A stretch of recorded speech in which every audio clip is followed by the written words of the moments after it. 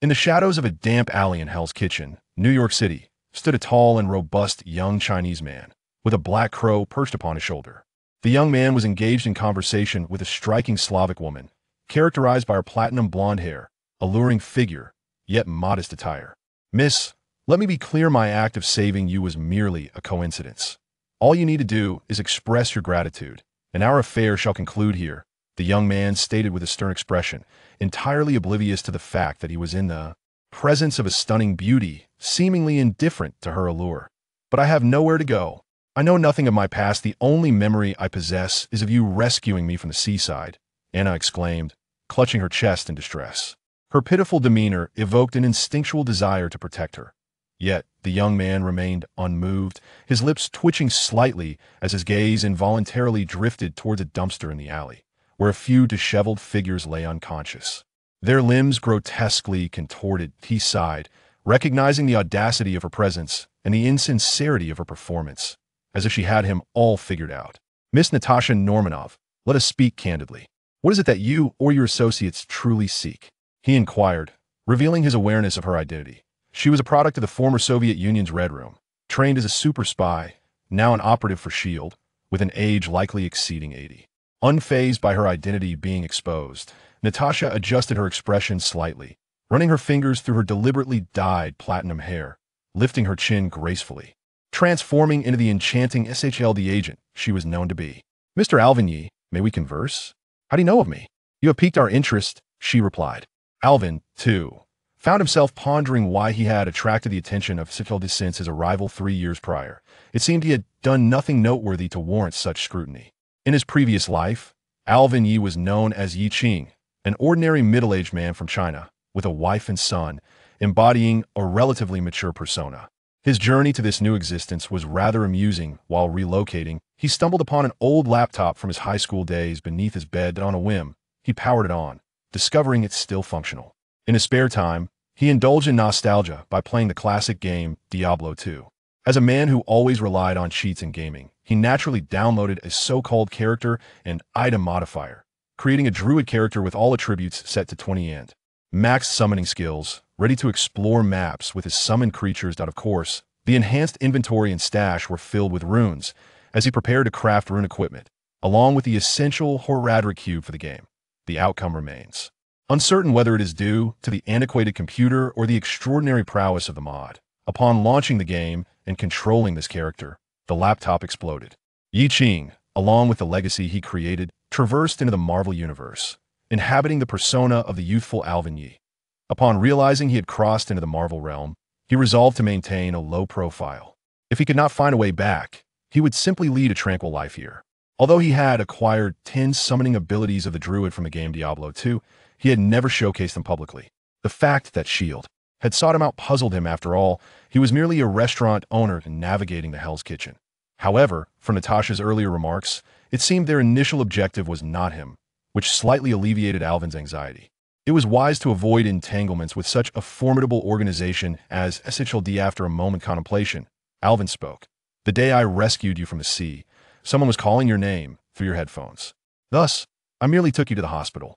Listen, Miss Romanoff, I do not wish to stir up trouble, and matters concerning agents are generally fraught with complications."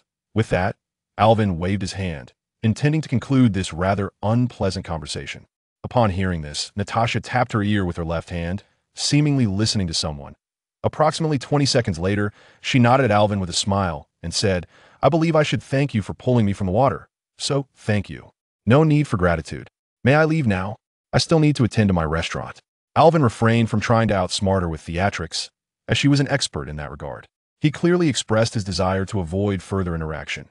Natasha regarded Alvin, habitually biting her lip, and replied with a smile, "You're not my target for this mission. It is merely that your restaurant's location is quite convenient for my approach to the objective." Thus, our meeting ensued. "I trust you would not mind having an additional beautiful waitress at your establishment, would you?" As she spoke, Natasha placed her hand on Alvin's shoulder, leaning closer to him. Before she could proceed with her next move, Alvin shuddered and stepped back, raising a hand to halt Natasha's advance. Being aware that she was over 80 years old, he found the physical ambiguity unacceptable, especially for a Virgo like himself. In a cold tone, he asserted, "Miss Romanoff, please show some respect. I do not care what you or your organization intend to do. Kindly keep your distance from my restaurant. Even considering the assistance I provided, I truly wish to avoid complications." As he gestured toward the unfortunate thugs, it became evident that this agent did not appear to be genuinely executing a mission, but rather seemed to be going through the motions. Natasha's expression gradually hardened. Few dared to refuse her requests, igniting her curiosity about this restaurant proprietor even further. Natasha adjusted her collar, revealing the icy demeanor of an agent. In a cold voice, she stated, "Alvin Ye, a Chinese orphan. At the tender age of 8, he lost his parents in a street gunfight. Subsequently, he was taken in by an orphanage and returned to Hell's Kitchen at 18, inheriting the family restaurant property." With a mocking smile, Natasha continued to gaze at Alvin. "Within the next month, those involved in that street shootout will meet untimely ends, one after another. Mr. Ye, how do you suppose they will die?" Alvin shrugged nonchalantly, replying, "Who knows? If Miss Normanov has any insights, do let me know. I'd be inclined to pen a thank you note. Or, if you wish to call the authorities, I can lend you my phone to dial 911. Natasha, with a sardonic look, retorted, "The police may be indifferent to the fates of such scum, yet the local gangs will surely be intrigued by the inexplicable disappearance of two notorious mobsters from years past." Her veiled threat ignited anger within Alvin. It was apparent that his safety was of no concern to her. In her eyes, the completion of her mission took precedence, while the welfare of others was not within her purview. Sensing Alvin's inner turmoil, the crow perched on his shoulder cawed twice before taking flight and circling above the alley. Alvin locked his gaze with Natasha's, his voice frigid as ice. "Is this how you treat your savior? As an agent, what gives you the right to threaten a law-abiding citizen? I simply wish for you and your associates to vacate my territory." The infamous Black Widow clearly dismissed the threat posed by a mere restaurant owner. Despite Alvin's imposing stature, it mattered little to her. With a serious expression, Natasha declared, "I represent S.H.I.E.L.D, and I am hereby requesting your cooperation in my work. Alternatively, I shall arrest you on charges of illegal weapon possession and take over your restaurant to facilitate my operations." Her tone was one of undeniable authority, leaving Alvin with no room for refusal. Alvin was taken aback by the conduct of a S.H.I.E.L.D. agent. The sheer audacity with which she addressed an ordinary citizen was astonishing. Although Alvin was not entirely an ordinary person, his possession of illegal arms was indeed true. Yet, this was Hell's Kitchen, where the majority of its residents carried personal protection against the lurking dangers. To arrest a resident of Hell's Kitchen on such charges was something even the police of Big Apple City would refrain from doing. Alvin stood in stunned silence for a moment, feeling disillusioned by Natasha's demeanor. It appeared that the character of the Avengers was not as virtuous as portrayed in the films. Reluctant to prolong the confrontation, Alvin fixed Natasha with a frigid stare and said, "I have no understanding of what S.H.I.E.L.D. entails, nor do I care. If you wish to charge me with any crime, please summon the police or the FBI. And do ensure they bring a search warrant." Alvin concluded his speech, turned, and entered the rear door of his restaurant nestled within the alleyway. As he shut the door, he paused momentarily and declared, "This is Hell's Kitchen. My establishment warmly welcomes patrons. However, should anyone venture into my residence on the second floor, I shall exercise my right to self-defense." With a resounding thud, the iron door was forcefully closed. Natasha's expression soured. Despite her desires, enduring humiliation in front of an ordinary person was a feeling she had not experienced in quite some time, so long that she struggled to recall the last instance. Alvin first disregarded her beauty and, subsequently, her threats, a slight that felt distinctly provocative to her. Particularly in her earpiece, a woman's voice mocked her. "If you wish to sabotage your covert operation, do it with more authenticity." Carlson is never easily deceived. "This restaurant owner seems promising. He should be able to fulfill your wishes. It is said that the all-seeing I will soon take over the investigation into the attack against you. You must act swiftly." Natasha muttered a curse under her breath, exiting the alley. As she passed by a few unconscious thugs, she delivered a swift kick to the head of a recently roused black thug. The unfortunate fellow's head collided heavily with a nearby trash can, producing a resounding thud, and he promptly lost consciousness once again. Having dispatched the thug with a single kick, Natasha's mood appeared to brighten somewhat. As an elite agent, the earlier incident could only be classified as a minor setback. Her initial intention had been to swiftly enter the restaurant, seize an opportunity to approach her target, and promptly conclude her mission, rather than engage in covert observation. Now, it seemed her intelligence had faltered aside from the accuracy of his name and background. His character was entirely mismatched, Natasha had presumed a person of Asian descent would exhibit a certain timidity, yet Alvin thrived in Hell's Kitchen, the most tumultuous part of the Big Apple, and managed to run a small restaurant with apparent stability. This indicated he possessed some degree of capability. However, Alvin's ability to dismiss Natasha's threats and respond with conviction completely took her by surprise.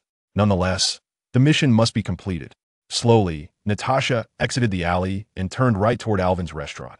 Alvin's establishment was a converted two-story building facing the street. The ground floor served as the restaurant, while the second floor was where Qing resided, and the basement functioned as a storage area.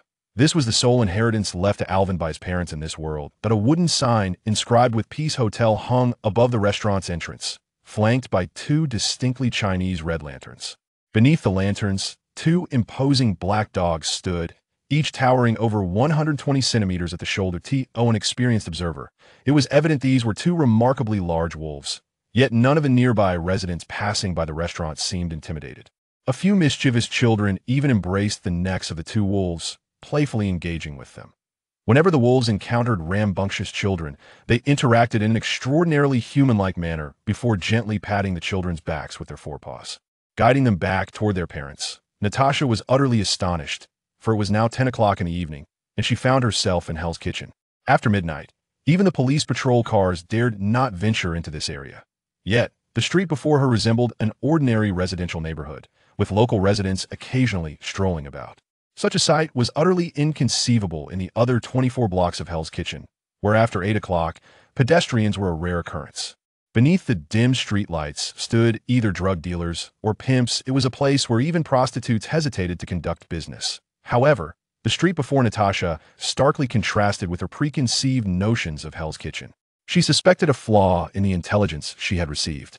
Unexpected circumstances had arisen even before her mission commenced, which intrigued Natasha, who had initially been eager to conclude this straightforward task. Her interest was not directed toward the target, but rather towards the restaurant owner. Alvin Ye was evident to any discerning observer that the tranquility of this street was intrinsically linked to the establishment known as the Peace Hotel. Almost everyone who passed by the restaurant slowed their pace, and even if they did not enter, they exchanged greetings with the two formidable wolves stationed at the entrance. "Hi, Saul." "Hi, Dom." Conversely, those who appeared to belong to the mob hurriedly crossed the street, avoiding the wolves' gaze. Natasha approached the restaurant entrance with renewed enthusiasm, mimicking the passers-by and greeting the wolves. "Hi, Saul." "Hi, Dom." The two wolves sniffed the air, evidently displeased with the scent that clung to Natasha. Rising to their feet, they emitted a low, menacing growl directed at her, clearly harboring animosity. Although not frightened, Natasha felt a twinge of apprehension. She had not brought any firearms for her mission today, and the small defensive tools she carried would be of little consequence against the two wolves. She could not fathom why the wolves, typically amiable toward others, exhibited such hostility toward her. Should they decide to attack, she had little confidence in her ability to leave unscathed. "Miss, I advise you to take a step back. Saul and Dom are not to be trifled with," a youthful voice called from behind Natasha. Turning around, she saw two young men approaching. One was a jovial, curly-haired, chubby youth, while the other was a blind young man wielding a cane. It was the chubby youth who spoke, cheerfully moving toward the wolves as he greeted them.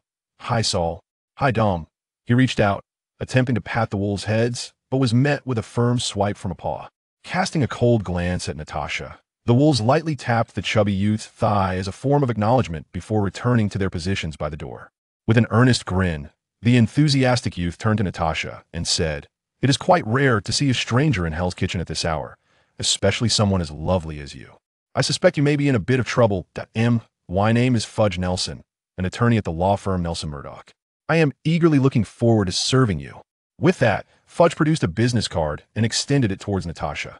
Natasha donned a bashful smile as she gazed at Fudge Nelson before reaching out to accept his card. Gratefully, she remarked, "Thank you.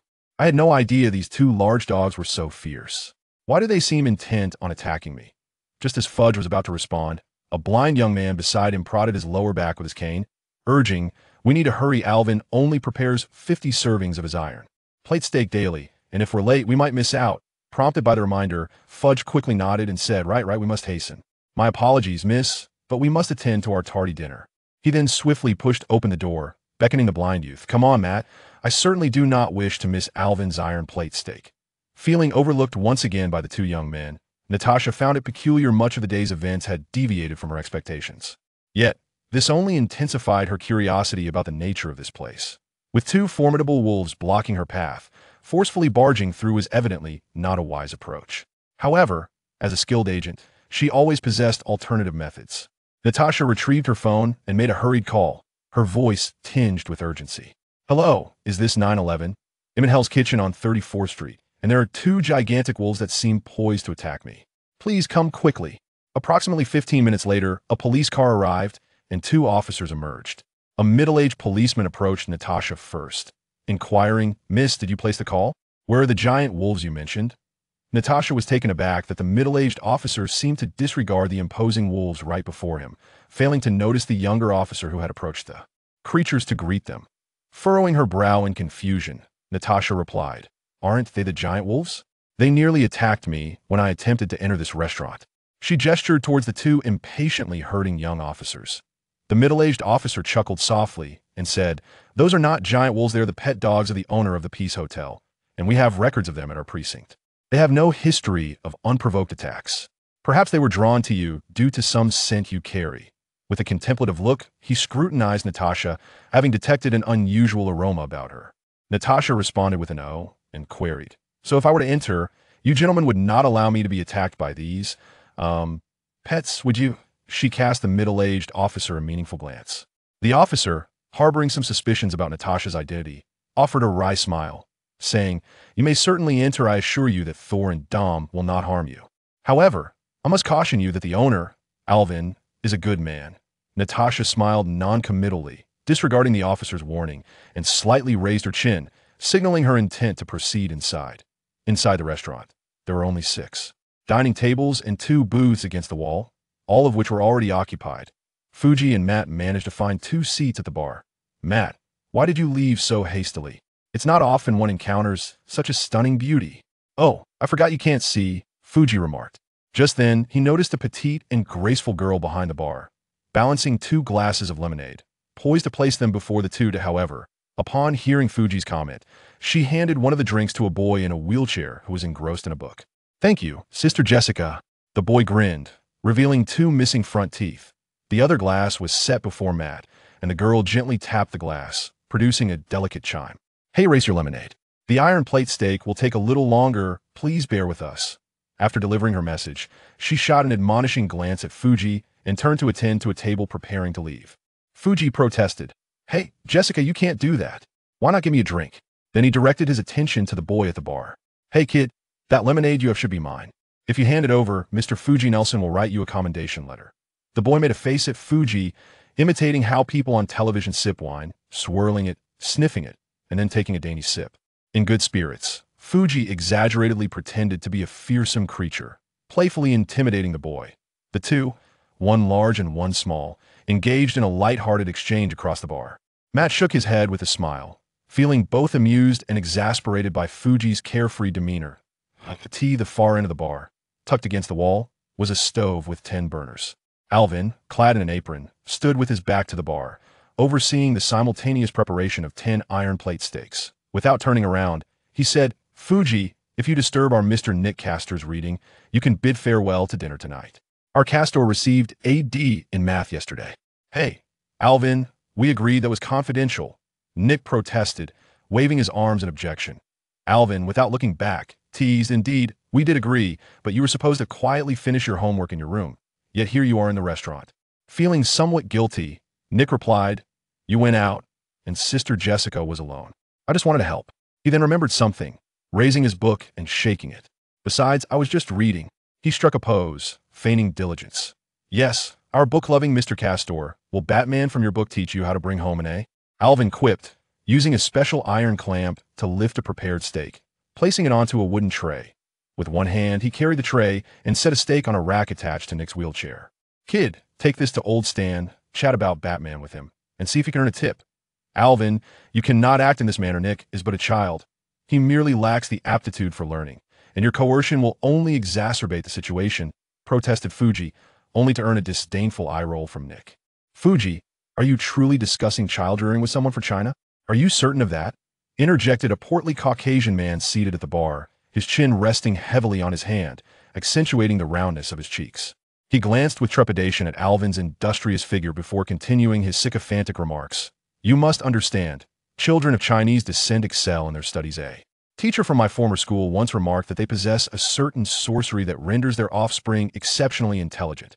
Fuji appeared unimpressed by the rotund man, retorting with sarcasm, Sheriff, why is it that I only see you on this day of each month? What draws the illustrious sheriff, a man of considerable means, to sit here so obediently? Is it for that steak? Hey, Fuji, you ought to show me a modicum of respect, Sheriff snapped, though he refrained from more egregious remarks.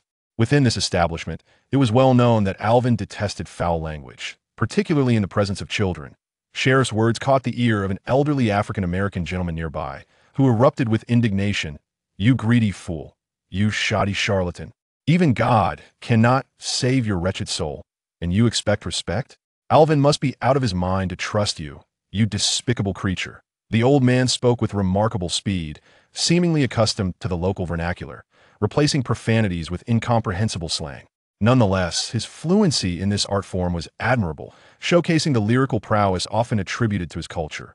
Fuji, thrilled by this exchange, rushed over to slap hands with the elderly gentleman, exclaiming, Well done, old Kent. Sheriff, fuming, glared at the two, shaking his fist, but ultimately refraining from any violent action. Alvin had a strict policy against brawls in his establishment, having dealt with unruly patrons in the past, none of whom had fared well to tea that moment. The wooden door of the restaurant swung open, and a strikingly beautiful Eastern European woman entered.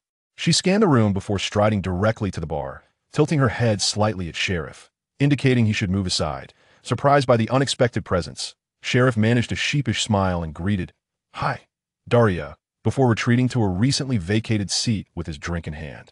The alluring woman gracefully perched herself on a bar stool, nodding to those nearby. With an air of sophistication, she produced a cigarette, lit it, and leaned her chin on one hand, her gaze fixed on the busy Alvin at the far end of the bar. Jessica placed a glass of lemonade forcefully in front of the enchanting woman, stating bluntly, Miss Daria, smoking is not permitted here. The young woman, Daria, surveyed Jessica with a smile and said, Oh, fortunate girl. May I finish this cigarette? I believe a few gentlemen nearby wouldn't mind. With that, her sparkling eyes swept across the bar area. The nearby men, all except Matt, nodded in agreement involuntarily. Jessica shot a glare at the few unworthy men, disregarding their protests, and promptly delivered the first perfectly cooked steak to the blind Matt, tenderly placing the knife and fork in his hands. With 10 burners ignited simultaneously, the steaks were swiftly prepared and served to the guests. Alvin wiped his hand with a towel and approached the bar to pour himself a glass of beer. Alvin, you must keep an eye on Sol and Dom. I just saw them blocking a stunning beauty outside the restaurant. And no wonder you're always surrounded by unsavory men, Daria remarked playfully, covering her mouth with a giggle, completely oblivious to the disdainful glances from the unsavory men. Alvin paid no heed to Daria's words, instead calling out to Nick, who was embroiled in a heated debate with old Stan about whether Batman or Captain America was superior. Nick. Castle, it's 8:30. I will check your homework at 10. If you haven't completed it, you have an hour and a half left. You wouldn't want to know how I punish a slothful child. Nick, in frustration, clasped his head with his hands and let out a pained groan. He hurriedly maneuvered his wheelchair towards the bar, reaching a small door beside the stove. He opened the door, stood on one leg, and hopped energetically up to the second floor. The diners in the restaurant erupted in laughter, with Fudge teasingly calling out, Nick, you need to hurry. I don't want to see you sweeping the street in a wheelchair, haha. Upon hearing this, Nick turned back, making a face at Fudge while swiftly leaping to the second floor. As the small door closed automatically, Daria extinguished her cigarette and retrieved 10 bundles of $20 bills from her petite handbag, pushing them toward Alvin. Her gaze conveyed a blend of pleading, longing, and a hint of insecurity. Alvin glanced at the $20,000 before him, shook his head, took half of it, and pushed the other half back toward Daria, saying, I am aware that a few girls have recently arrived here from Eastern Europe. Send the minors to school, and you can pay me $100 each month thereafter. Let the young women who wish to pursue legitimate careers save some money to leave this place. Daria shook her head, replying, That's not how it works. If you only take $100 from me, the other gangs will find out, and we'll all be in trouble. Currently, both the girls and I are doing well. Their earnings are quite decent. Just last week, 2 of the girls saved enough to move to Los Angeles. She pushed the money toward Alvin once more. Please, you must accept this, Alvin. You are a good man, and I know you do not wish to profit from our plight, but I implore you to take it. I cannot bear to be under the control of other gangs any longer. Daria's face bore a pleading expression that evoked immense sympathy. Accept it, Alvin. We all know you are a good man, and you will ensure their safety. However, refusing her money would disrupt the rules of Hell's Kitchen, and the local gangs would go berserk. We understand that you are not afraid of them, but this could put them in danger, chimed in Old Kent. Alvin, known for his straightforward nature, found wisdom in Old Kent's words. After a moment's hesitation, he called over the rotund Sharif and said, "Come and take it. You have 15 days for 2 food trucks. If you cut corners, they'll have Soul pay you a visit." Sharif, slouching with a low voice of protest, replied, $20,000 is only enough for 1 food truck. Alvin, you are a fair man, you can't let me suffer a loss. Pouring another glass of beer, Alvin handed it to Sharif, saying, "This serves as a penalty for your greed. There won't be a second chance, understood?" Alvin's gentle demeanor only frightened Sharif more, prompting him to hastily respond, all right, I understand. There won't be any problems, I promise." Old Kent, who in the neighborhood is struggling the most, go ask if they would like to run a food truck. Alvin disregarded Sharif's assurances, trusting that Sharif wouldn't dare to be deceitful, and turned his attention to Old Kent. After a moment of contemplation, Old Kent replied, "Lilith is alone with 3 children. She's having a hard time and could use one if the Archies, a family of 6, are all unemployed and would also need one. Then inform them to head to Sharif's garage. If they have any special requests, let Sharif handle it," he concluded, waving dismissively at the stubbornly clutching Sharif. Alvin addressed a burly African-American man seated at a table by the door, devouring his meal, saying, "JJ, when you leave, see Sharif off, he's not safe alone." JJ, a veteran of the Marine Corps who had sought refuge in Hell's Kitchen after a bit of trouble, now served as Alvin's security and driver. "Understood, boss," JJ replied, swallowing the last bite of steak and downing a large glass of lemonade before standing up to bid Alvin farewell and escort Sharif out of the restaurant. As they opened the restaurant door, they were met by a stunning woman, even more alluring than Dahlia, accompanied by 2 police officers who entered the establishment. Recognizing the officers as acquaintances, JJ thought little of it and led Sharif to the car, driving away. The stunning Natasha entered the restaurant, her breathtaking beauty and alluring figure elevating the temperature within the establishment several degrees. Daria silently mouthed to Alvin, "Is she here for you?" After glancing at the nearby men's gazes, she murmured, "She has a significant trouble." Alvin nodded subtly, affirming Daria's words. Meanwhile, Jessica, who was preparing lemonade, pouted in annoyance, muttering some unintelligible expletives beginning with B. Matt, who was savoring his steak, suddenly lifted his gaze towards Jessica and offered a slight smile, like a child caught in mischief. Jessica awkwardly smiled back at Matt, only to realize he couldn't see her.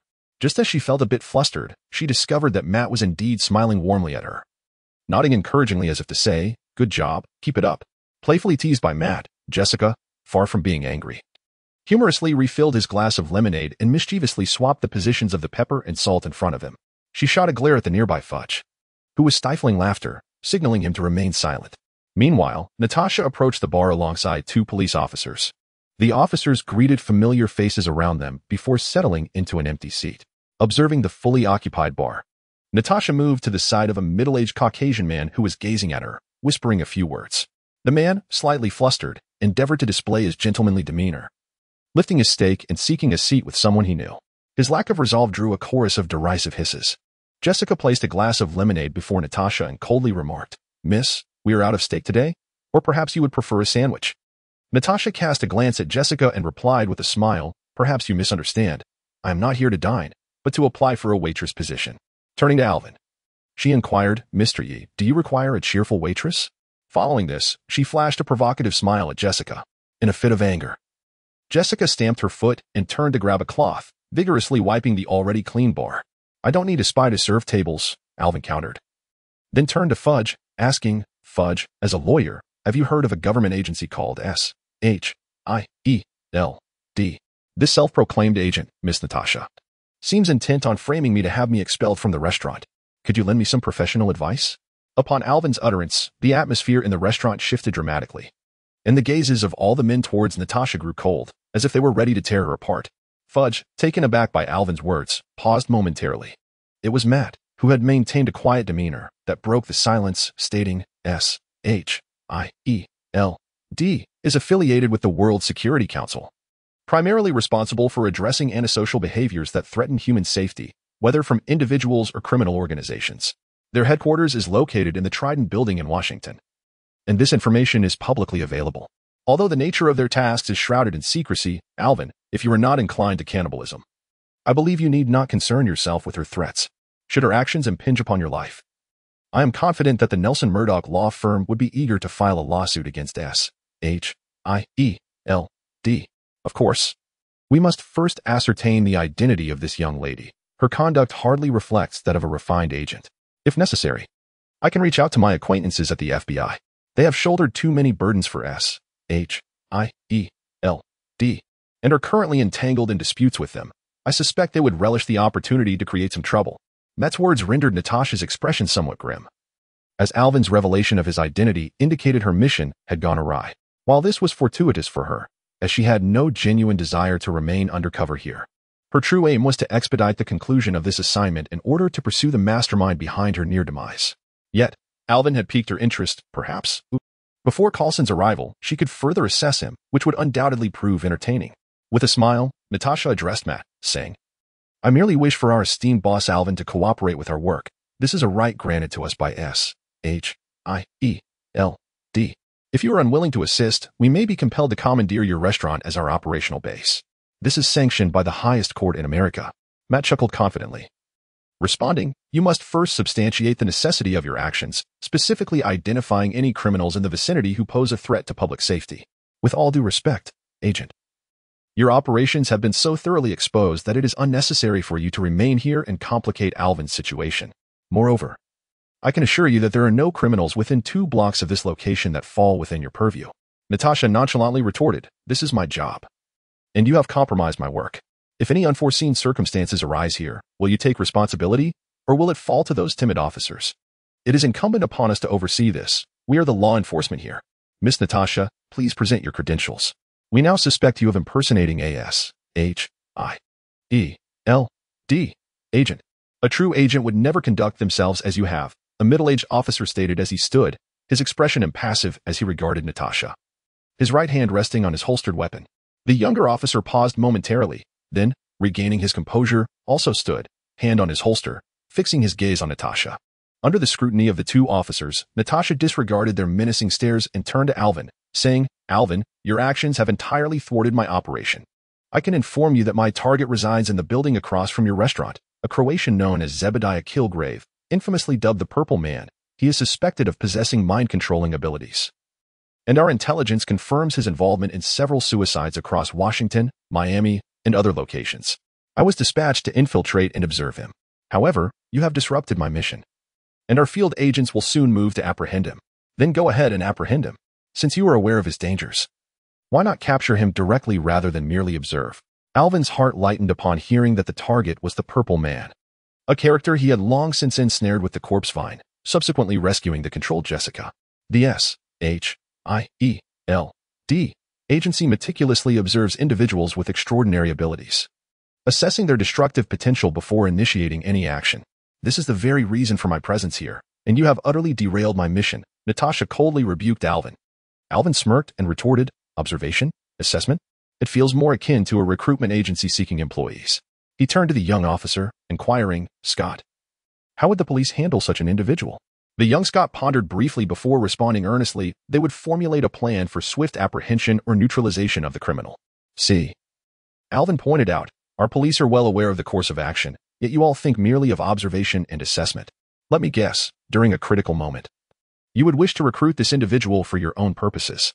And dear lady, do refrain from claiming I have jeopardized your task. You appear utterly disinterested in executing any mission. Alvin taunted. This is the prerogative of S.H.I.E.L.D. We possess the authority to recruit criminals for rehabilitation, enabling them to realize greater value, Natasha asserted. Before she could finish, Jessica slammed her palm onto the bar, leaving a deep imprint in the thick wooden surface. Pointing towards the entrance, she bared her teeth and commanded in an icy tone, Get out. You are not welcome here. Matt and Foggy shook their heads in unison, clearly disapproving of S.H.I.E.L.'s approach to neglect the apprehension of a criminal in favor of observation and potential recruitment, while disregarding the safety of ordinary citizens and the crimes he has committed, is not the hallmark of a responsible organization. Jessica's display of strength astonished everyone, causing Foggy to recoil in fear. Reflecting on his habitual teasing of Jessica, the seemingly harmless young woman, he felt a twinge of apprehension. A single blow from her could easily lead to his demise. Michael, a middle-aged officer, chuckled wryly as he rubbed his ribs, seemingly recalling unpleasant memories. Natasha was equally astonished, unable to fathom that such a petite girl possessed such formidable strength. The ability to leave an imprint on such a sturdy table is not something just anyone can achieve, at the very least. She was unlike anyone Natasha had encountered in S.H.I.E.L.D. The intelligence she had received contained none of this extraordinary girl's information. To be precise, all the details regarding this establishment were utterly erroneous. At that moment, the restaurant door swung open once more, and a middle-aged man, impeccably dressed in a suit, slightly balding, with a warm smile and a gentle demeanor, entered. His sincere smile left a positive impression, and he approached the bar, nodding respectfully to Alvin.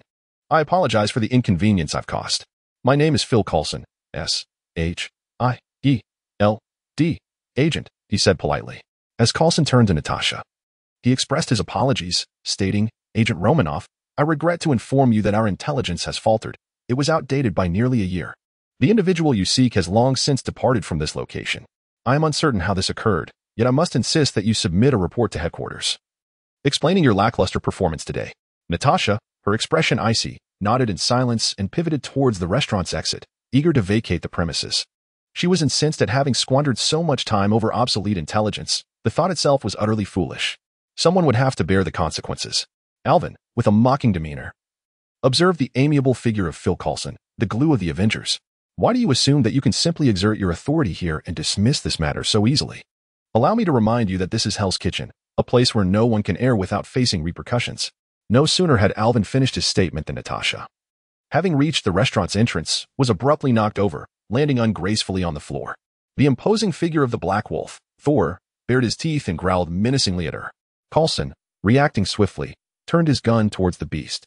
Meanwhile, another wolf, Dom, stealthily entered from the doorway, circling around to Coulson's side, baring its teeth and emitting a low growl.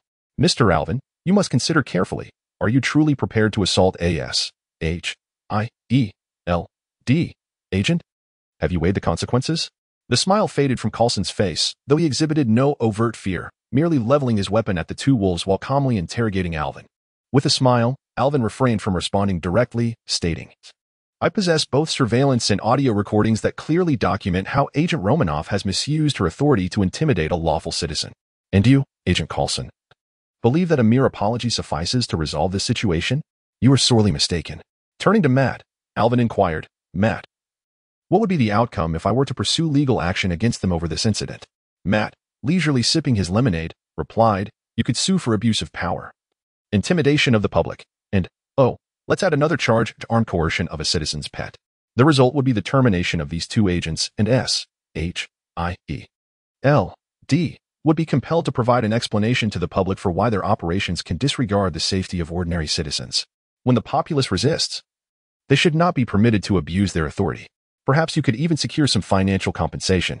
Matt's words elicited applause from Jessica, who was now filled with hostility towards any organization seeking to recruit the likes of the purple-skinned individual. Coulson, perspiring profusely, found himself at a loss. This seasoned agent feared not dangerous criminals, yet felt utterly powerless against a lawyer like Matt, especially when he had neither the moral high ground nor the advantage of strength. S.H.I.E.L.D. had never been popular among the enforcement agencies of the American government. Recent events had further strained their relations with the FBI and the Department of Homeland Security. Despite the unfavorable circumstances, Coulson maintained his composure. Refraining from engaging in an argument with Matt, he softly inquired, "Mr. Ye, what must we do to secure your forgiveness for my colleague's impulsive actions? She has also shed blood and endured injuries for this nation, as you surely know." Alvin gestured for Sol and Dom to return to the entrance, then poured a glass of beer for Coulson, stating, "You are correct. Just last week, I fished her out of the water at the beach and called an ambulance for her." With the atmosphere seemingly easing, Coulson holstered his firearm and took a seat at the bar, sipping his beer. "The ambulance and the medical expenses totaled $2,000, Alvin continued. "I'll require them to reimburse me." Upon hearing this, Coulson nearly spat out his beer, surprised that his own words had inadvertently added $2,000 to his troubles. "Oh, by the way, Fudge, you mentioned knowing someone in the media. Please make a call to bring them here." They would likely be intrigued by how S.H.I.E.L.D. operates. Furthermore, consider this matter a retainer. Your law firm can take a 20% cut of the compensation as a fee. Alvin smiled at the eager Fudge. 20% is too little. How about 50? There's still some risk in dealing with S.H.I.E.L.D., Fudge playfully negotiated. 40% is the maximum. Your efforts will determine the quality of the facilities at the corner kindergarten and the caliber of the teachers we hire, Alvin decisively stated. Fudge, excited, saluted in a Barton-esque manner, declaring, understood. I'll notify the media immediately. Alvin, you are commendable. I've decided to donate half of this retainer's income to the kindergarten. With that, he retrieved his phone and dialed. Coulson, troubled, ran his fingers through his thinning hair. They had encountered similar situations in the past. When an agent was on a mission, a civilian's lack of cooperation was one thing, but suing S.H.I.E.L.D., was there no justice? He quickly intercepted Fudge's call, noticing the number was indeed the Fox News tip line. Mr. Ye, we can discuss this calmly. Please do not escalate the matter. This was merely an agent's personal action and does not reflect S.H.I.E.L.D.'s operational conduct. We should sit down and negotiate a reasonable settlement, and perhaps we can resolve this amicably. Coulson implored, glancing at Alvin for support. At that moment, Natasha, who had fallen earlier, stood up and positioned herself behind Coulson, intrigued by the restaurant owner's remarkable demeanor. In her experience, no one had ever handled the pressure from S.H.I.E.L.D. with such finesse. Misguided intelligence had led her to many erroneous judgments. While she had certainly achieved her objective of swiftly concluding this mission, the embarrassment she had incurred was not to be forgotten. She awaited Coulson to resolve this issue, planning to return frequently after confronting the individual responsible for nearly costing her life. As a top agent, one must rise where they have fallen. Alvin felt somewhat unnerved under Natasha's gaze. It wasn't fear per se, but rather the unsettling notion of being scrutinized by such an old enchantress, which hinted at potential troubles ahead. He pinched his chin and flashed a grin at Coulson, stating, I believe $1 million is a reasonable figure. Coulson clutched his heart dramatically, as if struck a heavy blow, and replied laboriously, You must be jesting, Mr. Ye. S.H.I.E.L.D. would never part with $1 million for this matter. That is utterly impossible. In fact, I am prepared to dip into my own pockets. Yet, Mr. Ye, $1 million is simply staggering. It amounts to a decade of my salary. Alvin dismissed Coulson's theatrics with cold indifference, retorting, Are you suggesting that S.H.I.E.L.D's reputation is worth less than $1 million? Perhaps you should make a call for clarification. I have no interest in your salary. Alternatively, we could resolve this matter through legal channels. Beside them, Foggy jumped up in excitement, exclaiming, Alvin, sue them, sue them. It was no surprise he was so animated. This was the largest case their law firm had encountered since its inception. With a resigned glare at Natasha, Coulson turned and retreated to a corner to make a phone call, evidently enduring a scolding on the other end. After the call, Coulson returned to the bar, disheveled and flustered, stating, $50,000, it cannot be more. I will have to return and draft over 15 reports for this. If you do not agree, we shall meet in court. He then seized a glass from the bar and gulped down the beer in a manner that suggested he had resigned himself to his fate. Alvin glanced at Matt's trembling fingers, recognizing that Coulson was being disingenuous. After a moment of contemplation, he remarked, Agent Coulson, this price is far below my expectations. He shot a glance at Foggy, who swiftly understood and exclaimed, Leave it to me, Alvin. This is a surefire case. I can negotiate the compensation to over $3 million. That is impossible. S.H.I.E.L.D. does not have such surplus funds. Your approach will only prolong the litigation indefinitely, Coulson exclaimed in alarm. Mr. Ye, I can apologize once more. Please, forgive me. Prolonging the lawsuit bears no consequence for me. Agent Coulson, Alvin replied nonchalantly. However, I am open to negotiation. I can acquiesce to a compensation of $50,000, provided S.H.I.E.L.D. agrees to a few conditions. At the mention of conditions, Coulson felt apprehensive, sensing he was stepping onto a precarious path. Yet, with no other option, he steeled himself and said, Please, go on. I may not be able to comply. Qing began to enumerate. First, the local police department's equipment is outdated and in dire need of replacement. Just look at Michael. He is still using a firearm from a decade ago. They are not asking for much. If you could sponsor them with a batch of your decommissioned vehicles, weapons, and equipment, it would be greatly appreciated. Rest assured, they will commend you in a letter to the mayor. Michael and Scott were taken aback by Alvin's request, which was primarily aimed at their benefit. This left both officers feeling both elated and moved. The municipal government had nearly forgotten their precinct, providing only annual funding for salaries, while neglecting any enhancements or promotions. The dilapidated police station lacked even a decent entrance. Alvin's first condition was for their benefit, which naturally stirred their emotions. Coulson cast a puzzled glance at Alvin, expecting to confront some unreasonable demands, yet found himself pleasantly surprised. With a decisive nod, he agreed. S.H.I.E.L.D. regularly retired a significant amount of equipment, and as a level 7 agent, he had the authority to accommodate such a request. Seeing Coulson's ready compliance, Alvin smiled and remarked, "It seems we are easily aligned on this matter. Secondly, our newly constructed kindergarten at the corner requires a set of security surveillance equipment, which I trust should pose no challenge for S.H.I.E.L.D. Coulson exhaled deeply and surveyed the surroundings, noting the respectful gazes directed at Alvin from the patrons. Straightening his collar, he earnestly stated, "You are a true gentleman. Allow me to reintroduce myself, Phil Coulson, Level 7 Agent of S.H.I.E.L.D. It is a pleasure to meet you, Mr. Alvin Ye." He extended his hand firmly, feeling a significant alleviation of the prior sense of coercion. Alvin chuckled. "So, it appears you are in agreement?" "Indeed, compared to the other conditions, this is hardly a stipulation." Coulson replied with sincerity. "The third, and most crucial," Alvin said, looking intently at Coulson. "Please go on." Coulson assumed an attentive posture. Alvin gestured towards Natasha with his hand and said, "I hope you can keep your distance from me and my restaurant in the future. Is that acceptable?"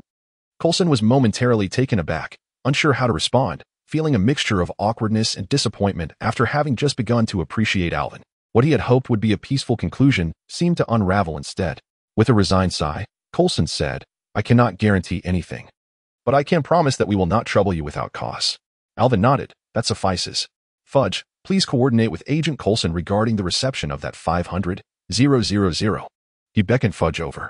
"Until we meet again, Agent Coulson, Agent Natasha," Alvin said, nodding towards the two agents and signaling for their departure. Fudge and Coulson exchanged contact information to discuss the compensation details, while Jessica cheerfully escorted the two agents to the door, mimicking Alvin's earlier tone, "Until we meet again." As the two S.H.I.E.L.D. agents exited the restaurant in a rather disheveled manner, the patrons erupted in applause and cheers. All residents of Hell's Kitchen who had never received respect from the bureaucrats of the government.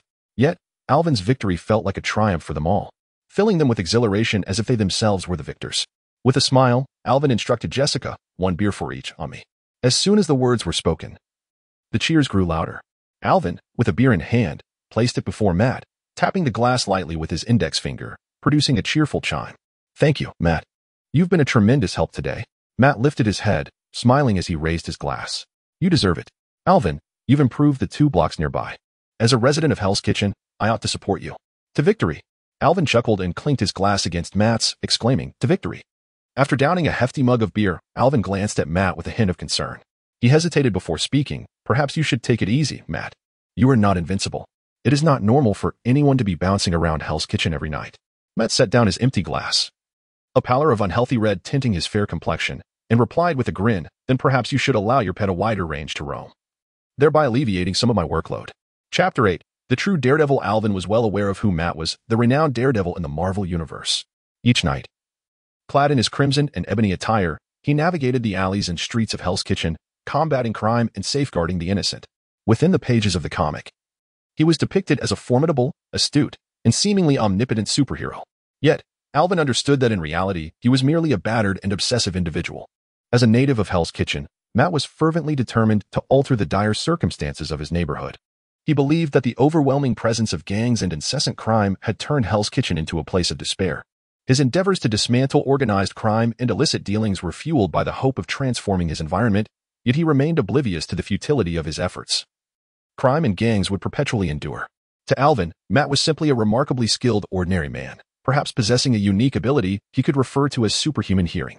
However, when confronted by desperate gang members, he often found himself at a disadvantage, and injury was an inevitable consequence. Nonetheless, Alvin held deep admiration for Matt's character and spirit. A man whose heart was solely devoted to the safety of others was undoubtedly deserving of respect. With a tinge of shame, Alvin apologized to Matt, saying, "I am sorry. Matt, you are aware that I have made an agreement with Kingpin and cannot interfere in matters of other districts." Upon hearing this, Matt managed a resigned smile, his expression revealing a profound sense of helplessness. "Alvin," he began, "we all desire to see Hell's Kitchen flourish. Why is it that you have transformed 3 districts while I have achieved nothing? People in other neighborhoods continue to be robbed and murdered. I feel powerless at times." I loathe my abilities that allow me to hear the cries for help from strangers every night. I have tried, but I cannot assist everyone. I am at a loss. Alvin refilled Matt's glass with beer, adding a couple of shots of whiskey before placing it before him, gently tapping the glass to encourage him to drink. Matt, he continued. Transforming the environment of a place has never been the endeavor of a solitary individual. Do you know why my first condition with S.H.I.E.L.D. was to enhance the police department's equipment? It is so that individuals like Michael and Scott would feel emboldened to patrol the streets at night. Not all criminals are reckless enough to attack the police.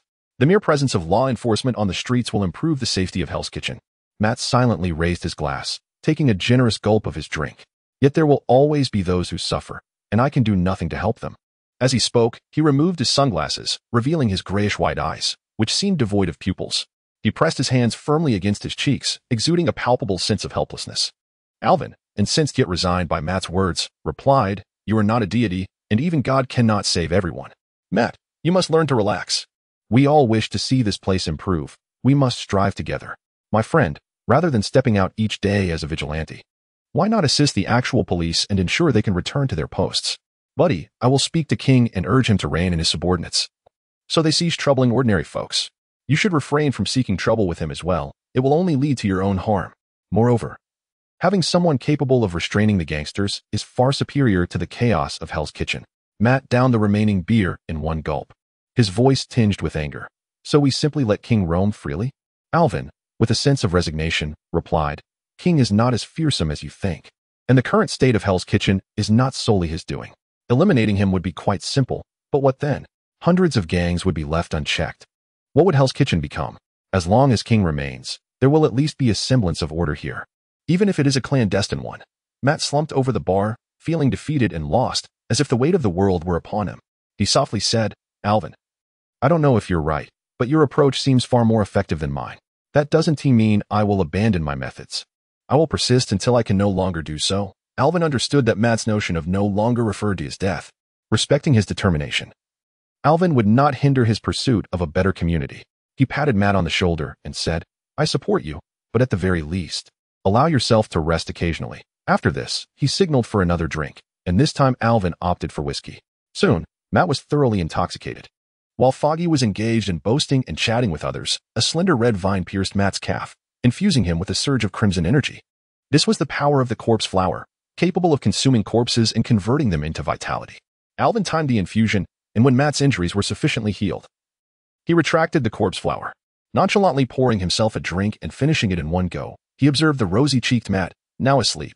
Alvin murmured, "To noble character, to unwavering dedication. Cheers." The jovial atmosphere persisted until midnight, concluding with the closing of the restaurant. After arranging for JJ to escort Matt and Foggy home, Alvin returned to the bedroom on the second floor. He checked on young Nick, who was already fast asleep.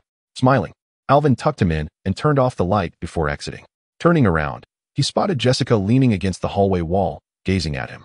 Alvin touched his cheek and asked, "What's wrong? Is there something on my face?" Jessica stared at him, her eyes filled with a mix of shyness and admiration that left Alvin somewhat unsettled. As a 35-year-old man in a previous life, being scrutinized by a 19-year-old girl felt entirely out of place. In an attempt to lighten the mood, he joked, "Jessica, did you leave something here with me?" Jessica shook her head in confusion. Alvin feigned disappointment, sighing, I thought our dear Jessica had left her heart here." Waiting to be reclaimed, Jessica's face began to redden at a visibly alarming rate, so much so that Alvin started to worry she might spontaneously combust. Embarrassed, Jessica stamped her foot with such force that the wooden floor of the second-floor corridor cracked, leaving a gaping hole into which her entire right leg sank. Losing her balance, her upper body tilted backward, rendering her already modest bosom even less pronounced. Both were momentarily stunned. Alvin swore he was merely astonished by the fragility of his own house. With no intention of mocking Jessica's predicament, Jessica's complexion shifted from crimson to pallid, the color draining from her face almost instantaneously. Mortified at her current state, one leg ensconced in the floor while the other remained on solid ground, she could vividly imagine how ridiculous she appeared. Avoiding Alvin's gaze, she pressed her hands against the ground and exerted herself to extricate her leg from the floor. However, in her haste, one of her pant legs tore completely, exposing her alabaster leg, while simultaneously dislodging a piece of the floor. In despair, Jessica covered her face and let out a muffled scream before bolting to her room and slamming the door shut. The force was so great that the entire doorframe came loose, crashing against the opposite wall. Alvin gazed at the house in need of significant repairs, silently lamenting his own impulsive teasing of Jessica, especially considering she was a shy girl of remarkable strength. Tomorrow promised to be another hectic day. As he approached the door, he caught a glimpse of Jessica sprawled on her bed, her head buried in the pillow, emitting frustrated cries. A wise man, especially one married, knows better than to provoke a woman in such a state. He propped the door back up, reinserted the frame, and returned to his own room, ready to settle down for a well-deserved sleep and conclude this eventful day. Chapter 9. Greetings from the principal. Alvin briefly rinsed himself before reclining on his bed. His conversation with Matt, the daredevil, had stirred some reflections within him. In his past life, Alvin was raised in the land of Hua, where he married and fathered children. He identified as an advocate of order, believing that both the white and black forms of order consistently triumphed over the chaos of disorder. Utilizing his strength, Alvin had safeguarded 3 communities within Hell's Kitchen, a limit that other gangs were willing to tolerate.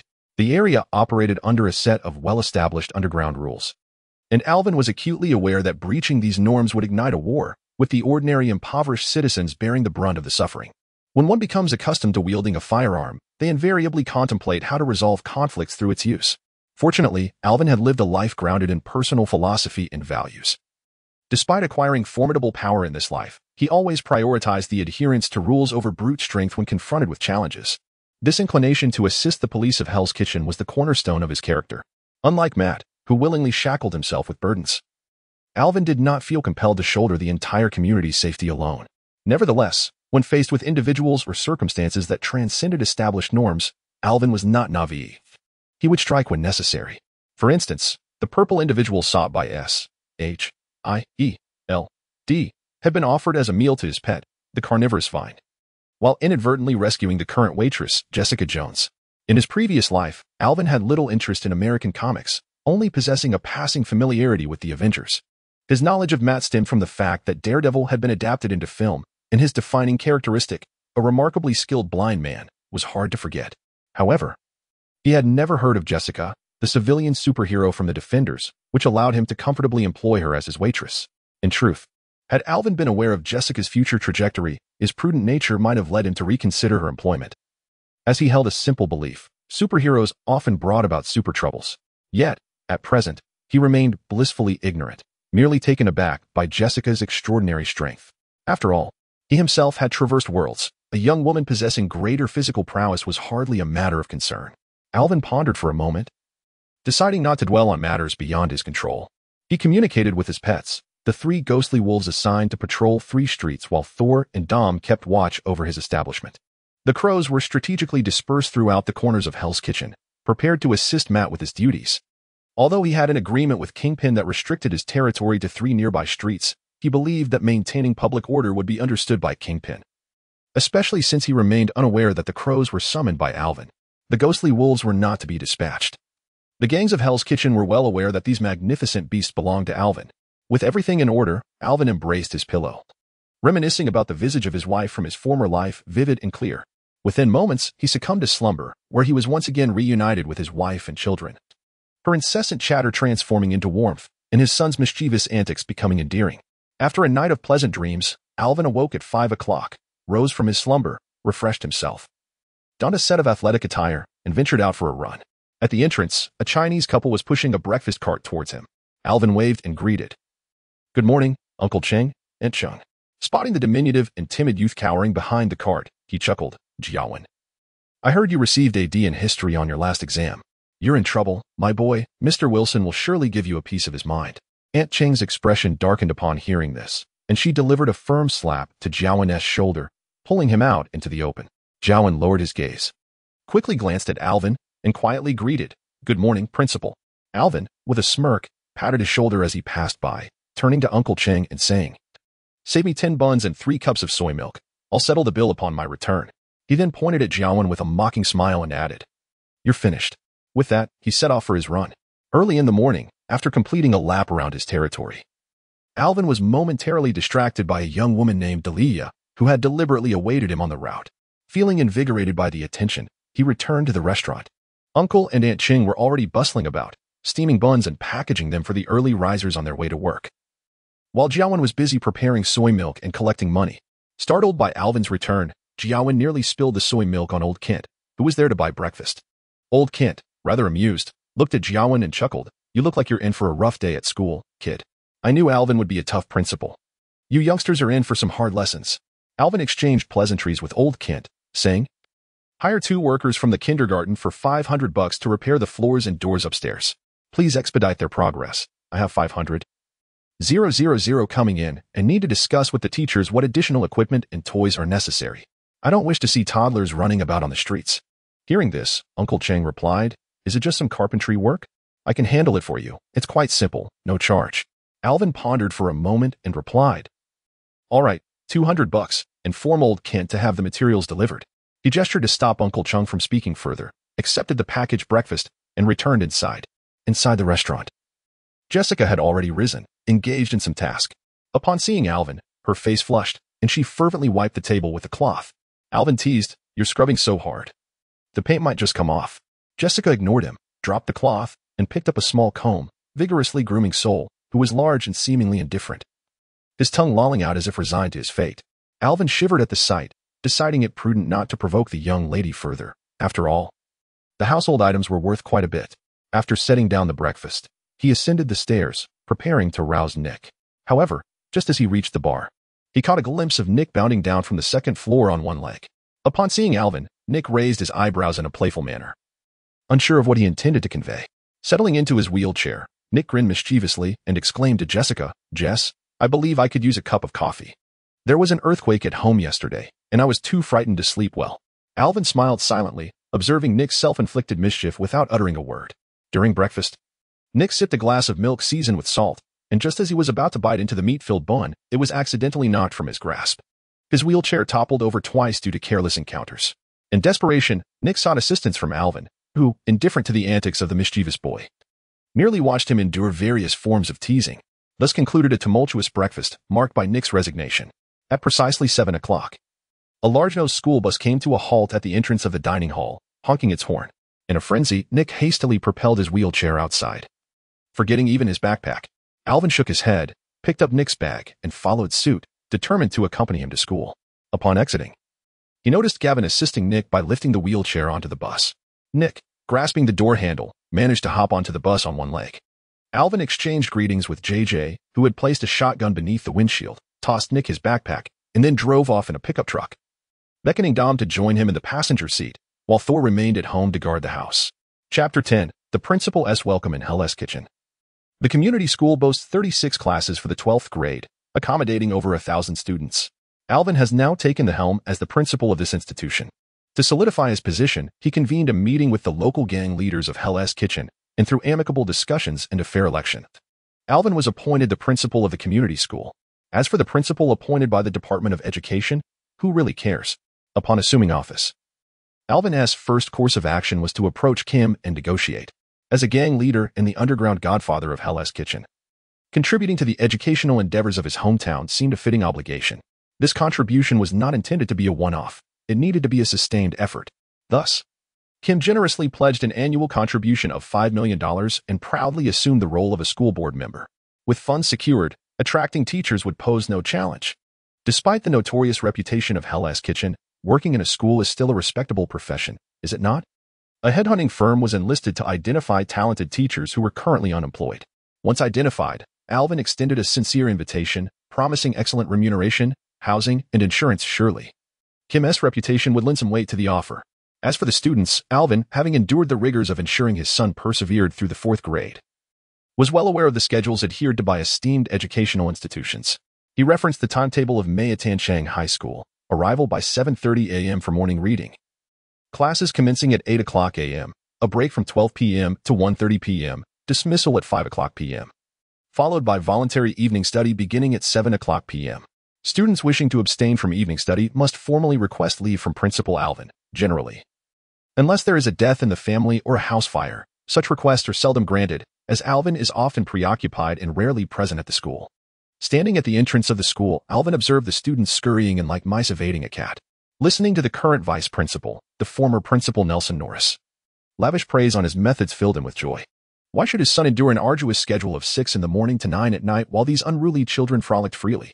Henceforth, This institution would operate as the Mei Tiancheng branch of Hell's Kitchen. JJ, armed with a shotgun and acting as a bodyguard, shed a sympathetic tear for the children of the school. What is this place if not a children's concentration camp in Hell's Kitchen? Dom found great pleasure in accompanying Alvin to school, relishing the thrill of tackling a student, eliciting their terrified screams, and rummaging through their belongings for amusing trinkets. In no time, Dom had amassed a collection of spoils, including snacks and toys. A group of children, varying in size, stood before Alvin, clutching the dangerous items discovered on them, awaiting his judgment. Alvin, twirling a uniquely designed butterfly knife, inquired of a white boy aged around 13 or 14. Which class are you in? What's your name? Why are you carrying a knife to school? The boy, defiantly jutting out his chin, replied, My name is Philip. I'm in class 1 of the 9th grade, and the knife is for trimming my nails. JJ, amused by the commotion, let out a hearty laugh. Do you require a knife half a foot long to trim your nails? Alvin, unable to tolerate the sight of others speaking defiantly, struck Philip on the neck with a swift slap, causing him to yelp in distress and curl up on the ground, clutching his head. Despite the blow, the lad, though reluctant to retaliate, glared at Alvin with a fierce and obstinate gaze. Such audacity to glare at the principal. Detention for 2 days, Nelson.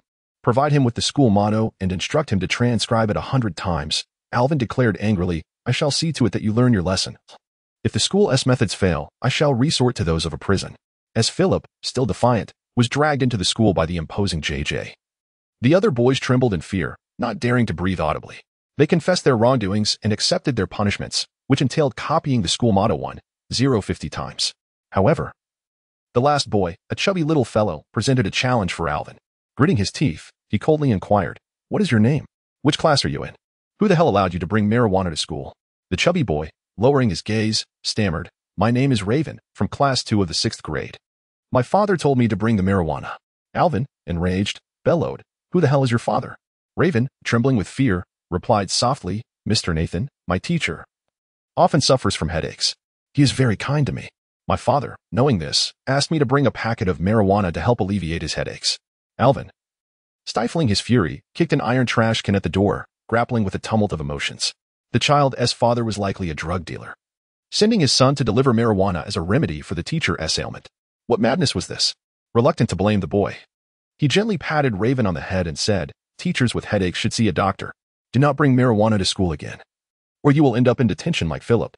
This packet is confiscated. Now, hurry off to class.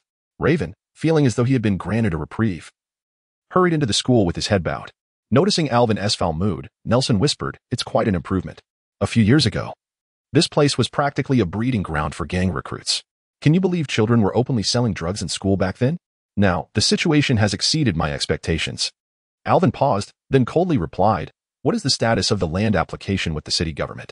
I need to expedite the construction of student dormitories to keep these children confined within school grounds and prevent them from roaming the streets. I want them all to attend university. Nelson smiled. It's nearly finalized. There is ample space in Hell's Kitchen. The vacant land behind the school is sufficient for 2 educational buildings, 2 student dormitories, and an additional staff dormitory. After a moment's hesitation, Nelson continued, however. Regarding the design of the student dormitories, 1T6 individuals in a 30-square-meter room be too cramped. Alvin shot him a sidelong glance, thinking to himself that he must have never seen the student dormitories in the remote areas of Huagua. I haven't asked you to construct a communal sleeping quarters. These children should be grateful. 6 individuals, and you still find it cramped? Many universities in China fail to meet this standard. In Hell's Kitchen, 95 of families belong to the impoverished class. I do not charge tuition. What more can be done? Perhaps noticing Alvin's unfriendly demeanor, Nelson swiftly changed the subject. Yet, this was acceptable, for at the very least, we provide a safe learning environment for the children, allowing them to focus on their studies. Your contributions to this school will be remembered by history, remarked the silver-haired old gentleman. These words lifted Alvin's spirits. He happily patted Nelson on the shoulder. This old fellow had served as the principal in Hell's Kitchen for 15 years and possessed a certain level of competence, though his character was somewhat average. He had a way with words that was endearing, and he was adept at navigating dealings with the Ministry of Education. Ultimately, the operation of this school relies heavily on the support of the ministry, as resources and funding must be solicited through his efforts. Alvin, you scoundrel. Look at what you've done. An aged voice berated from behind. Alvin rubbed his nose. The owner of that voice was decidedly less likable. Chapter 11. The old professor and the supercomputer. Retired Professor Alvin, from the mathematics department of Columbia University, appointed his first faculty member, Nicholas Cage. This old fellow, Sharing the name of a Hollywood star Alvin had known in a past life, possessed a coarse and portly appearance, embodying the traditional spirit of a Western cowboy. Although initially reluctant to join, and having vehemently resisted at first, his enthusiasm for teaching was rekindled after several invitations from Alvin to visit the school. According to his own words, while the institution might not necessarily produce an Einstein, it certainly had the potential to cultivate a plethora of mathematical talents. He had developed an affection for the school's educational system, where students who neglected their assignments faced double penalties. And disrespect towards teachers was met with corrective measures from the disciplinary office.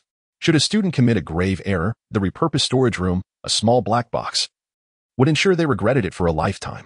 This institution, resembling a prison more than a school, was deemed by the old man as the most effective in nurturing students and the fairest in shaping their futures. Here, there were no class distinctions. All students were treated equally, their worth measured solely by their grades. Unlike other schools, which subtly stratified children into social classes during their formative years, those from ordinary families thrived in joyful learning and growth, while children from affluent households faced immense academic pressures and additional extracurricular demands, such as the arts.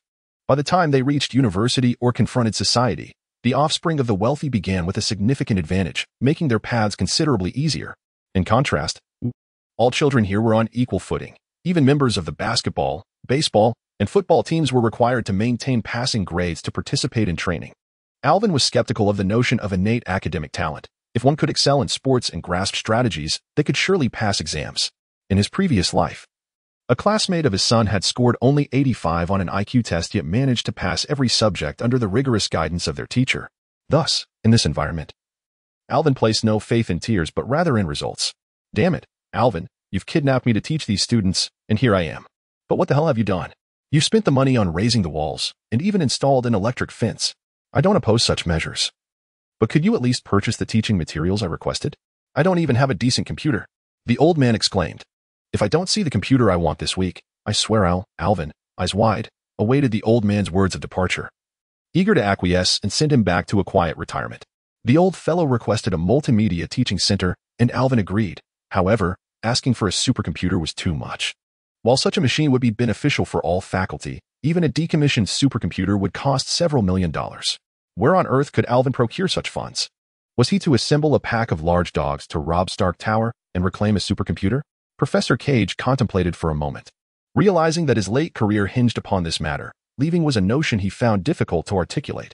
After much hesitation, he declared, I shall lodge a complaint with the Ministry of Education. Alvin, disheartened, shook his head and replied, Professor Cage, you must understand that our institution is not affluent. What could you possibly complain about to the ministry? Our students only reach the 12th grade. What purpose would such resources serve? Look at Principal Nelson, who has aged prematurely from the stress of securing funds for the school. As an esteemed professor, you should comprehend this, shouldn't you? Rest assured. We will acquire a supercomputer eventually. We believe in enduring hardship before reaping rewards. Once the school's situation improves, we shall promptly address this matter.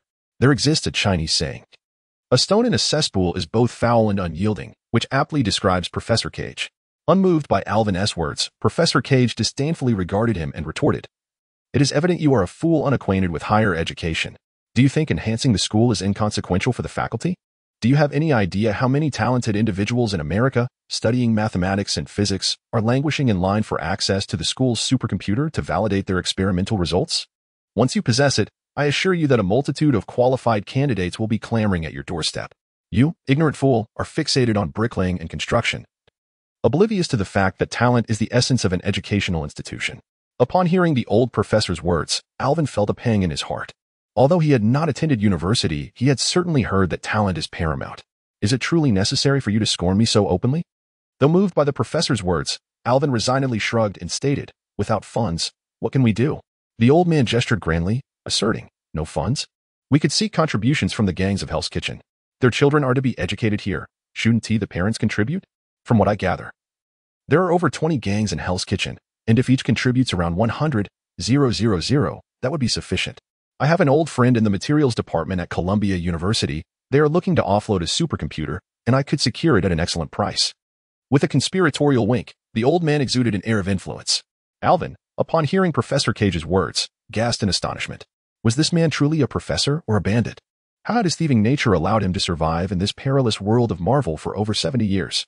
Nevertheless, Purchasing a supercomputer for $2 million was indeed a lucrative proposition. However, soliciting funds from gangs was an utterly fanciful idea. These small gangs were not like the affluent. A mere pittance would not significantly impact them. For every dollar extracted, they would seek to reclaim 5 from elsewhere. Such dealings were utterly beneath Alvin. Asking the gangs for money could not be framed as a direct request. It must be presented as a voluntary donation. This would depend on the school's academic quality and graduation rates this year. With improved graduation rates, it would be simpler to convince these leaders that their children could pursue paths distinct from their own, making fundraising feasible, but at present, it was simply not an option. Alvin rubbed his nose, pondering whether he was merely seeking donations under the pretense of acquiring funds. However, capturing a sheep and vigorously shearing its wool would surely drive the creature to madness. With a resigned expression, Alvin turned to Professor Cage and remarked, "Professor, soliciting money from the mob is the worst course of action and must be avoided. Please continue discussions on that front. If it proves futile, I can allocate a portion of the budget from the back teaching building and see if Nelson can secure a loan. This semester must be successful. We cannot afford to operate without a supercomputer, as that would be utterly unacceptable. No high school in all of America dares to undertake such an endeavor."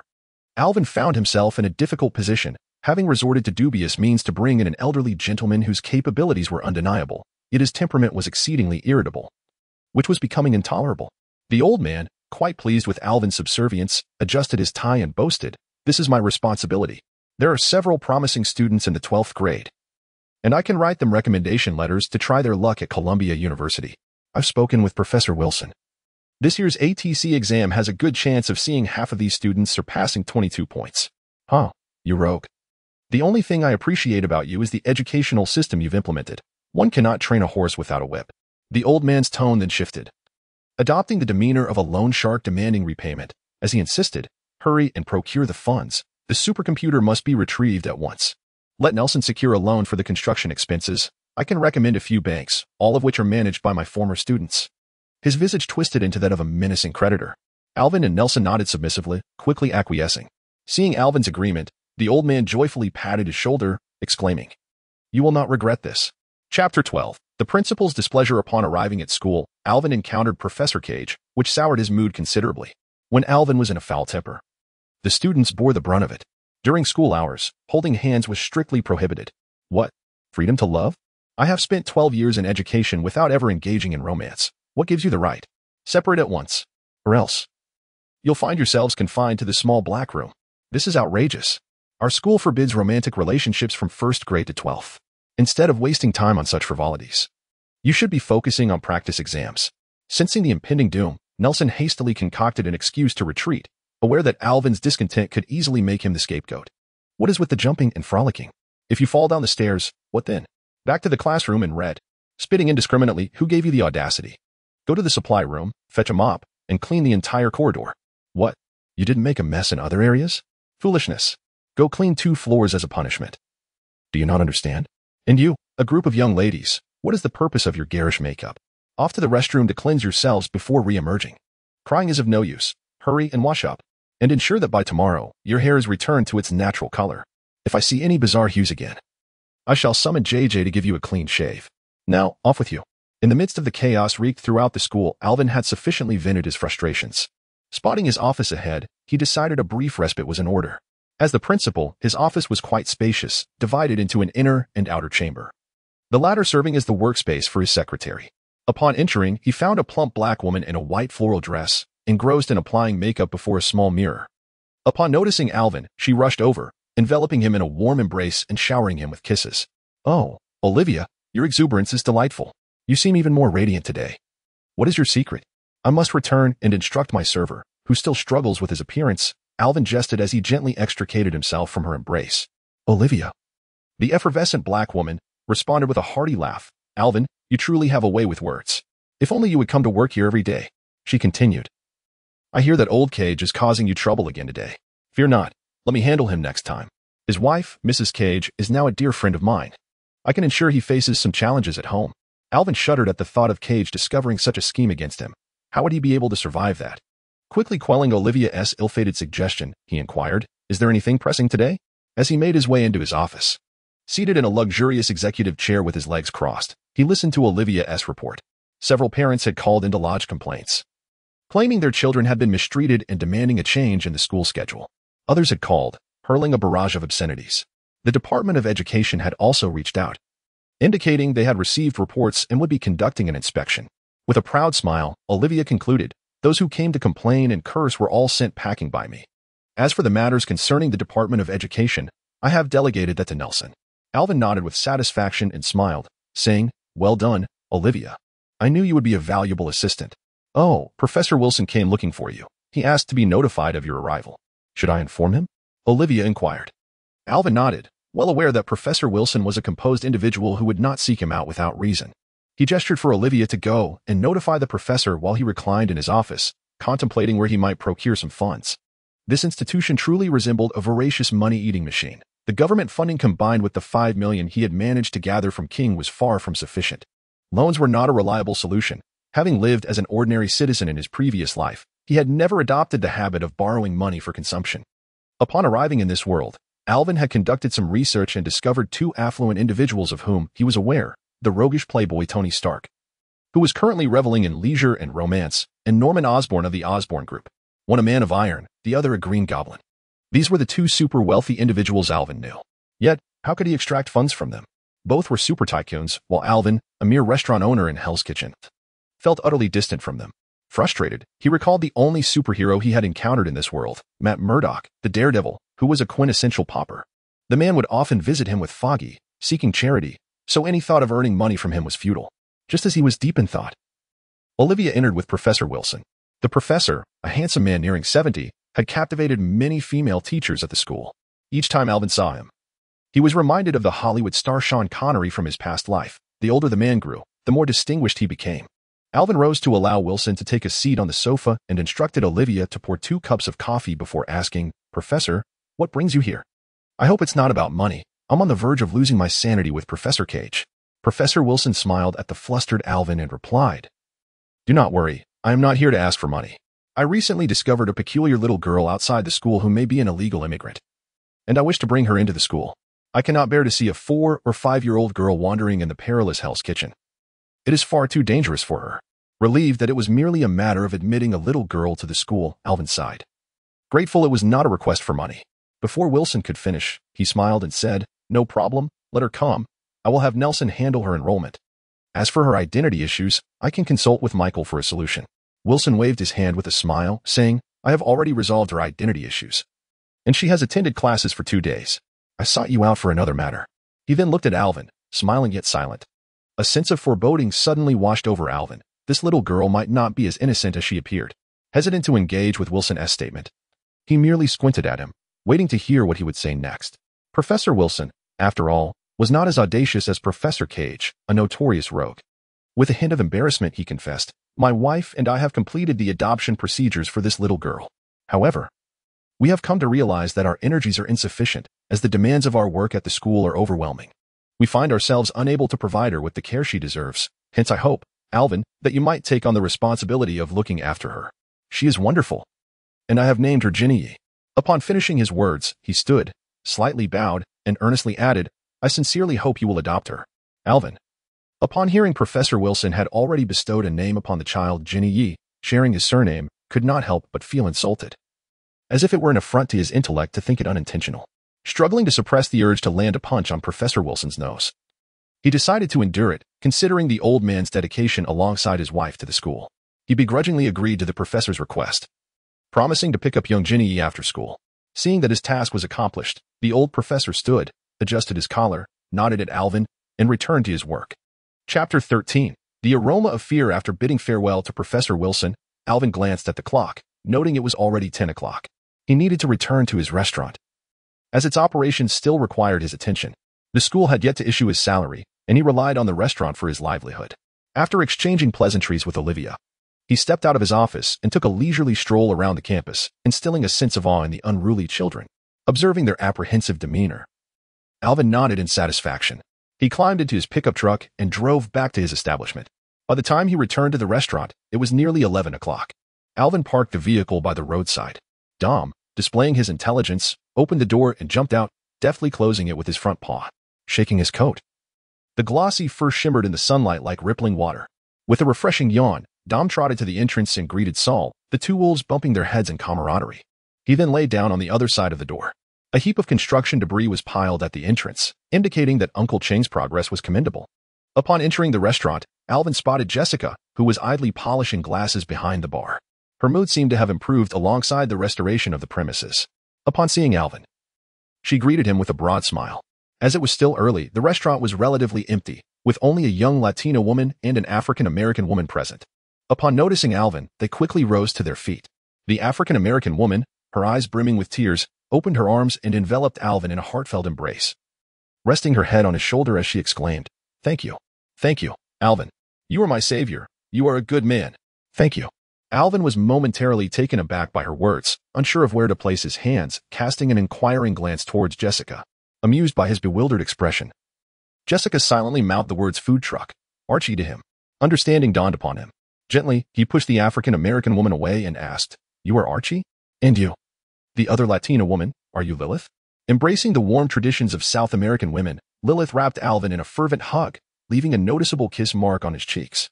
"Yes, I am Lilith. Thank you, Alvin. God bless you." Lilith was strikingly beautiful, seemingly in her 30s, with a captivating figure. Though the strains of life rendered her somewhat wan, Alvin's food truck had rekindled her hope for a brighter future. "If possible, I would like to invite you to my home for dinner this evening, as a token of my gratitude," she said, her eyes sparkling with enthusiasm, as if she had much more to share. This invitation, clearly laden with additional incentives, elicited a heavy snort from Jessica at the bar. The glass in her hand emitted a strained creaking sound, teetering on the brink of catastrophe. A shiver ran down Alvin's spine as he gently patted Lilith's shoulder, softly ushering her away from his chest, where she had been gazing up at him. With a smile, Alvin replied, "I graciously accept your gratitude. My sole hope is that you all can diligently manage the food truck and strive to lead fulfilling lives. This world is exceedingly harsh for us. Yet we must not relinquish our hope." Alvin's words deeply moved the two women, who could not help but wipe away their tears, repeatedly expressing their gratitude. The two young black boys at their table stood up, thumping their chests with their fists, gesturing towards Alvin, conveying their message, "Brother, I will remember your kindness. If you ever need anything, count on me. I am willing to go through fire and water for you." As the principal of a community school, Alvin was quite perceptive. He beckoned the two boys over, saying, "Come here, lads." The boys, brimming with excitement, rushed over, but just as they were about to greet him, Alvin raised his hand to halt them, stating, "Skipping class is a serious offense in my school." The boys, now realizing who was addressing them, the actual authority figure in the 3-block vicinity, the benevolent benefactor, and the formidable principal, lowered their heads, their faces paling as if covered in white chalk, awaiting the principal's judgment.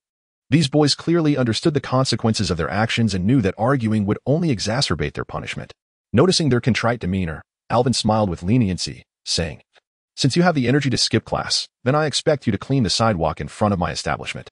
Observing the boys' eagerness to escape, Alvin continued, "Not just today, but for the entire week ahead.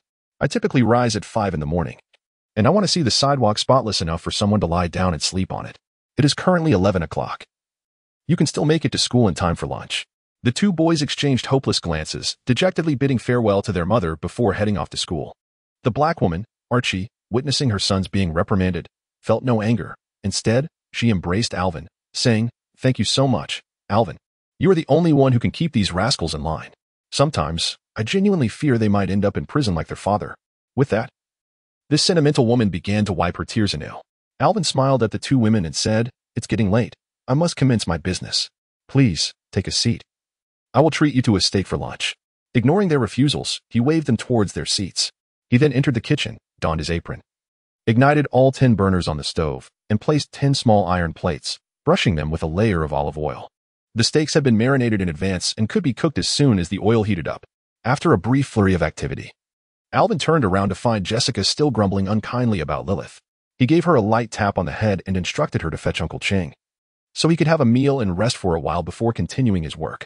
Jessica glared at Alvin with resentment, cradling her head, before heading upstairs to summon Uncle Qing. As the appetizing aroma of the steaks wafted through the restaurant, customers began to arrive one after another, as though these patrons had mastered the art of timing. On a sizzling iron plate rests a half-inch thick, palm-sized steak, accompanied by a serving of pasta and a fried egg. The first portion is served to Uncle Qing, who is huddled in a corner of the bar. "Savor my culinary skills. Do not be so reserved, Uncle Qing. Relax a little, you're a guest here. There is no menu to peruse." For the sole offering is the iron plate steak, priced at $20 per serving. Beverages are only available in the evening.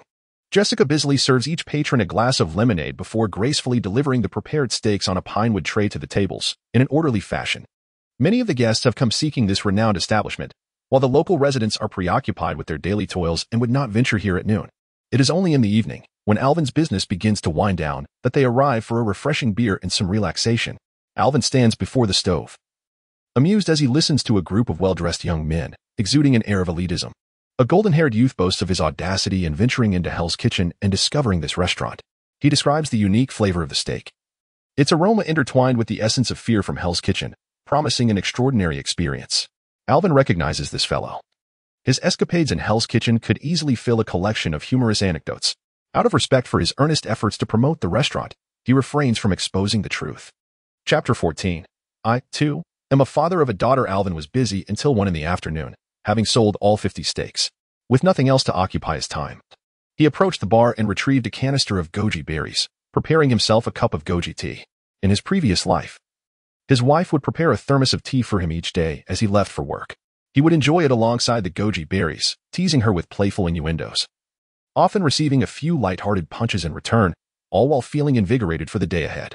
Now, however, he found himself brewing a cup alone, reminiscent of those cherished moments. Lost in thought, he was startled by the sound of knocking on the bar, refocusing to find Jessica standing there. What's wrong? Have you miscounted the money again? I've told you to study more, but you refuse, Alvin remarked, a hint of confusion in his voice, seemingly unconcerned by Jessica's displeased expression. After receiving a playful punch, Alvin finally snapped back to reality. How can a lady strike her own boss? I might have to dock your pay. Jessica showed no fear, glaring at him and muttering, "Dock it all, that would be better. You can support me for life." Alvin tapped his finger gently on her forehead, teasing, "What do you think about all day?" "My dear? Support you for life? If any man tells you that, give him a punch. I promise it won't be unjustified." "Silly girl," Jessica pouted, her expression resembling that of a doe, gazing at Alvin with her big, innocent eyes. Alvin crossed his arms, attempting to suppress the goosebumps that arose, and said, "Get back to work, you silly girl. Just focus on your duties.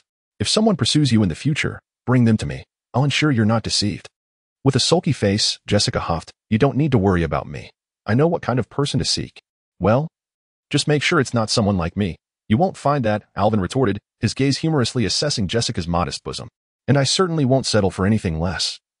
My woman must be at least a 30-60. Jessica recalled the charming women her boss admired, Dahlia and Lilith, both of ample proportions. With a grimace, she wrinkled her nose and turned away to tidy the tables, completely forgetting what she had intended to say. "Boss, she's a fine girl." "Your treatment of her is hardly gentlemanly," a blonde, confident young man chimed in, casually bumping fists with Alvin and attempting to mimic the gestures of streetwise individuals. Hoping for a playful response, Alvin regarded him with amusement, while the blonde young man, undeterred, chuckled and said, "Great steak." He then turned to join his companions waiting at the door, boasting, "Look, I know the owner of this place. He's the godfather of this street." Shortly after the young man departed, an old Ford sedan pulled up outside the restaurant. The driver's door swung open, and JJ emerged, heading to the passenger side to assist a 16 or 17-year-old African-American boy, whose arm was bandaged and stained with blood, indicating a serious injury. In the back seat, Professor Wilson alighted with a young girl of about 5 or 6, her chestnut hair shining in the light. Together with JJ, a young boy, they made their way into the restaurant. Noticing the professor's troubled expression, Alvin felt a slight heaviness in his heart. "Jessica, ever considerate," greeted Professor Wilson and the little girl, inviting them to take a seat while pouring them a glass of water. Alvin turned to JJ, his voice low and serious, inquiring about the situation. JJ, with a swift motion, struck the back of a young black boy's head, causing him to bend forward. He quickly restrained the boy, who was about to retaliate, and stated solemnly, "This kid injured Mrs. Wilson." Seeing Alvin's temper about to flare, Professor Wilson quickly rose, waving his hands in a placating manner. "It wasn't an injury, just a shove that led to a fall. The doctor said she only needs a couple of days' rest." Preventing Alvin from becoming agitated, Professor Wilson expressed his apologies, explaining, "Actually, it was Ginny who scratched Jason's arm, which is why I came to find you. I'm truly sorry for the trouble." Relieved to hear that Mrs. Wilson was unharmed, Alvin's anxiety eased slightly, as the Wilsons were indeed pillars of the school. He momentarily disregarded the boy struggling in JJ's grip and instead focused on the little girl clinging to the professor's coat. Realizing she was the child Professor Wilson had mentioned earlier, the one he wished to adopt, Alvin felt a wave of emotion. in his previous life. He had always desired a daughter, but hesitated due to his modest means and the fear of raising another son, which might strain their family further. Now, without even being married, fate had presented him with a daughter. Although he had initially felt displeased with Professor Wilson's unilateral decision earlier that morning. Seeing the delicate little girl gazing at him with the wide, frightened eyes of a startled creature melted his heart. He thought little of the boy, who clearly belonged to a rough neighborhood. Alvin knelt down, offering her a warm smile. "You must be Ginny, right? My name is Alvin," he said, extending his hand towards her. At that moment, he resembled a benevolent father, his face aglow with a sunlit warmth, eagerly anticipating his daughter's response. Such a demeanor was unusual for a typical 25-year-old, yet it seemed perfectly harmonious on Alvin, as if he were naturally meant to embody this role. Whether influenced by Alvin's warmth or spurred on by Professor Wilson's encouragement, Ginny slowly extended her hand, her fingers brushing against Alvin's open palm before retracting swiftly. Her porcelain face displayed a mixture of fear, uncertainty, and hope. Alvin kept his hand open and still, his gaze filled with encouragement and expectation. Ginny looked back and forth between Alvin and Professor Wilson, who nodded encouragingly at her. Gradually, she released her grip on the professor's coat, tentatively reaching out like a young creature searching for sustenance, her small hand exploring Alvin's palm. Alvin patiently awaited her approach, his smile growing ever more radiant. Recognizing the immense vulnerability and sensitivity within this little girl, he poured forth the affection he had once reserved for his own daughter in his previous life, now dedicating it entirely to her. At last, the small palm rested upon the larger one. Ginny felt the warmth emanating from Alvin's hand, a sensation she cherished deeply. In her memories, only Alvin had ever bestowed upon her such a feeling, one of comfort and security. Having wandered through many places, it was within a dilapidated, chaotic neighborhood at a restaurant called the Peace Hotel that she experienced an unprecedented warmth. The elderly professor and his wife exuded kindness and gentleness. Yet it was Alvin who offered her warmth and protection. The little girl, enamored by the warmth of Alvin's palm, hesitated to release her grip. Shyly, she pointed to herself with her left hand and whispered, "Ginny, Ginny." Elated, Alvin gently tightened his hold with his right hand, enveloping Ginny's small hand within his larger one. Mimicking her gesture, he pointed to himself with his left hand and declared, "Alvin, Alvin." Finally, Ginny lowered her guard, a faint smile blossoming on her small face. She pointed at Alvin and said, "Alvin, you, Daddy." Clearly, Professor Wilson had prepared Ginny psychologically before his arrival. But who cared? Alvin felt his heart swell with joy, as if it might burst from happiness. Smiling broadly, he nodded and pointed to himself, Alvin, Daddy." Ginny's smile widened, and she grasped Alvin's hand, burying her little face into it, resembling a small dog returning home. She squinted her eyes, greedily inhaling Alvin's scent. With one hand cradling Ginny's delicate face and the other stroking her chestnut hair, Alvin felt an overwhelming sense of fulfillment. He was indeed a father now. Chapter 15. A call to father through simple exchanges and tentative gestures, Ginny gradually found her peace. The little girl, still learning to articulate her thoughts, faced some difficulty in communication. However, Alvin was unperturbed. After all, she was his daughter, and he could teach her patiently, gently cradling Ginny in his arms. The small child initially tensed but soon relaxed completely, burying her head in her father's neck, greedily absorbing the warmth of kinship. With a barely audible whisper, she called out, "Daddy." Alvin felt as though his heart skipped a beat. No wonder it is said that a daughter is a father's lover from a past life. He had never felt such anxiety during his courtship with his wife, which had blossomed naturally over time. Yet, with his daughter, he would willingly pluck the stars from the heavens for her, forever serving as her guardian. Holding Ginny close, Alvin extended his right hand for a firm handshake with Professor Wilson, saying, "Thank you, Professor Wilson, for bringing me an angel." Professor Wilson shook Alvin's hand, offering a wry smile. "I hope you always feel this way, Alvin. I knew I wouldn't be mistaken. You are the most exceptional young man I have ever encountered." Alvin, dismissing the underlying meaning in Professor Wilson's words, replied firmly, "Of course, Ginny will be a little angel." "My little angel." Professor Wilson nodded in understanding. "She is indeed special. My wife and I sincerely wish to adopt her.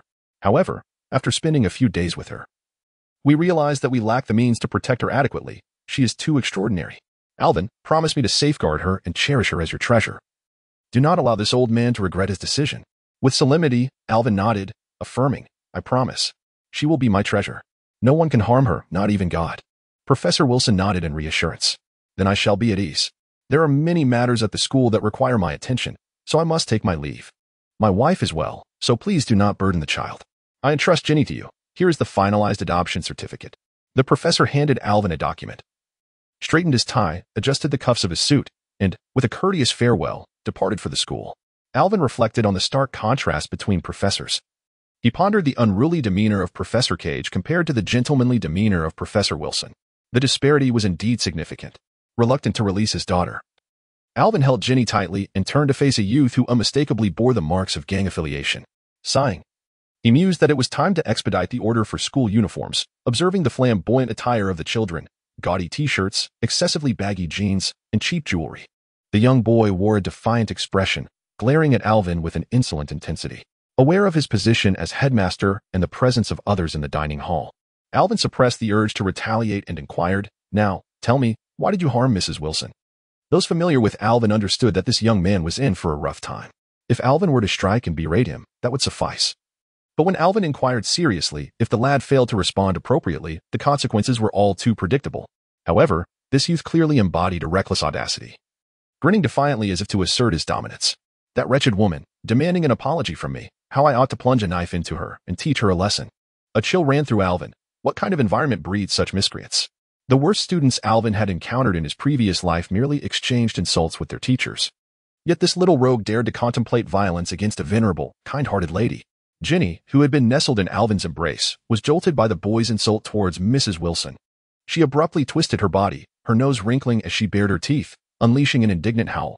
Clenching her fist, two razor-sharp blades sprang from her fingers, aimed at the boy. Quick as a flash, Alvin encircled Ginny's hands within his own, disregarding the sharp edges that tore into his chest. His movements were so swift that, apart from JJ, no one else seemed to grasp what had transpired. Feeling remorse for harming Alvin, Ginny swiftly retracted the blades. Leaning against him, her expression a mixture of guilt, concern, and fear as she gazed at him. The minor injury was inconsequential to Alvin, with a constitution of 20. He was no stranger to hardship. After Ginny retracted her blades, his chest began to heal, with only a trickle of blood escaping. He lifted Ginny slightly, using her form to shield the blood from view, gazing gently into her eyes, pressing his forehead against hers. "Ginny, my dear, let your father handle these matters, shall we?" Ginny's expression softened, and she replied with a gentle nod, burying her head in Alvin's neck, choosing to ignore the insolent boy, evidently startled by Ginny, the impudent lad. Jason stammered in alarm, "Keep her away from me. She's a monster." As he struggled, the formidable JJ ensured his efforts were in vain, applying just enough pressure to restore calm. Yet Jason's gaze remained fierce, disregarding Alvin's authority entirely. The term monster caused Ginny to stiffen momentarily, prompting Alvin to gently pat her back in comfort. Adopting a more tender tone, he addressed Jason, "I am aware your name is Jason. Who are your parents? Where do you reside? I believe I must speak with them." Jason scoffed, retorting, "They're long dead. Go find them in hell." Alvin nodded, saying, "With both parents deceased, you've managed to survive. You must be affiliated with a gang. Which one? I would like to converse with your leader." Jason, exuding arrogance, declared, "My boss is James Lancer from 58th Street. Let me go and apologize, or our ZL gang will not spare you. We will annihilate you all." Alvin disregarded Jason's outburst and turned his attention to JJ. "Are there many children like that in school?" JJ pondered for a moment before replying, "Initially, there were a few. But the school addressed their dining issues, so now they are not numerous." Alvin contemplated this and remarked, "So there are still some, correct?" He then directed his gaze towards Old Kent, who had long since arrived to observe the commotion. "Old Kent, are you familiar with the CL gang? Why have I never heard of them?" Upon being queried, Old Kent considered for a moment, made a phone call to verify the information, and stated, "There is indeed a ZL gang, a group of a dozen or so reckless youths. They are responsible for distributing goods for Black Bear in the 58th District. Should we summon their leader?" Alvin nodded in agreement. This Black Bear was an underling of the notorious Bloody Jason, a rival of Gene Bing.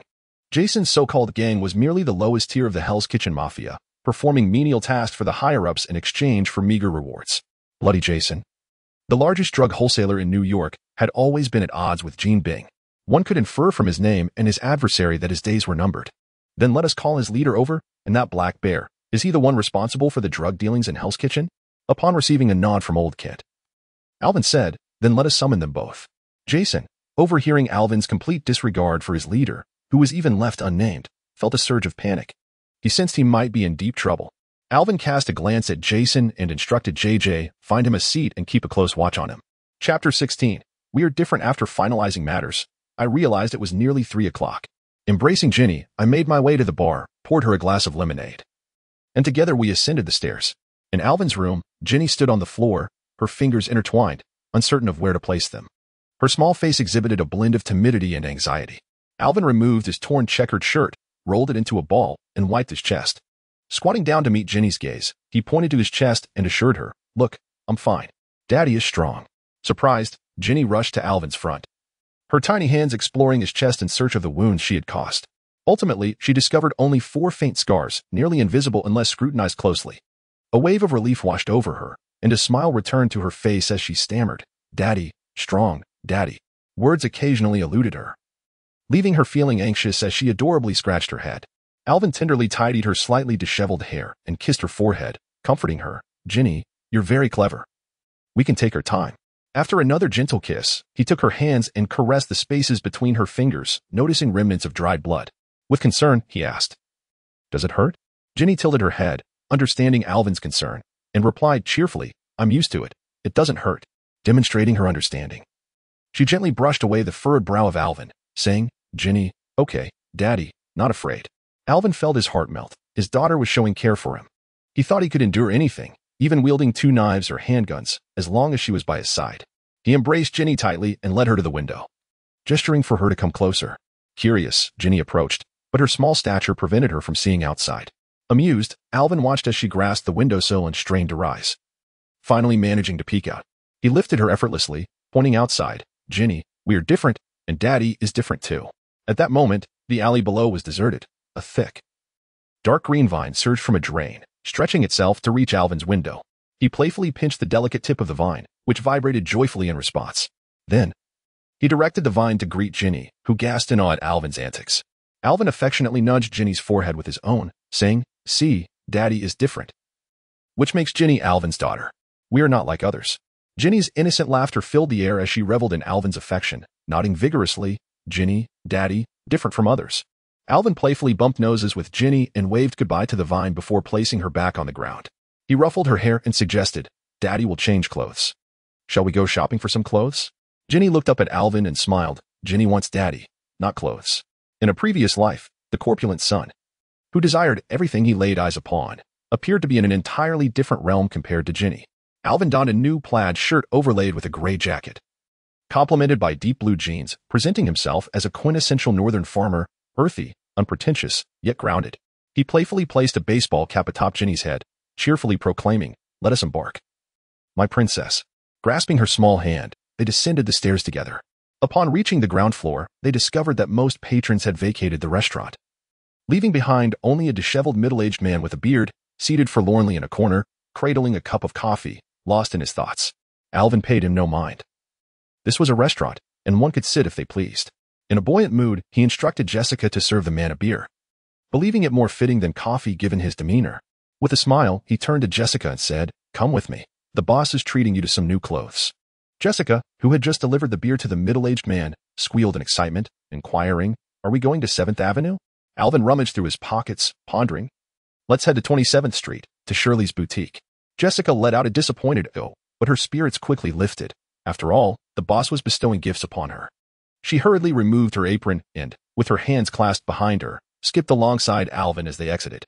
Alvin, holding Ginny, paused at the door to instruct Old Kent. "Old Kent, summon a couple of lads to tidy up my attic and relocate all of Mr. Nick Castor's belongings there.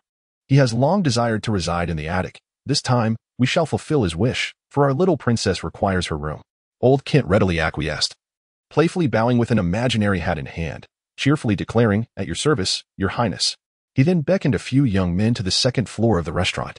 Unbeknownst to all, when Alvin mentioned Nick, the forlorn middle-aged man displayed a strange amalgamation of guilt, longing, and fear upon his face. Upon hearing that Alvin intended to move Nick to the attic, he felt a surge of anger, yet was elated to learn that the attic was Nick's wish. It seemed that Nick's emotional fluctuations invariably stirred his heart. As he listened to Alvin proudly extolling his daughter, envy washed over him. He instructed JJ to keep an eye on the young lad Jason, and after getting into the car, they took Ginny and Jessica on a detour to Shirley's boutique, located just a block away. This establishment specialized in women's clothing, including a selection for young girls. The owner, Shirley, a striking woman in her 40s, though not extravagantly dressed, always presented herself with an air of elegance, her modestly chosen accessories gleaming with charm. Alvin discerned that she was a woman with a story, yet that was of no concern to him. Upon entering the store, he waved his hand grandly, signaling Jessica to make her selections. The owner, amused, intercepted Alvin's rustic approach, first guiding Jessica to choose several outfits for Ginny to try on. The princess dress, exquisite, a set in every color. Athletic attire, delightful. In pink, yellow, and green, let's have a complete set. A t-shirt paired with suspenders and denim jeans, topped with a denim jacket, how stylish. And a baseball cap to complete the look, simply marvelous. Alvin and Ginny exchanged playful fist bumps, giggling as they stood before the grand mirror. The two appeared as a perfect father-daughter duo, their differing skin tones adding to their charm rather than detracting from it. Ginny was particularly enamored, and Alvin, with a grand gesture, declared, "Let us have 10 sets." With Jessica's assistance, they gathered an assortment of shoes, socks, undergarments, and pajamas. However, Jessica's subsequent selection of clothing was met with far less enthusiasm. "Denim shorts with a crop top, boss. What do you think?" she inquired. "The weather isn't warm enough. Who are you showing your midriff to? What about this floral miniskirt? Why wear a skirt so short? Aren't your legs cold? How about these jeans paired with a t-shirt? Quite appealing. Let us take 2 sets." Jessica, frustrated, marched over to Alvin, exclaiming, "Boss, this is too much. This is what I wore when I arrived." Alvin, taken aback, remarked, "It does look quite nice. You should get a few more to alternate." Jessica stomped her foot in annoyance, turning to the owner, Shirley, saying, "Pack everything except this piece. I'll take 2 in different colors. Charge it to the boss." "Are you sure you want to embellish your own narrative like this?"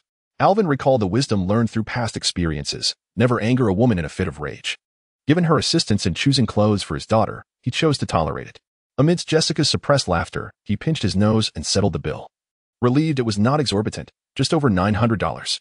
"Once I have more funds, I'll take my daughter out to explore the avenues." Chapter 17. The Fractured Realm. Upon returning to the restaurant, the clock struck 6 in the evening. Young Jason sat obediently on a chair to the right of the entrance, paralyzed with fear. His eyes were fixed on Saul, who lay languidly on the ground, and the terror etched on his face suggested he had endured considerable hardship. It seemed JJ had ceased to watch over him. Across the street, a group of gangly youths, dressed in attire that made one wish to bury them, peered curiously. Upon spotting Alvin's return, they attempted to cross the road to engage him.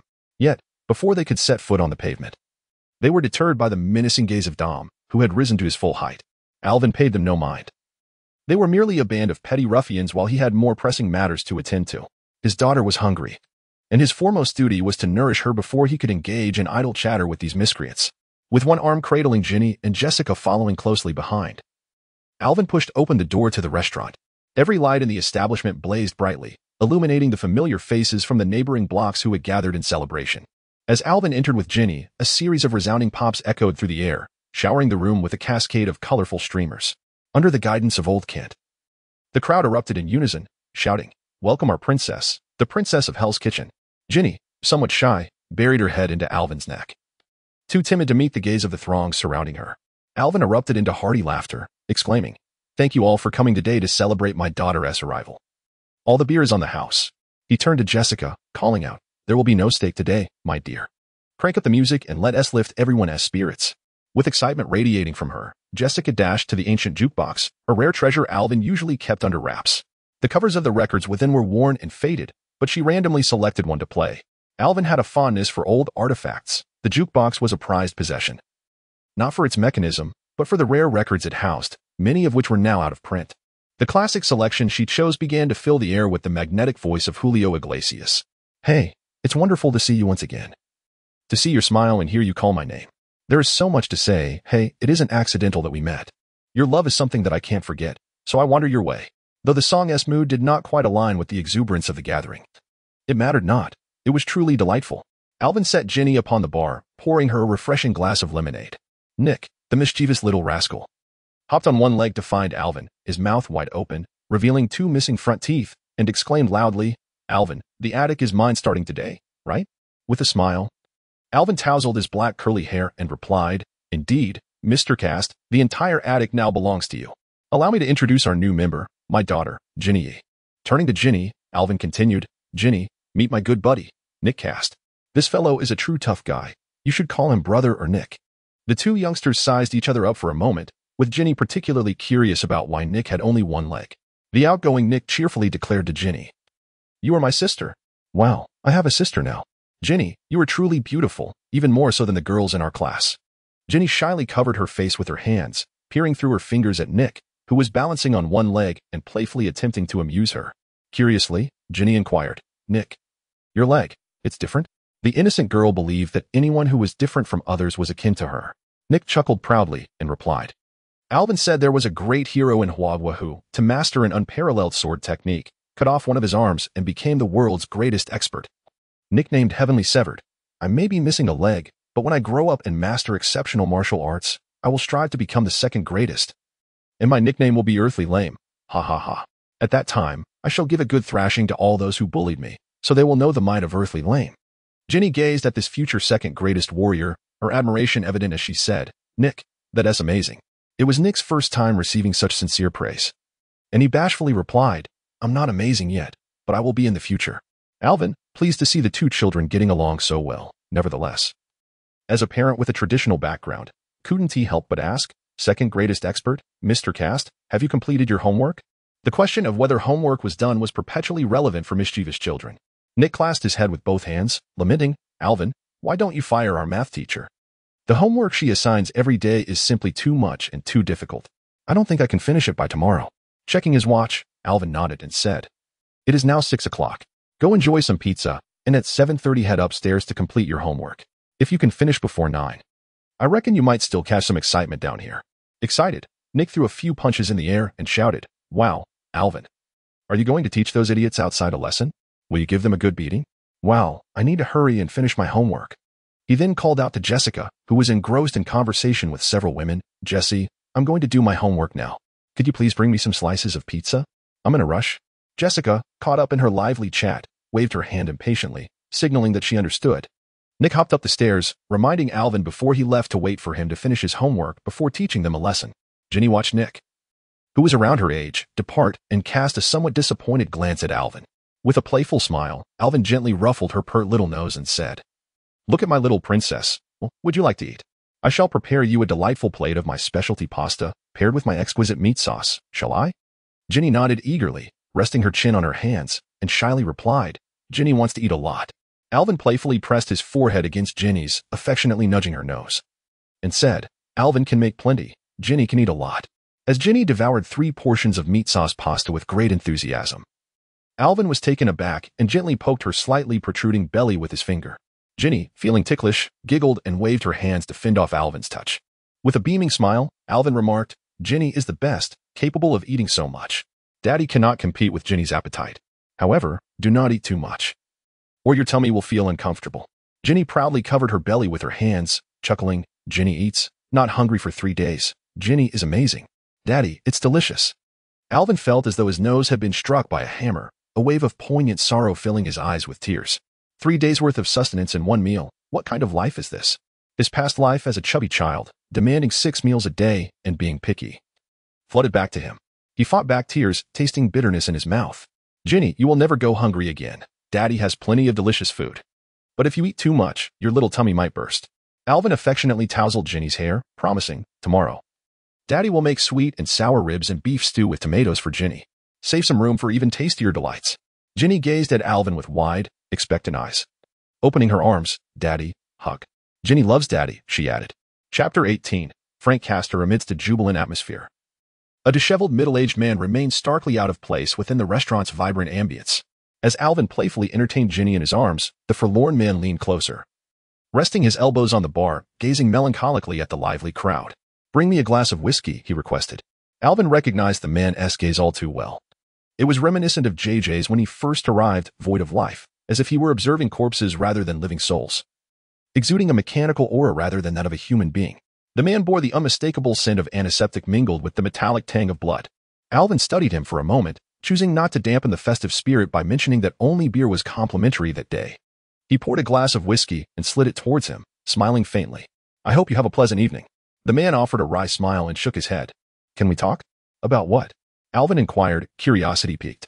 The man sighed, hesitating before responding, about that child. He gestured towards the ceiling with his eyes, confused and slightly guarded. Alvin retorted coldly, Who? Nick? Who are you? The man downed the whiskey in one gulp, covering his face in anguish. Who am I? I am a terrible husband, an irresponsible father, a fool who does not comprehend what truly matters in life. Alvin regarded the man thoughtfully and beckoned Jessica over to tend to Ginny. Ginny, why don't you play with Aunt Jessica for a while? Daddy has a little matter to attend to. Jessica hurried over, her cheeks flushed with excitement. But upon sensing the shift in atmosphere and spotting the despondent man, she remarked, "It's you. You've come again." Turning to Alvin, she added, "He's been here for several days.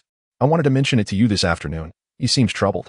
Alvin nodded in acknowledgement, entrusting Ginny to Jessica. "Jessica, please take my princess upstairs to play for a bit. I have something to handle here."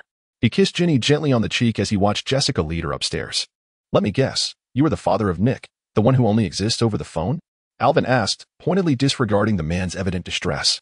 Unfazed by Alvin's tone, the man replied in a low voice, "Yes, I am indeed that irresponsible father." He then pushed the empty glass towards Alvin, requesting, "Please, pour me another." Alvin filled the glass once more, observing as the man consumed it in one swift motion. Words hung heavy in the air, and Alvin understood the man had much to express. All he had to do was be a patient listener. "I was the finest special forces commander in this country. I risked my life for this nation, even sacrificing my family life. I didn't even witness Nick's birth." The man pressed the glass back towards Alvin again. Alvin could feel the fury in the man's voice, a mixture of self-loathing and indignation towards his country. He needed both whiskey and an attentive ear. The man pushed an entire bottle of whiskey towards me, signaling that he was listening. He took a hearty swig from the bottle and lamented, "I fought valiantly for this nation, yet my wife and son fell victim to a bomb attack. My wife perished, and my son lost his left leg. Those damn politicians concealed the dreadful news from me and assigned me a year-long mission, treating me as nothing more than a mere machine. As if our lives and families were of no consequence. The murderers, those wretched members of the Italian mafia, roamed freely until I found them and ground them into mincemeat." Alvin swallowed hard. He was aware of the situation. The Cesare family of the Italian mafia in the Port District, a household of over 40 individuals, was entirely annihilated and ground into a pulp, with only 2 coffins hastily prepared for burial. And here comes a fellow, declaring I was the one responsible. This is quite exhilarating. It is widely accepted that there were no innocents among the Cesare family, yet they even killed the cats and dogs. This was a living hell. The man paid no heed to the slight change in Alvin's expression, taking another deep gulp of whiskey. "What pained me the most was that my once dearest comrade also attempted to conceal the truth and obstruct my quest for vengeance. He merely informed me that Nick was still alive and provided me with this address." Alvin scoffed internally, considering that with such a hellish demeanor, he too would hesitate to divulge the truth. The Cesare family consisted of 46 direct members, bodyguards, subordinates, and even 16 guests. All were ruthlessly slain. A minor skirmish could not possibly result in such a high number of casualties. "I have been here for a few days now. Thank you. Thank you not only for saving Nick's life, but also for revealing that he is well. I never imagined Nick could be like this." The man's eyes glistened. Though he was missing a leg, he radiated brightness and vitality, devoid of any trace of inferiority. "I do not know how you accomplished this, but my friend, thank you." Alvin waved his hand and poured himself a glass of whiskey, taking a sip before asking, "Have your troubles been resolved? I mean, aside from those concerning the Cesare family. You know I consider Nick family, while you are merely a phantom father from a bygone era, existing solely in Nick's imagination. Should you harbor any further troubles, I would feel compelled to prevent you from approaching Nick. You must have investigated me. You should know I possess that capability." The man glanced at Alvin, unperturbed by the menacing tone, but instead offered him a solemn salute. "I will not express gratitude on behalf of Nick. It is evident that you share a familial bond. I thank you for myself, for you have spared me from the agonies of descending into hell, allowing the last vestige of light to remain in my life." As he spoke, the man raised his whiskey bottle, clinking it against Alvin's before taking another generous gulp. "There are no more troubles. Do you recall the comrade I mentioned? I struck a deal with him. I shall refrain from seeking trouble with those wretched politicians, and in return, he will resolve all my current predicaments." Alvin exhaled in relief, grappling with his own conflicting emotions. Even if this individual is fraught with troubles, can Alvin truly prevent him from meeting Nick? He understands the depth of Nick's yearning for his father's presence, a figure whom Nick perceives as a heroic icon. Although Alvin has largely assumed the paternal role, he is not Nick's true father. If this man were to remain absent, perhaps in due time Nick would gradually forget. However, it has only been a year since the events transpired. Reluctantly acknowledging the truth, this man is indeed remarkable. In Huagua, he would epitomize the soldier's ideal, akin to a model worker of the highest order. While Alvin may struggle to endure such selflessness that prioritizes the nation over family, when confronted with such an individual, one cannot help but raise a thumb in admiration and express gratitude for their sacrifices. Alvin, raising his glass, inquired with a hint of audacity, "May I ask who your comrade is, to possess such formidable influence? So many lives lost, yet it signifies something monumental." The man lifted the bottle, clinking it with Alvin's, and declared, "Nick Fury, current director of S.H.I.E.L.D. In that instant, Alvin's mind conjured the image of a grotesque, one-eyed black man. Taking a sip of his drink, Alvin probed, "What is your name?" The man gazed at Alvin, extending his hand for a firm shake, and solemnly introduced himself. "I am Frank Castle." Chapter 19. It is never too late to be a father. Greetings, Frank. I am Alvin Ye. In Nick's eyes, you are a hero, and I believe he would be elated to see you. I shall call him down at once. As Alvin and Frank shook hands, he noticed that Frank's injuries seemed to have worsened, perhaps exacerbated by some alcohol. His calloused hand no longer appeared as strong. Frank halted Alvin, stating, "I have been here for many days, just sitting over there." He gestured towards a seat in the corner, feeling a mix of guilt and uncertainty. "You embody fatherhood far better than I do. I fear I am not yet prepared." Alvin regarded him with curiosity, asking, "Then why seek me out at this moment? You could have come when you felt ready." Frank offered a wry smile as he looked at Alvin. "Because you have a daughter, and witnessing your bond with her drives me to envy. Nick and I should share such moments. I once believed that my missions were more significant than family. But only after my loss did I realize that family eclipses all else." "What are you waiting for?" Alvin inquired. Frank's expression turned peculiar as he replied, "I am awaiting my job offer. I have secured a position. This will allow me to be a stable presence in Nick's life." Alvin, intrigued, asked, "What position?" Frank's demeanor grew even more unusual as he responded, "Director of the disciplinary office at a community school." Alvin's expression instantly shifted to one of astonishment. Which school would have a disciplinary director? Only a community school in Hell's Kitchen. Given Frank's fierce disposition, would there be any hope for the troublemakers there? Confined with Frank in a room, they would likely cower in fear without a single blow being struck. Yet, this school indeed requires such a strong figure, without firm authority. Half of the students have gang affiliations, and the teachers endure immense pressure. Straightening his collar, Alvin formally shook Frank's hand, jesting, "Allow me to extend an early welcome to your new role. We shall be colleagues henceforth. To expedite Nick's recognition of his father, perhaps I should draft your offer letter immediately." Frank waved his hand dismissively. "No need. It is merely a matter of days. In truth, I am not prepared. I am uncertain of what to say to my child. I must make some preparations." "Prepare for what? A guidebook on 100 ways to bond with your son? That is unnecessary. My friend, Nick merely requires his father by his side. Even if you simply accompany him and listen to his words. If you can go upstairs now and help him with his homework, you will easily earn his affection." Alvin chuckled. Frank remained hesitant, adding, "You seem to have your own troubles. Perhaps I should resolve yours first before considering my own matters." Alvin waved his hand. "Those are trivial issues. Nothing is more vital than Nick finding his father. Your primary role now is that of a father, no longer the killing machine of the past." Alvin, while pulling a pizza from a passerby, handed it to Frank and gestured, "Go ahead. There's no need to wait. When you truly face it, you'll instinctively know what to do." The hardened man, known for his ruthless demeanor, accepted the pizza, resembling a diligent student, uncertainly inquired, "Really?" Alvin chuckled lightly, jestingly replying, "That depends on whether you can help him with his homework. If you can, it will be a breeze. You'll be that boy's savior." With a playful inquiry, Alvin asked if Frank was up for the task, mentioning that Nick was only in second grade. Feeling insulted, Frank firmly declared, "Of course, no problem. I graduated from LA." With that, he took the plate and headed up to the loft. Alvin, observing the iron-willed man cautiously ascending the stairs with the pizza like a clumsy waiter, felt a surge of emotion. This was the power of familial bonds, transforming a fearsome warrior into a cautious father. "Hey, buddy. I think it's a splendid idea to bring a drink," Alvin teasingly called out. Frank, already on edge, nearly stumbled forward. He shot Alvin a fierce glare before hastily descending to retrieve a glass of lemonade, somewhat flustered.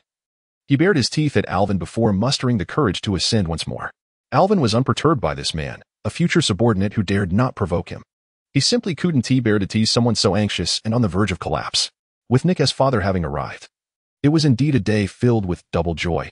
It was time to resolve matters outside quickly, as the thugs were likely becoming impatient. Alvin tapped his glass, producing a crisp sound that silenced the dining room.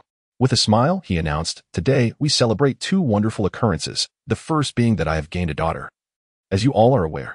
The second, I shall reveal once I have settled matters outside. Folks, do not depart. The drinks are on the house. However, my waitstaff has a task, and I require 2 volunteers to attend to our guests." Soon, 2 young men emerged, their eyes alight with admiration for Alvin, eagerly awaiting his command. Pointing toward the beer keg behind the bar, Alvin proclaimed, "Gentlemen, it is yours." He then exchanged high fives with the 2 youths. He declined old Kent's suggestion to bring a few men along, stating, "As a principal, I cannot appear to be negotiating like a mobster with the guardians of my students." Only JJ, with an M500 tucked at his waist, followed him outside. At the restaurant entrance, a distressed Jason sat fidgeting in his chair, with a suspicious puddle forming beneath. Upon seeing Alvin finally emerge, he attempted to speak several times, but was silenced by Saul's piercing gaze. Across the road, several flashy muscle cars were parked, and a hulking African-American man was surrounded by a dozen thugs. Alvin gestured subtly to JJ, who then whistled towards the opposite side, capturing their attention and beckoning them over for a conversation. The burly man, flanked by his entourage, crossed the street while scrutinizing the individuals before him. The opposing figure appeared to be relatively young, likely not exceeding the age of 30, and possessed an unremarkable demeanor, dressed in jeans, a checkered shirt, and a gray jacket. He resembled a rustic farmer from the north. At that moment, he was igniting a cigar with the assistance of a muscular African-American bodyguard. However, the entirety of Hell's Kitchen was well aware that this ostensibly simple farmer had successfully driven away all gangs within a 3-block radius. Even the underground kingpin of Big Apple City, Gene Bing, approached him with utmost deference, ultimately resulting in Gene Bing's forces retreating peacefully from those 3 blocks. The bear-like figure was uncertain about Alvin's background and why Gene Bing held such apprehension towards him. Nevertheless, having reached his current position without being eliminated, he possessed a modicum of shrewdness. Although his leader's strength was comparable to that of Gene Bing, he recognized that he did not occupy the same echelon as his superior. Given that Gene Bing approached the negotiation with civility, it seemed only appropriate for him to reciprocate with the same level of respect and decorum in their discussions. Chapter 20. A Just Man Black Bear. A robust man nearing 2 meters in height donned a black suit with a hefty gold chain weighing approximately 3 kilograms draped around his neck. Stooping slightly, he greeted Alvin with a grin before uttering a word. "Hello, Boss Alvin, I am Black Bear. My employer is the notorious Bloody Jansen of Big Apple City." Alvin disregarded the infamous drug dealer, waving him aside as one would shoo away a fly. "What business does a drug dealer have greeting a school principal? Engaging with you would surely diminish my stature." Black Bear, unfazed, glinted with menace in his eyes, retreating to make way for the individuals behind him. Alvin took a puff from his cigar, allowing the smoke to swirl within his mouth before exhaling. In his previous life, he had been a heavy smoker, and even fatherhood had not quelled that habit. In this life, while the craving for cigarettes had dissipated, he had developed a fondness for the rich aroma of cigars. However, he typically refrained from smoking in the restaurant. Since negotiations were underway, it was only fitting to indulge in a cigar, compensating for the lack of sophistication in his attire with a semblance of authority. As he exhaled a plume of smoke, Alvin amiably surveyed the eclectic assembly of gangsters before him and inquired, "May I ask, which one of you is James Lantern from 58th Street? Which gang do you represent?" Glancing at JJ beside him, Alvin received a prompt whisper, "S.H.I.E.L.D. gang." "Oh, the leader of the S.H.I.E.L.D. gang. Has he arrived?" A visibly strung-out young white man, sporting a green hairstyle reminiscent of a punk rocker, timidly stepped forward and stammered. "Boss Alvin, hello. I'm James. Just call me James." Alvin handed his cigar to JJ, suppressing his distaste, and warmly shook James's hand. "Greetings. I am Alvin Ye, the principal of the community school. Your subordinate has sustained minor injuries at our school, caused by my daughter. We have administered preliminary treatment, and the situation is under control. However, out of a sense of guilt, as a father, I have decided to offer some compensation. I believe 2,000 is a reasonable amount. What do you think?" James felt an overwhelming urge to flee, fearing the wrath of the drug wholesale dealers of Hell's Kitchen. Their leader would show respect to Alvin, having utterly ignored Black Bear, yet now speaking to him with such cordiality filled James with an instinctual dread of dire repercussions. No, Boss Alvin." James stammered in terror. "My subordinate made a minor mistake. Please feel free to punish him as you see fit. A little injury is inconsequential. If you were to sever an arm, I would not object. There is truly no need for compensation, really." At that moment, Jason, seated at the entrance, gazed in disbelief at his boss, who so casually betrayed him, momentarily forgetting Soul's threats in his despair. "James," he exclaimed. James feigned ignorance to Jason's call, his mind still relatively clear as he refrained from drug use, silently pleading with Alvin for leniency. Alvin retrieved a damp tissue from his pocket, wiped his right hand, the one he had shaken with James, and discarded the tissue into the trash bin. Accepting the cigar handed to him by JJ, he took a puff. The smoke curled between Alvin and James, who was visibly anxious. In a congenial tone, he remarked, "Do not misunderstand. I harbor no ill intentions towards you. My daughter has injured one of your subordinates, and I am here to offer compensation. This is only fair. I am a man of principle." Alvin received the $2,000 that JJ presented, all in $100 bills, folded them neatly, and tucked them into James's pocket. With a compulsive demeanor, he straightened James's disheveled collar and patted the pocket where the money was stowed. "It appears we have resolved this matter. Wouldn't you agree?" Completely taken aback by Alvin's demeanor, James mechanically nodded and replied, "Yes, sir, it is over." Alvin smiled warmly and said, You see, I knew we could come to an understanding. You are a reasonable individual. I apologize for the transgressions of my daughter and have made amends. Wouldn't you agree? Indeed, indeed. It is finished. The matter is concluded. James responded in a flustered manner. Alvin nodded and continued, that is excellent. Now, let us discuss the issue concerning Mr. Jason. He indicated the slumped figure of Jason, who appeared utterly drained. Mr. Jason pushed down a respected elderly teacher, Mrs. Wilson, aged 65, during his time at school. While the matter is not particularly grave, Professor Wilson even interceded on Jason's behalf, requesting leniency. I must mention that Mr. Jason has spoken disrespectfully to me and has also insulted Mrs. Wilson. I personally believe that Mr. Jason's demeanor and capabilities are ill-suited for your S.H.I.E.L.D. group. What is your perspective on this? Terrified beyond measure, James quickly nodded in agreement. Absolutely, absolutely. From this moment on, Jason is no longer associated with our S.H.I.E.L.D. group. He is no longer our concern. You may deal with him as you wish, sir. I have no objections. Please spare me. I am unaware of his actions at school. Alvin glanced at the now lifeless Jason and then at the crumbling James. Took another drag from his cigar and remarked, well then, farewell.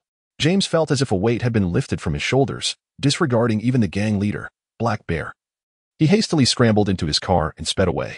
Alvin touched his face and asked JJ, am I truly that terrifying? JJ's eye twitched slightly as he replied.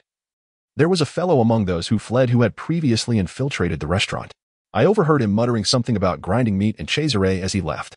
After a moment's thought, JJ added, Boss, in the future, if there is anything to be done, simply instruct me. There is no need for such cruelty. It does not align with your stature. Alvin nearly choked on his breath, having thought he was emulating Marlon Brando's Godfather, and almost frightened James into a panic. It turned out to be a mere misunderstanding, perhaps even leading to him bearing the brunt of blame. Of course, there would be no one left to seek revenge, as they had all perished. However, this led Alvin to misinterpret his own intimidating presence, which was quite an embarrassing realization, clearing his throat awkwardly. He waved at the Black Bear. The Black Bear remained exceedingly courteous, approaching Alvin with a sense of decorum and stating, Alvin, since the matter is resolved, do you have any further instructions? Alvin chuckled softly and replied, please refrain from calling me boss.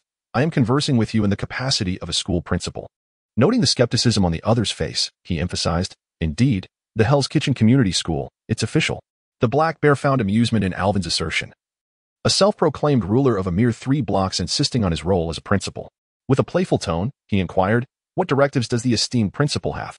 Alvin, pleased with the Black Bear's demeanor, responded with a smile, as a principal, I bear the responsibility for the students of my school. We have a strict policy prohibiting all students from engaging in drug trade. Therefore, I summoned you today to inform you to thoroughly investigate your gang members for any students from our school or underage children.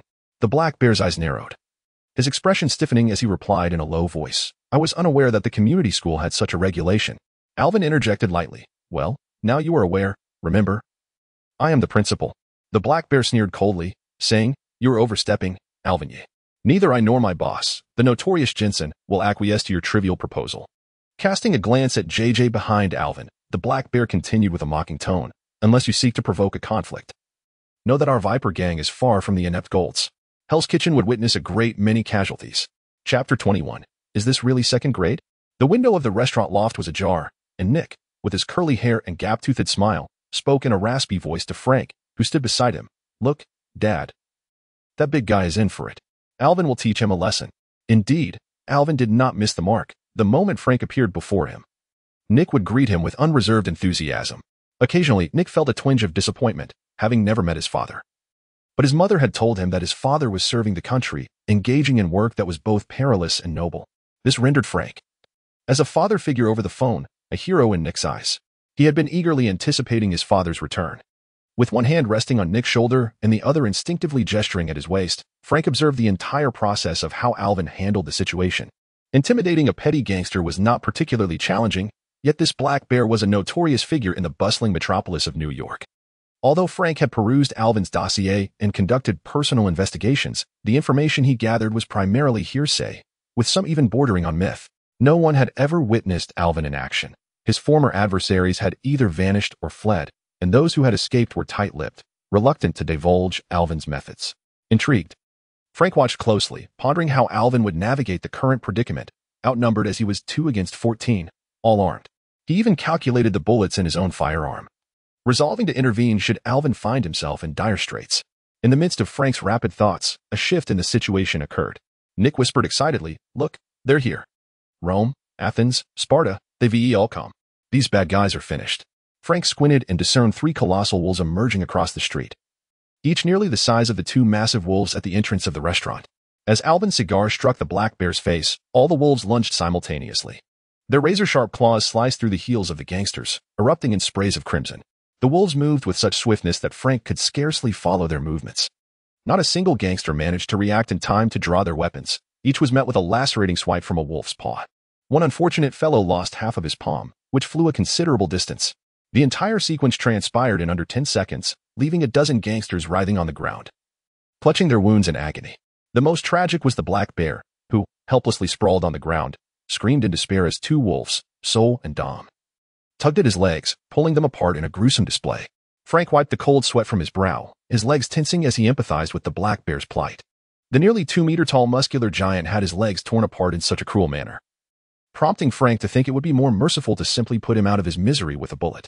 Nick, brimming with excitement, raised his fist and exclaimed, "I knew it. Alvin is incredible. The bad guys will face their reckoning." Frank, filled with indignation, remarked, "It's merely his formidable dog. Alvin himself is rather unimpressive.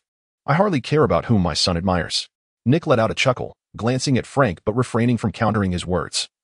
As if he possessed knowledge he chose not to disclose. Frank, lacking confidence, scoffed and declared, "Once I'm on leave, I'll take you hunting. And then you'll see what I'm capable of." Nowadays, caring for animals pales in comparison to marksmanship.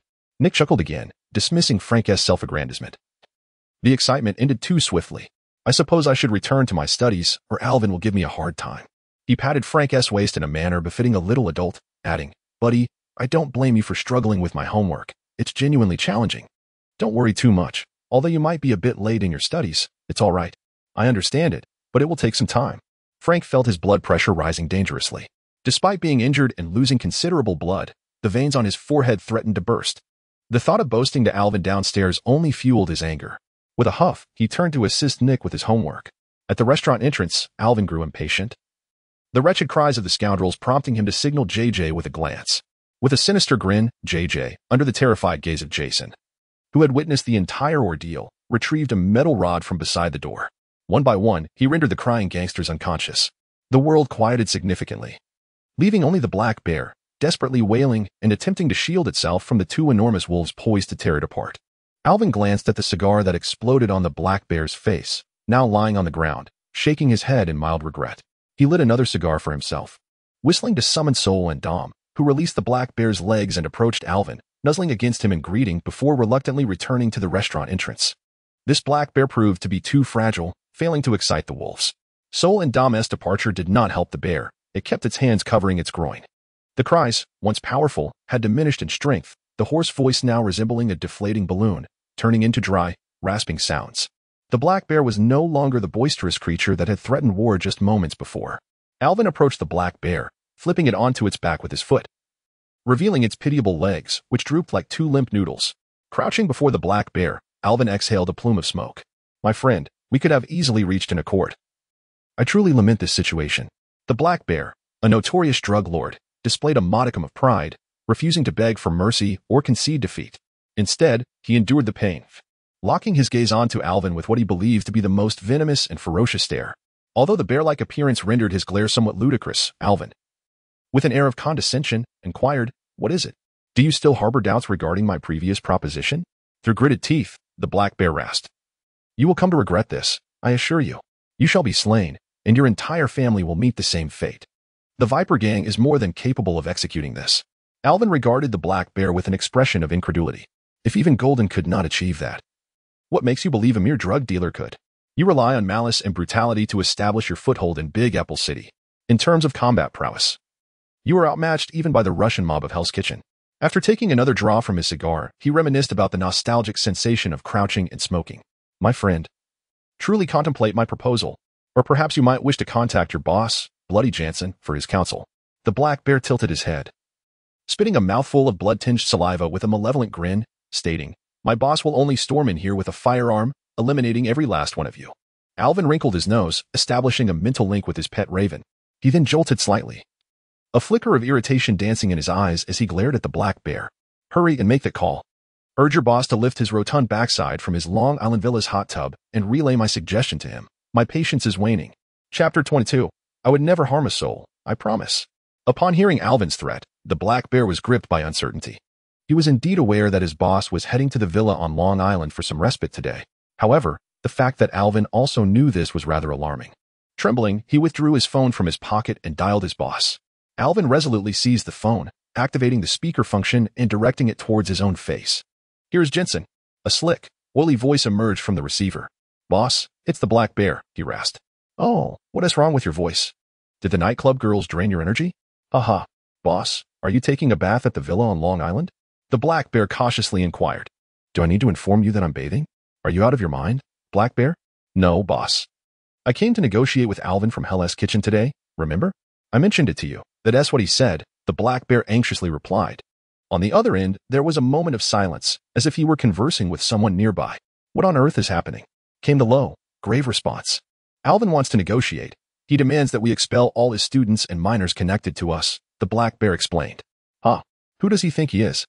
Even the mayor of Big Apple City wouldn't he dare speak to me like that. Black bear, are you an idiot? Eliminate him. Otherwise, who will ever fear us again? After a moment of contemplation, the black bear murmured, Boss, my men are all finished. I'm calling you because Alvin knows your whereabouts and what you're doing. I'm genuinely worried. Before the black bear could finish, the sound of gunfire erupted from the phone. Initially faint, it gradually intensified, the rapid shots echoing ominously. The black bear stared at Alvin in terror, despairingly stating, You haven't even spoken to my boss yet. This isn't how negotiations work. We can still discuss this. Alvin, perplexed, had originally intended to let his crows teach Bloody Jensen a lesson if negotiations faltered. But what was this gunfire on the line? Something seemed amiss. Casting a glance at JJ, he noticed him gazing back with a look of grievance, lamenting, Boss, you could have let me handle this. There was no need to seek others. It was as if Alvin had sought a mistress behind his back. Standing up, Alvin kicked JJ, bewildered by the situation. The black bear writhed on the floor like a bloated maggot, his noodle-like legs twisting in despair as he wailed, Alvin, boss, you can't do this. We haven't finished negotiating. We acquiesce to your demands, please stop, for the love of all that is good. Ignoring the black bear, Alvin communicated again with the crows. Then, he witnessed a deranged fool with a target pattern etched on his forehead, rampaging through Bloody Jensen's villa with a machine gun. It became clear that the corpulent Kim had orchestrated this chaos. There would likely be no survivors left. With this realization, the black bear's fate seemed sealed. He signaled for JJ to render the black bear unconscious, sparing him further suffering. Alvin then took out his phone and called Officer Michael from the community police. Hello, Michael. This is Alvin. Yes, I need to call the police. A group of thugs is attempting to assault my pet, and my pet has scratched one of them. You must arrange for several ambulances to come. Of course, at this hour, what ambulance would dare venture into Hell's Kitchen? I can only reach out to you. It's no trouble. I've managed to negotiate with them, and I believe these fellows will not seek further trouble. I suggest you hurry. Ambulances in the Big Apple may be quite occupied today. Alvin stood by the roadside, awaiting the arrival of the ambulances when a large-nosed school bus approached from a distance. He glanced at his watch. It was 9 o'clock, and the late study session for the seniors had just concluded. The vehicle came to a halt in front of the restaurant, and as the doors swung open, Javen cautiously descended. Casting a wary glance at the burly men sprawled on the ground, he bowed from afar, greeting Alvin with a cheerful hello, principal, before swiftly darting into the opposite apartment building. The driver resembled a Mexican psychopath, grinning widely like a deranged predator. Through the open door, he called out to Alvin. Need any assistance? Alvin surveyed the motley crew of children, their faces pressed against the window, eyes wide with a mix of fear and awe at the gruesome scene. He waved dismissively at the grotesque driver, who promptly closed the door, honked twice, and turned back to the kids in the bus, flashing a sinister grin as he drove away. The distant echoes of the children's screams filled the air, and Alvin shook his head in disbelief. Who would have thought that the fearsome-looking driver wouldn't dare harm a chicken, with his Remington resting beneath the windshield wipers, perpetually devoid of bullets? This driver was personally recruited by Alvin based on his own criteria, unlike other schools, which hired amiable middle-aged men. The sole qualification for drivers at Hell's Kitchen Community School was a menacing appearance to keep the unruly children and local delinquents in check. This particular driver was an exception. Though not particularly courageous, he bore the countenance of a deranged killer and was hired on a special basis. He navigated the most perilous route in Hell's Kitchen. His name was Domingo Swag, a Mexican immigrant. After a brief wait for ambulances, escorted by a police car, arrived before Alvin. Michael and Scott were the first to disembark. Assessing the scene, aside from the unfortunate state of the black bear, Everyone else seemed relatively well, at least no lives had been lost. In Hell's Kitchen, such injuries were hardly deemed significant. Michael breathed a sigh of relief, beckoning the medical personnel from the ambulance to disembark and commence their duties. A voluptuous black nurse clad in scrubs flirted with JJ while diligently attending to her tasks, seemingly indifferent to the fates of the gangsters lying on the ground. She directed the burly orderlies as they hoisted the injured onto the ambulance as if lifting livestock. "Hey, Temple. Why don't you just go and book a room with JJ? I can reimburse you for that scoundrel's lodging. Next time, please refrain from loitering in my storage room. I now have a daughter, so I expect all of you to behave yourselves." The fiery nurse Temple flashed Alvin a middle finger, sent JJ a playful kiss, gestured as if making a phone call, and then sped away with the ambulance. Michael and Scott exchanged nods with Alvin, effectively greeting him before driving alongside the ambulance towards the hospital. JJ stood beside Alvin, his expression betraying hesitation. Alvin, feeling awkward, impatiently inquired, "What is it?" JJ, fidgeting, contemplated before speaking, "Boss, do you have someone outside? What kind of nonsense is that? What do you mean by someone? You, a hulking figure, are asking me. A robust and handsome young man, if there is anyone outside? What is the context?"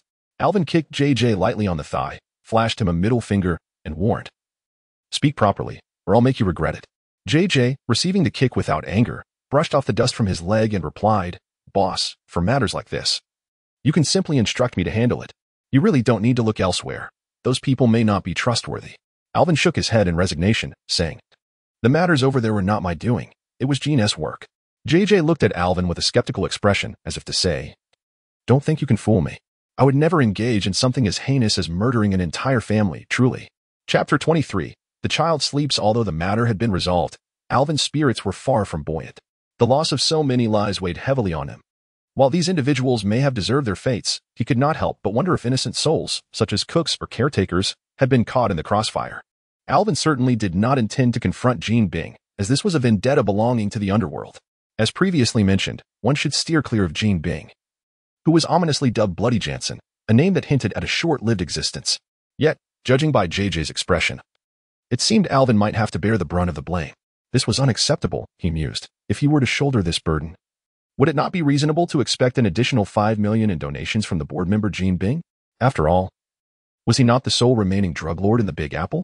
JJ made a call to Jean Bing, relaying the conversation Alvin had with Black Bear earlier that day. "Inform him that the school's donations will double each year, and he knows why," Alvin instructed with a hint of irritation. Upon entering the dining room, Alvin felt the weight of the day's events take a toll on him, leaving him somewhat fatigued. He settled at the bar, indulging in a drink with both familiar and unfamiliar faces. Just as he was about to announce the second piece of good news for the day, Nick burst through the small door behind the bar, hopping in excitement. "Alvin, come quick. Frank has fainted while doing math problems." Alvin, caught off guard, sprayed his drink all over JJ, who wore an expression of innocent bewilderment. "Serves you right," he thought. He waved his hand, signaling that it was time for merriment, instructing JJ to arrange for everyone to return home, offering rides to those who lived too far away. Following Nick, he ascended to the loft of the dining room.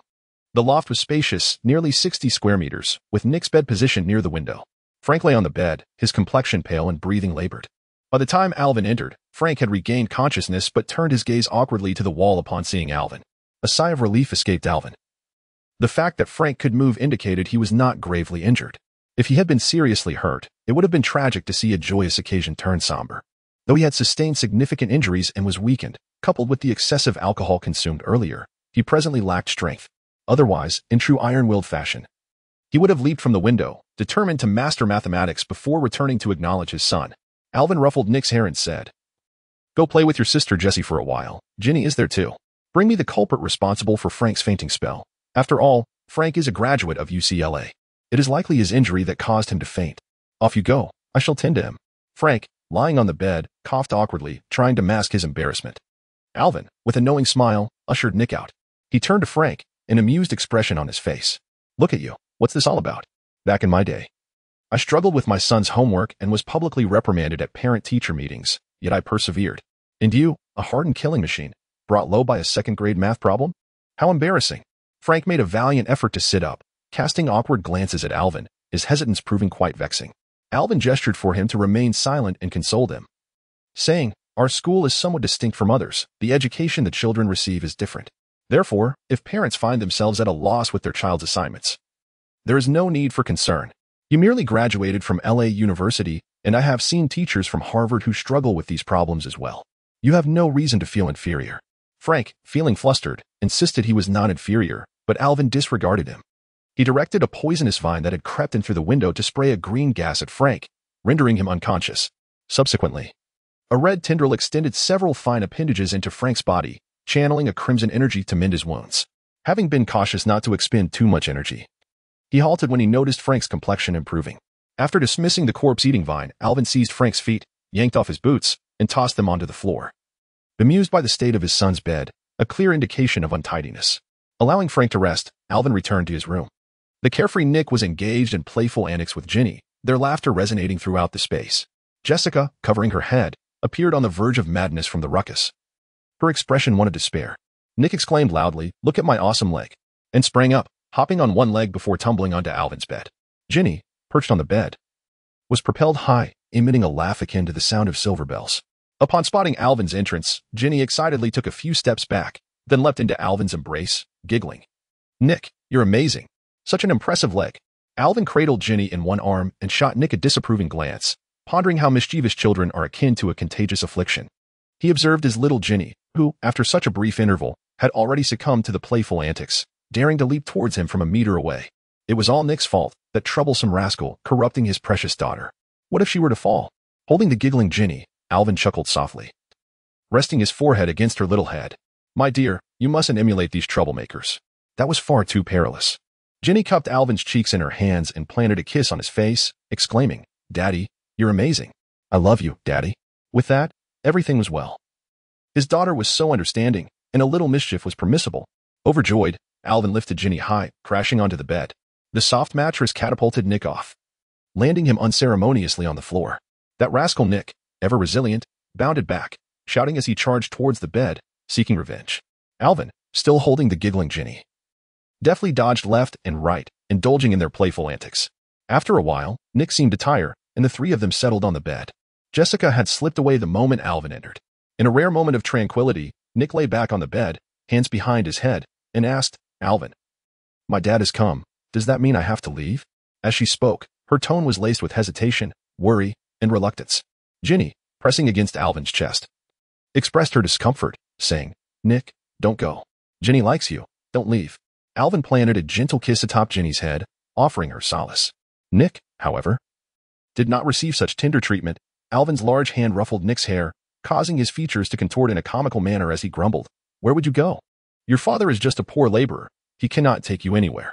Tomorrow, I will rent the house next door for Frank and make sure JJ comes over too. That rascal has turned my storage room into a complete mess." Upon hearing that they need not leave and that his father would remain nearby, Nick's heart soared with joy. He turned to Alvin, his bright eyes sparkling, and exclaimed, "Thank you, Alvin. Thank you." Alvin, known for his stern demeanor towards mischievous children, vigorously tousled Nick's hair, saying, "Don't look at me with such an annoying expression. Go take care of your father. He is injured, and I've nearly treated him. But it's best if someone keeps an eye on him." Nick immediately sprang to his feet, and as he exited, he turned back to Alvin, sticking out his tongue playfully and laughing, "Alvin, my old man is much stronger than you. You better keep up." Alvin feigned a move to strike him, while Nick laughed heartily as he bounded up to the attic. Alvin then turned to Ginny, gently asking, "Shall I escort you back to your room to sleep?" Ginny shook her head, her wide eyes fixed on Nick, stating, "Ginny sees Daddy. Ginny, doesn't he want to sleep? If I sleep, I have nightmares, Daddy.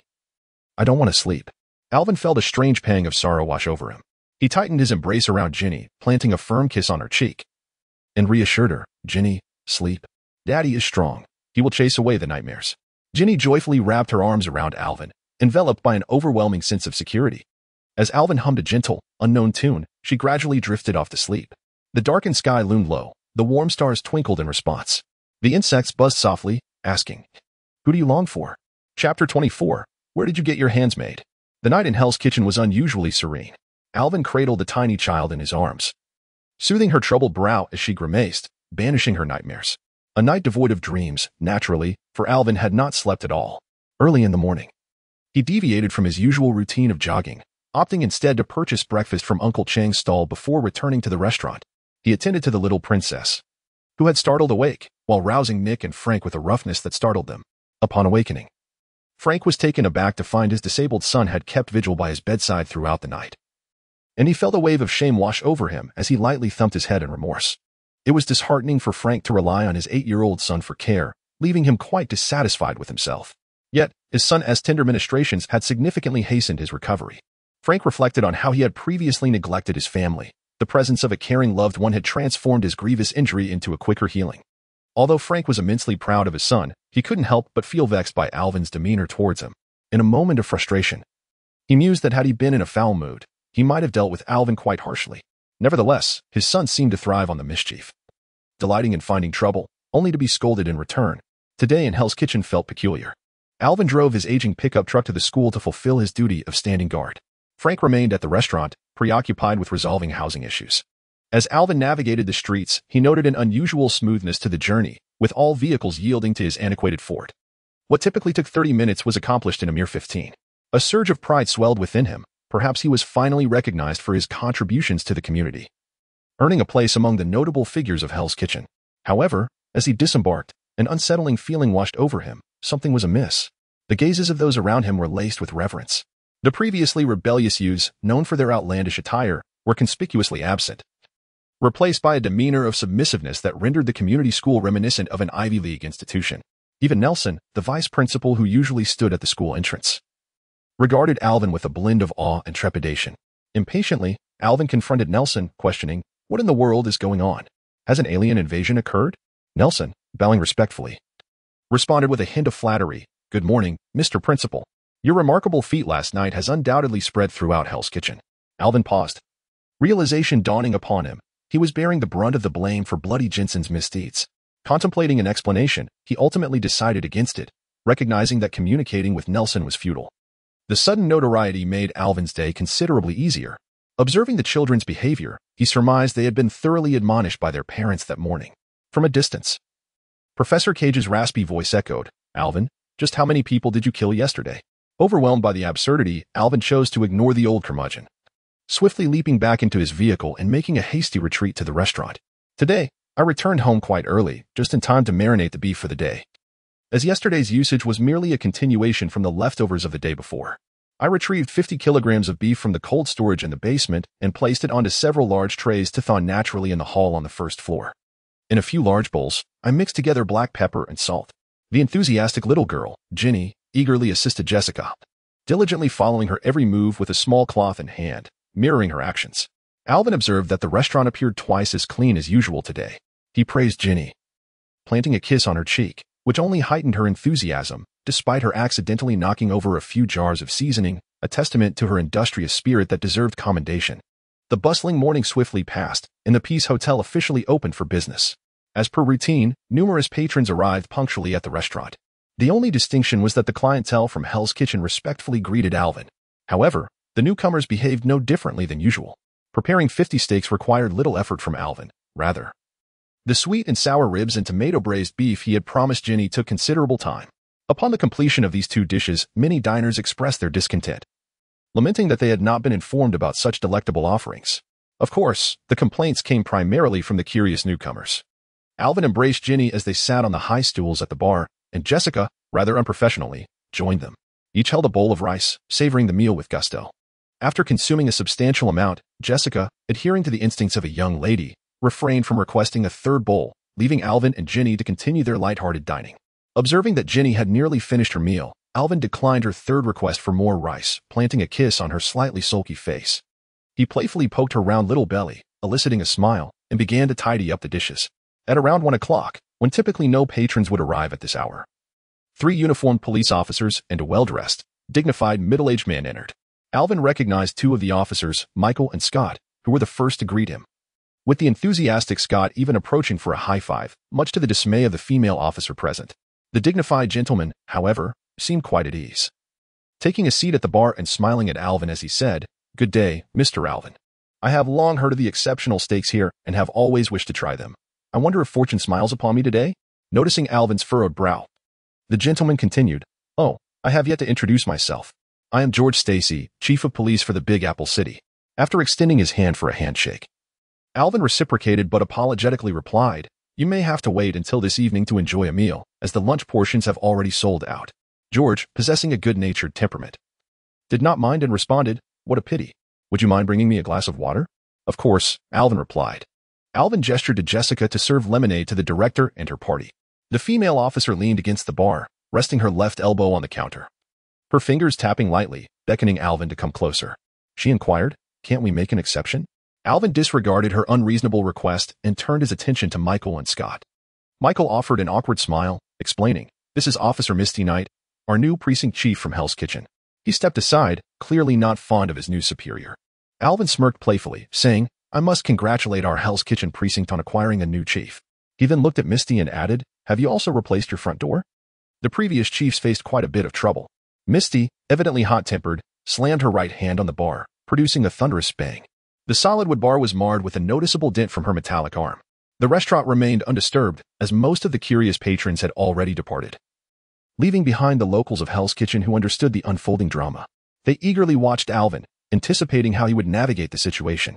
Alvin, intrigued by Misty's intricately crafted mechanical arm, remarked, "Officer Knight, if you provide me with the contact information of the manufacturer of your arm, I might just overlook the damage you've inflicted upon my bar." Misty glared at Alvin, stating, "Alvin Ye, we currently suspect your involvement in the massacre on Long Island yesterday. You are now a suspect and must cooperate with our investigation." Observing Michael and Scott, who stood silently behind Misty, Alvin realized that these two were setting her up. Yet, who truly cared? One cannot disregard their own foolishness simply because others have led them astray. Chapter 25. A night in Hell's Kitchen. The grand entrance of the restaurant swung open once again as Fuji and Matt stepped inside. Fuji, in a state of complaint, remarked, "Matt, I told you we needed to arrive earlier. You've wasted far too much time on that girl. By now, Alvin's steaks must be all sold out." Matt, with a serene smile, chose to disregard Fuji's grievances. He appeared quite well, evidently having enjoyed a couple of restful days. His cane twirled elegantly in his hand, lightly tapping Fuji at the waist. Startled, Fuji jumped back, flailing his arms and exclaimed, Okay. Our esteemed attorney Matt is a diligent lawyer. It's certainly not just because that girl is strikingly attractive. Oh, and her voice is quite alluring as well." Fuji danced out of Matt's reach, adopting a playful, exaggerated swagger reminiscent of a portly Jackson, and made his way to the bar. He exchanged jovial greetings with Mike and Scott before calling out to Alvin, "Alvin, you must save me. My stomach is crying out for your aid. It demands to be filled, no matter what it takes." Ginny, perched on a high stool at the bar, remained unfazed by Misty's threats. Instead, she found herself drawn to Fuji's antics, resting her chin on her hands and watching him with keen interest. Upon noticing Ginny's attention, Fuji dramatically covered his face with his hands and scampered in place, emitting a faint, enthusiastic squeal. "Wow, is this our little princess of Hell's Kitchen? Goodness, you are stunning, like a true princess." Ginny burst into delightful laughter, clutching her belly, and slipped off the stool. Alvin, quick on his feet, caught her just in time, grinning as he held her close, casting a disapproving glance at Fuji. Ignoring the jovial mischief maker, he greeted Matt. "Hey, Matt, looking good." Matt, donning deep crimson sunglasses, perhaps a testament to his recent rest, approached with a cheerful demeanor. "The past couple of days have been splendid. A flock of charming little birds has been flitting about Hell's Kitchen. Alvin, did you know?" Alvin chuckled, replying, "Perhaps it's the breadcrumbs I scattered on the rooftop that did the trick. Who knows? But it's certainly a good thing. Isn't it?" Matt laughed lightly, affirming, "Indeed, it is. At the very least, I've enjoyed 2 nights of sound sleep." He then removed his sunglasses, revealing his gray eyes, and made a playful face at Ginny, who was intrigued by this new, different person. She was thrilled to have met several such interesting individuals over the past couple of days, feeling a kinship with them. Meanwhile, Misty, left to the sidelines, began to redden with anger. The only thing restraining her from erupting was the scant remnants of her police instincts. She might have sensed that things were amiss. Alvin pondered the situation regarding Misty. After all, as a newly appointed chief, she had managed to offend 2 of the most capable officers in Hell's Kitchen. It seemed rather foolish for her to strut about the Peace Hotel, as her judgment appeared to be lacking. With a sigh, Alvin was reluctant to put her in a difficult position, considering her role as a police officer. He looked at Officer Misty and said, "Officer Misty, I implore you to retract your accusations against me. The entire neighborhood was aware of my presence here last night. I did not venture anywhere else. If you harbor doubts about my innocence, please procure a judge's warrant, and I will fully cooperate with your investigation. Do not hastily label someone as a criminal. Perhaps you are accustomed to such practices elsewhere, but this is Hell's Kitchen, and such tactics will not prevail here." Misty's face darkened as she coldly replied, "You negotiated with Bloody Jansen's enforcer, Black Bear, yesterday. After the negotiation fell through, Black Bear and his men were severely injured and hospitalized. while concurrently, Bloody Jansen's villa in Long Island was attacked, resulting in the loss of all 36 lives. You expect me to believe you have no connection to this? I have no interest in the violent antics of you scum, but among those 36 were innocent servants and gardeners. If I uncover evidence, you shall pay dearly for it. Alvin silently regarded the chief of the New York City Police Department, who, like a cunning fox, nursed a cup of lemonade. Seemingly oblivious to the exchange between Misty and himself. Ignoring the impulsive officer, Alvin smiled at Chief George and remarked, "You must harbor a deep resentment towards her to assign her to Hell's Kitchen." George, unable to remain indifferent to such an accusation, replied earnestly, "Miss Misty Knight is an exceptionally capable officer. We believe her presence will bring about a positive change in the law enforcement of Hell's Kitchen, which is why she has been transferred here." His solemnity bore an uncanny resemblance to the often-seen demeanor of American presidents on television. The insincerity of George's words was palpable, to the extent that even Misty could discern it. She began to feel that she might have erred in some way. Casting a glance at Michael and Scott, she noticed their silence as they lowered their heads, their expressions mirroring her own displeasure towards Chief George. Under the scrutiny of his subordinates, even George, with all his fortitude, felt a twinge of discomfort. He forced a smile and said, "I know you, Alvin. I have reviewed all your records. You are an impressive individual. The changes you have brought to Hell's Kitchen in the past year surpassed the efforts of our police force over the last decade. However, the maintenance of public order ultimately rests with us, the police. The position of chief in Hell's Kitchen has been vacant for over a year, and I believe Misty is the most suitable candidate. That is why she and I are here today to introduce ourselves." Gazing at Misty and her companions, Michael and Scott, he shook his head with a wry smile, adding, "I now find myself questioning whether she is truly up to the task." George's words were sincere, and Alvin had no doubt that he meant to provoke him. Looking at Michael, he said, "Michael, for the love of God, can you inform your new chief where I was yesterday?" Michael awkwardly rubbed his nose and responded, "Yesterday, Mr. Alvin was at the restaurant, where he engaged in a negotiation with Black Bear. The discussion centered on keeping the latter away from the children in the schools and the minors in the community. Moreover, Black Bear is currently unharmed, which gives me reason to believe that Mr. Alvin has no connection to the events in Long Island, as there was no necessity for it." Misty regarded Michael with suspicion, her face pale and silent. She felt incredibly foolish, acutely aware of the disdain and distrust the officers in the precinct harbored towards her. In a moment of impulsiveness, she had chosen a wholly inappropriate figure to assert her authority, revealing her most foolish side before her superior. Was there anyone more disheveled on their first day than she? Alvin observed Misty and remarked, "Officer Misty, I welcome your arrival as the chief of this precinct in Hell's Kitchen. However, you must first prove yourself as a competent officer to earn the respect of everyone. That is the rule of Hell's Kitchen. It applies equally on the streets and within the precinct." Misty fixed her gaze on Alvin and retorted coldly, "So, how am I to prove that I am the right person for this role?" Alvin let out a hearty laugh and replied, "It's quite simple. Venture into Hell's Kitchen at night." Misty incredulously asked, "Is it really that simple?" Alvin chuckled and said, "In a week's time, as long as you haven't perished or fled, I shall be the first to proclaim, 'Welcome to Hell's Kitchen.'" Chapter 26. Frank's house. Misty began to suspect that she may have misjudged both the inhabitants of Hell's Kitchen and the state of law enforcement. Observing her colleagues, Michael and Scott, alongside the stance of the city's police chief, George Stacy, it became evident that Alvin was not a nefarious character. At least not an adversary of the police. Misty stiffly nodded and coldly remarked, "You'll see," before turning on her heel and striding out. "Hey, officer. You haven't told me where you had that hand customized," called out Alvin from the bar. "I really need to know." Misty, her demeanor now slightly unraveling, retorted awkwardly, "Stark Industries Lab," and hastily departed. Michael cast an apologetic glance at Alvin, saying, "I'm sorry, Alvin. I didn't expect her to be so impulsive." Alvin waved his hand dismissively, replying, "It's nothing. Jessica still owes you a favor. I just fear your upcoming days may not be easy." Michael observed Jessica, who pretended to be busy wiping the table, and with a wry smile, he rubbed his ribs that ached whenever it rained, saying, "It's not her fault. I forgave her long ago. I must return to prevent our new chief from causing any trouble. The others here aren't as accommodating as you." Alvin looked at Michael intently and said, "To be honest, Michael, you are a good man, but I believe you should reconsider your approach. I have a feeling your new chief is a tough cookie." Michael smiled wryly, "Let us hope so. Working here is a tough job." He then exited with Scott, pursuing Misty. Unexpectedly, Chief George did not leave but remained seated at the bar, lost in thought. Alvin paid him no mind and called out to Fuggy and Matt, "Gentlemen, you're in for a treat. Today, I made sweet and sour ribs and beef stew with tomatoes. If you don't mind, I can heat it up for you." "Of course, Alvin, my good friend. I knew you wouldn't let me go hungry," Fuggy exclaimed joyfully. Alvin warmed the leftover lunch, turning it into a rice bowl. and handed it to Foggy and Matt. Watching them savor their meal, he chuckled, "Gentlemen, you are lawyers. It's rare to see you struggling like this. Why not venture to other districts to seek clients? Here, taking on cases 1T sustain you." Foggy, unconcerned, chewed his rice and replied, "You don't understand, Alvin. What we are doing now is what the old mob used to do. We're collecting wages for construction workers, filing sexual harassment suits for female employees, and suing insurance companies for those who can't receive their pensions."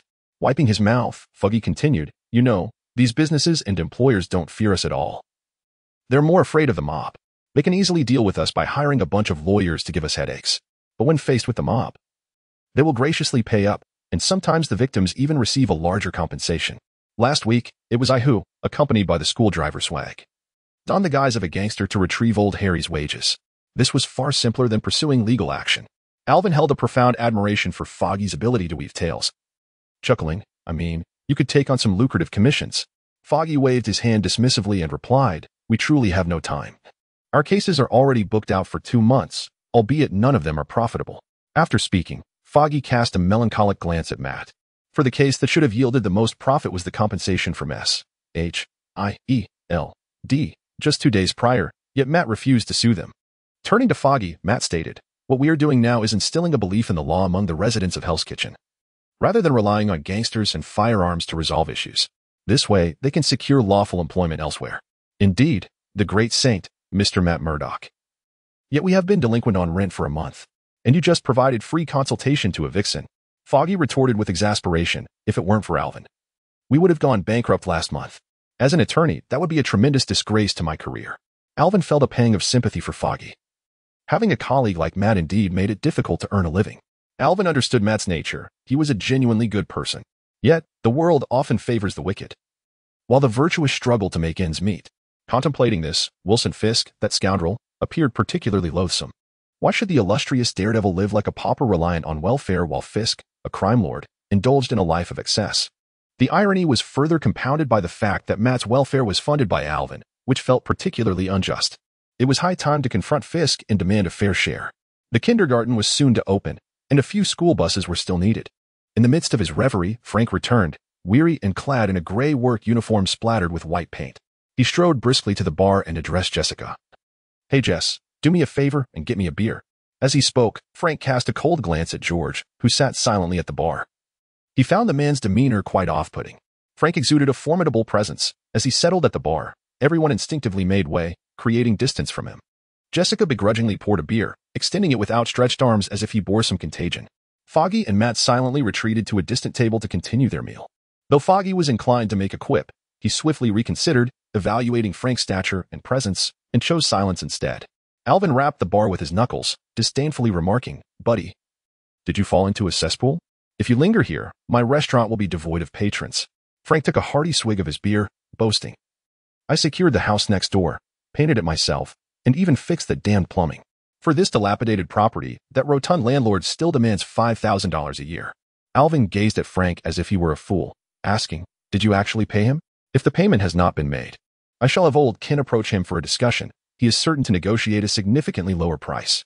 Frank declared with pride, "I paid 20,000. Ha! What a bargain." In Alvin's eyes, Frank had plummeted from fool to imbecile, a category that warranted compassion. Thus, he gently suggested, "I could recommend a lawyer who might be able to recover a portion of your funds. The legal fees could be quite reasonable." Frank cast a scornful glance at Alvin, retorting, "I am no fool. Acquiring the neighboring house for 20,000 is a splendid deal." Alvin gazed at Frank in disbelief. He appeared far from a shrewd negotiator. No matter how dilapidated the property, it could hardly fetch less than 80,000. The neighborhood may be less than desirable, yet it is still the Big Apple. "Is it not?" Cautiously, Alvin inquired, "Is the landlord still alive?" Frank glanced at George, the only one left at the bar, and replied, "I handled his troublesome gang at the supermarket, ensuring he sold it at a fair price. He granted me a substantial discount on the house." "Aha." Alvin grew increasingly concerned. This man would not hesitate to deal harshly with gangsters. He asked, "And the gang?" "I was told that after you embraced them, they left." Finishing the remainder of his beer with a sense of triumph, Frank said, "I told them to scram. If there are any issues, they can seek Alvin from the Peace Hotel."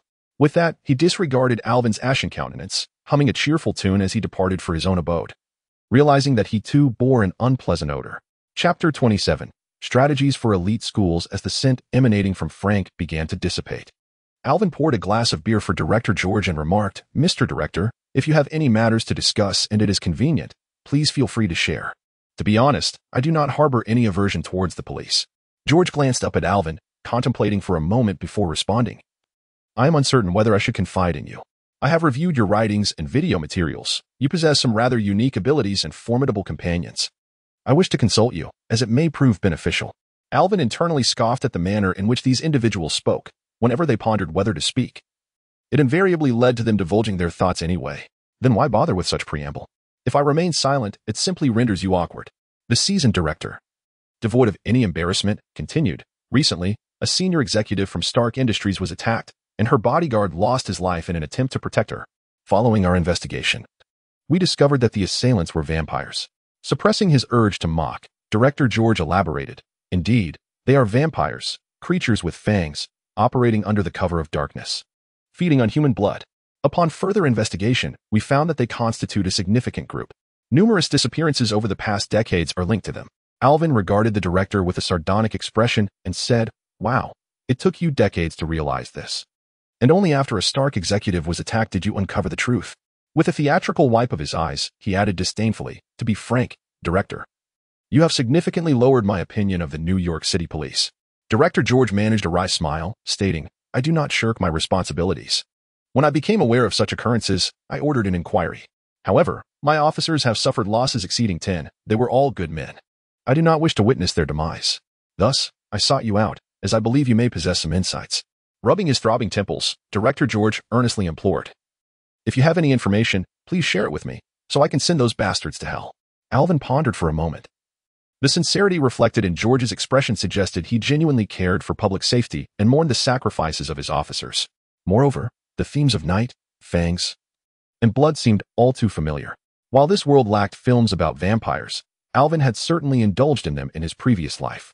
This sparked his curiosity. Yet he was apprehensive about the potential troubles it might invite. Jessica, captivated by Director George's narrative, rested her chin on her hand at the bar. As if listening to a tale, Ginny playfully climbed onto a high stool, mimicking Jessica's posture, though she could not comprehend the adult's conversation. Instead, she simply enjoyed watching her father. Alvin was amused by Ginny's antics and playfully tickled her, eliciting peals of laughter from her. After planting a kiss on his daughter's cheek, he turned to Director George and said, "Perhaps I know something, but I am not certain. Could we arrange for the involved party to confirm? I would like to hear in detail what they saw, heard, and even smelled." Alvin pondered for a moment and remarked, "However, shouldn't such matters be entrusted to that organization? S.H.I.E.L.D. Their expertise aligns perfectly with this situation."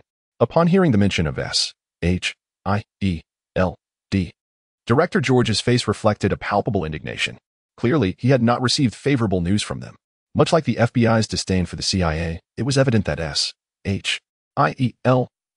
held little regard for him. "I only received a single statement from them. The matter is under review, and I will be informed upon its conclusion." These scoundrels seem utterly indifferent to the plight of civilians and police officers alike.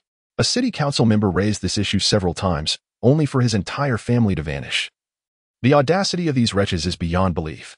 After venting his frustrations about S.H.I.E.L.D.,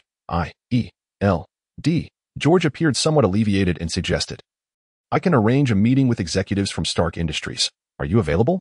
Alvin stretched languidly and responded with a smile, as the owner and chef of the restaurant. "I'm always here during mealtime. After all, I have a large family to feed, don't I?" After speaking, he affectionately pinched Ginny's small nose and cast a disapproving glance at Jessica, ignoring Jessica's protests. He then gestured toward Director George and said, "I am uncertain how this will ultimately unfold. I sense you are a commendable officer. If the situation is genuine, I assure you, I will do my utmost. Especially now that I have a child, and I am also a principal." George, evidently aware of Alvin's role as a principal, acknowledged his commitment. He then jested, "Indeed. Your Excellency, the principal, your school is the most unique institution I have ever encountered. My daughter is about to enter the 11th grade. Perhaps I shall consider transferring her to your school. You know, adolescent girls can be quite a handful. I often wish I could follow her around with a firearm to deter any unsavory characters from approaching her." Alvin glanced at the silly girl Ginny, who sat at the bar, fiddling with her fingers, and empathized with George's sentiment. He resolved to draft a document to strengthen the school's policies regarding early romantic relationships. Nodding vigorously, Alvin declared, "In my school, Early romantic relationships are strictly prohibited. You might want to contemplate transferring your child to our institution next year. While I cannot guarantee other aspects, I assure you of our impressive graduation rates, as our senior teachers are venerable professors of great repute. Alvin silently excluded Professor Cage from the ranks of esteemed educators, though he deemed it unnecessary to mention this to George. The director was taken aback by Alvin's audacity in inviting him to send his child to his school, feeling slightly awkward and unsure how to respond. He chuckled nervously and said, "I shall have to consult with my wife and daughter regarding this." Upon realizing that George's daughter was an exceptionally promising student, Alvin recognized the potential for a ripple effect. If all went well, it could create a precedent that might entice other students to seek admission to the community school, which would come at a significant cost. It wasn't that Alvin looked down upon other schools. In a couple of years, when it came to examinations, the community school would outshine others by a considerable margin. What? Merely excelling in exams is insufficient. One must also engage in practical social experiences? In our Hell's Kitchen, the children enjoy a brief respite from their studies each week, returning home for a single day, which serves as a most valuable social practice. To enhance the school's reputation, one must attain commendable results. However, time is of the essence, and alternative methods may be employed. By attracting a greater number of exceptional students to partake in examinations, one can indeed elevate the school's performance. Perhaps, achieving the status of a prestigious institution could be accomplished within a mere year. Reflecting on the admissions process of esteemed schools in previous eras, it was often a spectacle where affluent individuals would lavishly invest their wealth to secure entry. Those facing stringent criteria would endure the scrutiny of interviews, where educators might meticulously assess their worthiness. In contrast, community schools operate on a different premise. If one possesses the financial means, admission is assured. Yet, the true challenge lies in persuading George to enroll his daughter. Alvin remarked, "Consultation? What is that? Do not underestimate me, George. I can assure you that your daughter will not find herself in romantic entanglements at my school. Moreover, she will be entering in the 11th grade, and her educators will include 2 retired professors from Columbia University, Professor Wilson and Professor Cage. Professor Wilson is a nominee for the highest literary award in America, while Professor Cage boasts the distinction of being nominated for the Nobel Prize in Mathematics. Imagine the potential of your daughter under their tutelage. Either professor could effortlessly recommend her to the most prestigious universities in the nation. What are you waiting for, George? Consider the unsavory boys orbiting your daughter at her current school. Her future lies in your hands." George appeared to be swayed, stroking his chin as he pondered the proposition. "I shall consider it." Chapter 28. We are family. Upon witnessing George's intrigue, Alvin tirelessly employed his eloquence to persuade him. Fully aware of what a father would most desire to hear regarding his daughter, safety, attentiveness, and quality educators, elements that the community school could undoubtedly provide. As Matt finished his meal and approached, he affirmed, "I can assure you that Alvin speaks the truth. I have no doubt that students from that school will not struggle to gain admission to college." With that, Matt's lips twitched slightly, reflecting his thoughts about the school resembling a concentration camp, which churned out mere machines for study and examination. He pondered that had he attended such an institution, he might not have ended up at Columbia Law School but rather at Harvard Law School. Grateful for Matt's unexpected support, Alvin felt buoyed and decided he could allow him to enjoy a few months of unemployment benefits. After concluding his business, Director George raised a final glass of beer and took his leave. Noticing he lacked a driver, Alvin mused that the police chief of the Big Apple would likely evade scrutiny for a brief lapse in judgment regarding drinking and driving. As George departed, Matt appeared contemplative. Hesitating to speak, Alvin produced 2 cigars and offered one to him, ushering him outside the restaurant. After lighting the cigar and exchanging pleasantries with Saul and Dom, Alvin smiled and encouraged, "Matt, feel free to speak your mind." Pondering carefully, Matt replied, "If what Director George said holds true, then vampires do exist in Hell's Kitchen. I may have even encountered one." Alvin was taken aback. Vampires in Hell's Kitchen? Why had he never heard of this before? With a serious demeanor, he inquired, "Where? When?" "I cannot abide the presence of such perilous beings near my school. They are entirely outside the realm of acceptable. About 6 months ago, I heard disturbances on several occasions and rushed over. The victims were already deceased. I couldn't ascertain how they had died, but there was little blood at the scene. The last time I arrived, the creature had not yet fled, and the victim was still alive. I managed to drive the creature away." The victim uttered the word vampire before succumbing. Matt recounted his memories with care, detailing that he could not see the creature, relying solely on his hearing, which left many details unclear. Alvin stroked his chin thoughtfully and asked, what was the creature's combat prowess like? Was it manageable? After a moment's reflection, Matt responded, "It was formidable. That creature is nearly impossible to kill. Its speed and strength are extraordinary." Alvin remained uncertain whether the vampires in question were akin to those he was familiar with. Yet, He would soon find out. He reached out to his crows, instructing them to remain vigilant for any suspicious figures at night, particularly those who might escort someone back to their abode in the early hours, never emerging during the day. Matt had not recently encountered any, suggesting that either the creature had vacated Hell's Kitchen or it was feeding in a concealed location. Concluding their conversation, the two returned to the restaurant. Inside, Ginny was in fits of laughter, entertained by Fudge. Alvin approached and lifted his beloved daughter, showering her with affectionate kisses. Observing Fuchi, he said, "If there's nothing pressing today, do stay. I shall treat you all to dinner tonight. Nick has found his father, and we must celebrate with an abundance of drinks." Fuchi cheered, exclaiming, "Splendid. Alvin, my dear friend, this indeed calls for a celebration. I must indulge myself. Of late, I haven't even had the means to intoxicate myself." That evening, the Peace Hotel closed its doors early, with the formal dinner commencing at 8 o'clock. Two long dining tables were joined to form a grand table, where Jessica, Ginny, Nick, JJ, Frank, Matt, and Fuchi were seated. Alvin stood first, raising his glass, and began to speak. "This meal is in honor of Nick, who has finally found his father. Frank, I am delighted that our family has gained another member." Tilting his head to regard Frank, he continued, "I do not care whether you acknowledge yourself as one of us. You are Nick's father, and I shall regard you as my family. My sole family creed is this: never betray your kin. Cheers." Jessica was thrilled by her newfound familial status, downing a large mug of beer. Her face flushed. She gazed at Alvin with a silly grin, saying, "So, does that make you my brother?" Alvin chuckled, ruffling Jessica's hair, replying, "Silly girl, I am your boss brother, and you are my server sister. Nothing can change that." Confused, Jessica asked, "What does that mean?" Nick, the ever-loquacious one, interjected with a sharp tone. "It means Alvin is still the boss, and you remain the server. You're truly foolish, Jessica. You'll find it challenging to find a boyfriend who would fancy a fool." Ignoring Nick's reckless comments, an irate Jessica tugged at his ear, causing him to yelp in pain. Alvin raised his glass towards Matt and Fuchi, proclaiming, "Gentlemen, you are my finest friends in Hell's Kitchen. May our friendship endure." To friendship. The trio clinked their glasses and downed their drinks with gusto. "JJ, you rascal. When will you bring Temple back? Our family could use one more member. And starting tomorrow, you'd better move next door. Remember to tidy up the storage room before you go." "Boss, thank you." JJ pretended to wipe a tear and clinked glasses with Alvin. Alvin distinctly noticed the tears in JJ's eyes, but decided against confronting him. Spotting his beloved daughter Ginny holding a glass of apple juice, he exclaimed, "Ah, and my precious one." He clinked his large beer mug with her small cup, laughing heartily as they shared a drink. Ginny beamed at Alvin, saying, "Daddy, happy, Ginny, happy."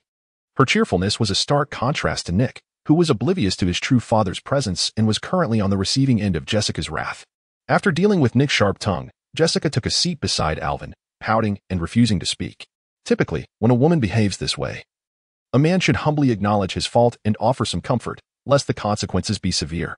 This narrative is a testament to the wisdom acquired through the trials of married life.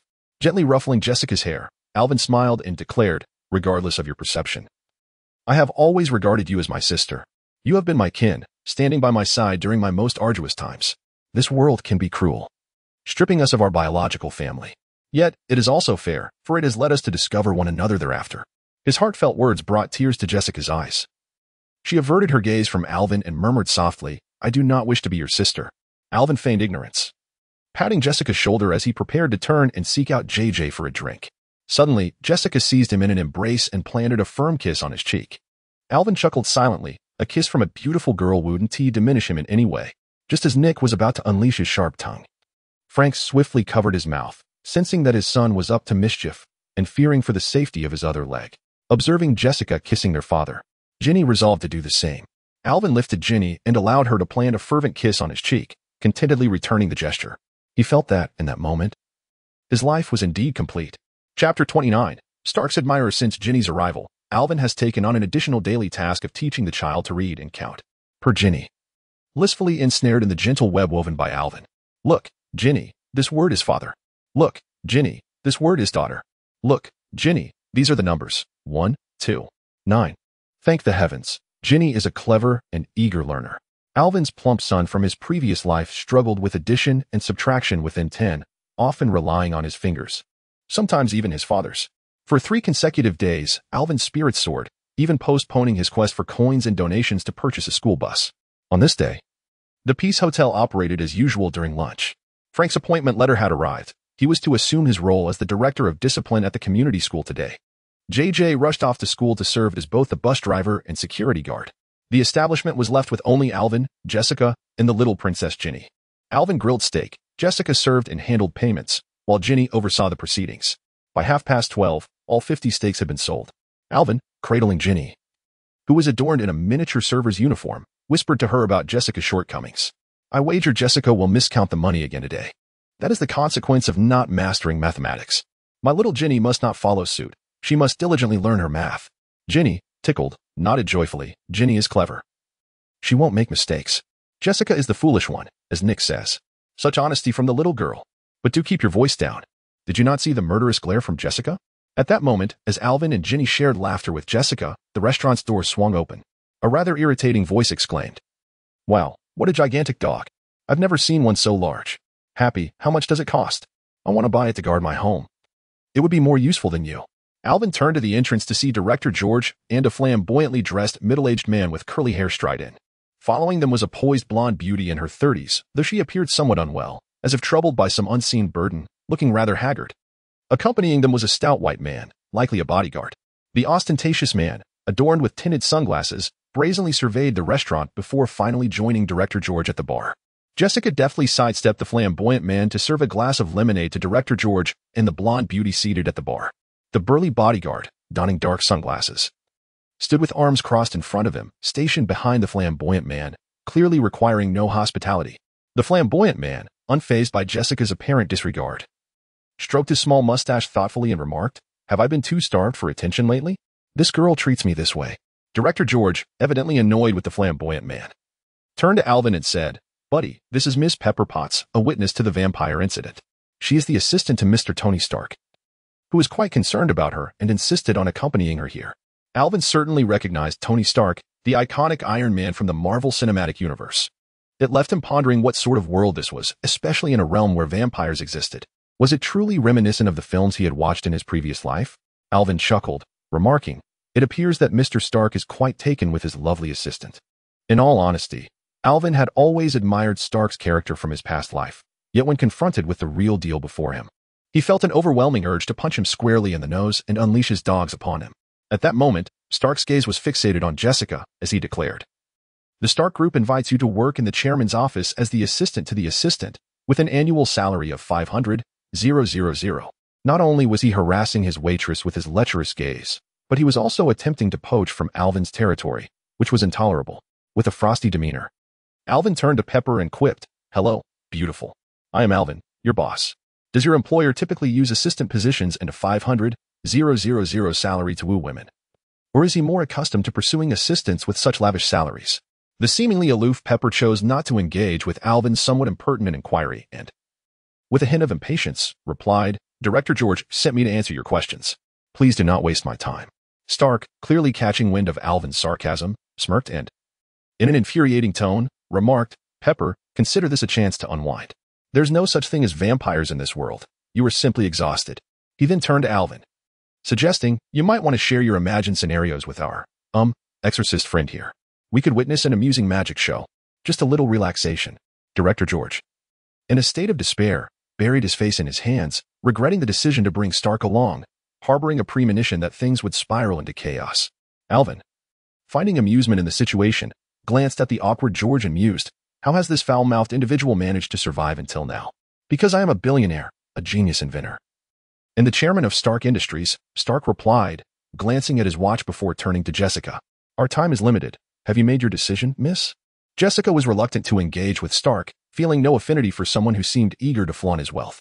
However, noticing Alvin's displeased expression inexplicably lifted her spirits. Perhaps he did care about her. With a playful notion, she pursed her lips and offered a shy smile, saying, Thank you for the invitation, Mr. Stark, as she extended her hand for a shake.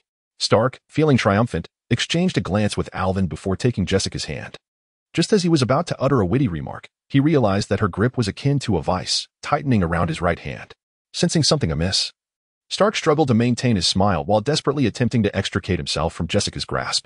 If one were to disregard Stark's expression, he presently resembles an unscrupulous rogue, unceremoniously grasping a young lady's hand and refusing to relinquish it. Clearly, both his bodyguard and Miss Pepper share this sentiment. While Director George has no inclination to acknowledge him at this moment, Alvin observed the amusing spectacle of Stark, whose pride prevented him from expressing his discomfort. As he desperately shook his right hand in an attempt to free himself from Jessica's hold. Finally, unable to endure it any longer, he exclaimed, happy. It was only then that his bodyguard reacted, noticing his employer's face drenched in perspiration, as he instinctively reached to grasp Jessica's shoulder. He felt his pant leg being yanked upward, followed by the disconcerting sensation of his body being lifted off the ground, resulting in his face meeting the hard surface of Alvin's restaurant floor with a resounding thud. The sickening crack that echoed suggested that Happy had met a rather unfortunate fate. The instigators of this chaos, Thor and Dom, sat on the floor, one of them playfully clutching a leg of Happy's trousers, regardless of Happy's futile struggles. His feet unable to find solid ground, he resembled a writhing, oversized caterpillar. Witnessing his bodyguard being subdued by two dogs, Stark, realizing the futility of his situation, raised his left hand and lamented, all right, I concede. I apologize for my rudeness. Alvin gestured to Jessica to release Stark, smiling as he said, it is a pleasure to meet you, Mr. Stark. I was once an admirer of yours. Chapter 30. A displeasing encounter. The unpleasant meeting finally reached a conclusion amidst Stark's apologies. Stark, displaying a surprising amount of fortitude, refrained from wailing and instead cradled his aching right hand with his left, resting it on the bar while gasping for breath. Alvin, ever considerate, presented him with an ice pack to soothe his injury, while also casting a glance at his comically swollen-faced bodyguard, Happy, whose broken nose rendered him a rather ludicrous sight. Alvin mused silently that Happy's parents must have harbored some resentment towards him for bestowing upon him such a name. As Stark applied the ice pack to his injured hand, he shot a sidelong glance at Alvin and remarked, Kid, you're in trouble. Your restaurant is in serious jeopardy. Alvin chuckled, wearing a teasing expression as he replied, Are you planning to sue me? Because you harassed a waitress and nearly wet your pants thanks to a 19-year-old server? Mr. Stark, are you sure? I wouldn't mind. The restaurant has surveillance and audio recordings. If you wish to pursue a lawsuit, my establishment will undoubtedly thrive.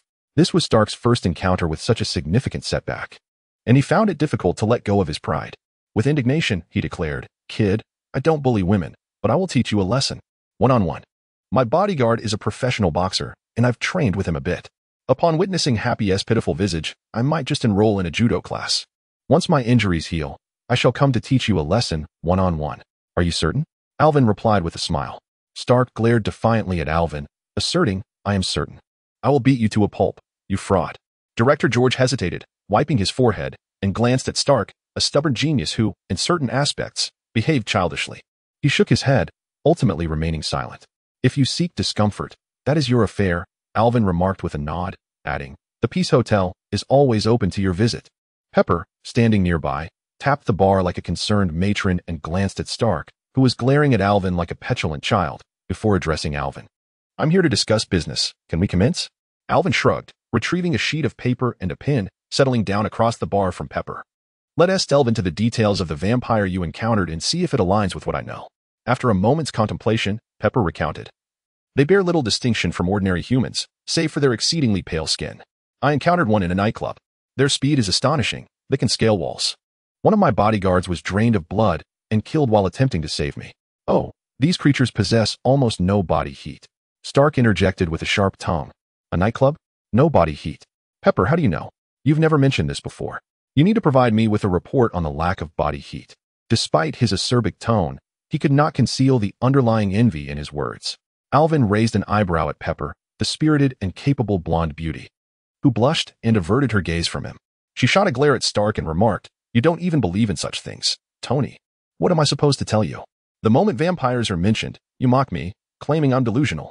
Stark, visibly irritated, tossed his sunglasses onto the bar and called out to Jessica, Waitress, considering my injury, bring me a beer.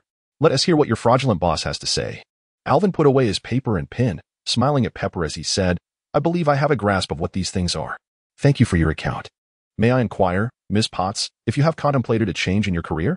My community school is expanding and in need of exceptional women leaders like yourself.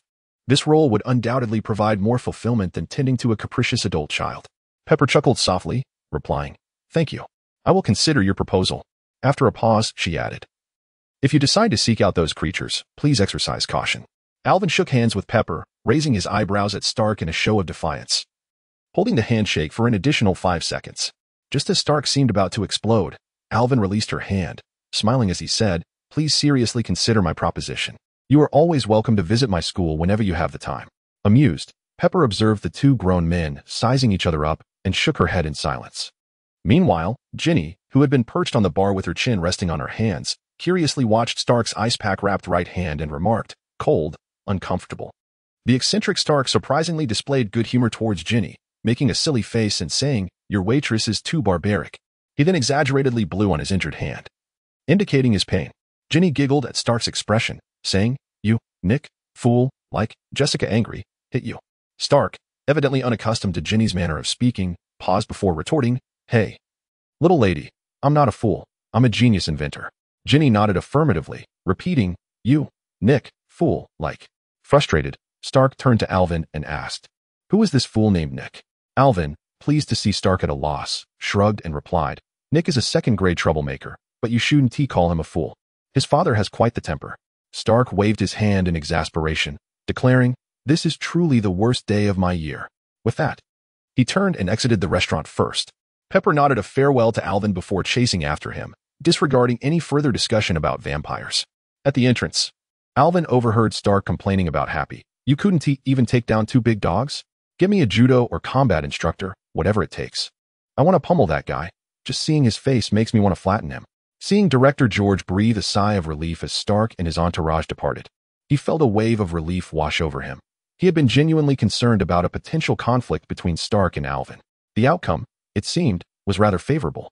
Director George cast a questioning glance towards Alvin and inquired, "Do you have any recollection of that particular item?" Alvin pondered for a moment before responding, "I believe I have an inkling of what it might be. I need to verify it. If my conjecture proves accurate, then, Your Excellency, you may find yourself in considerable trouble." Director George, visibly irritated, asked, "How do you intend to verify that?"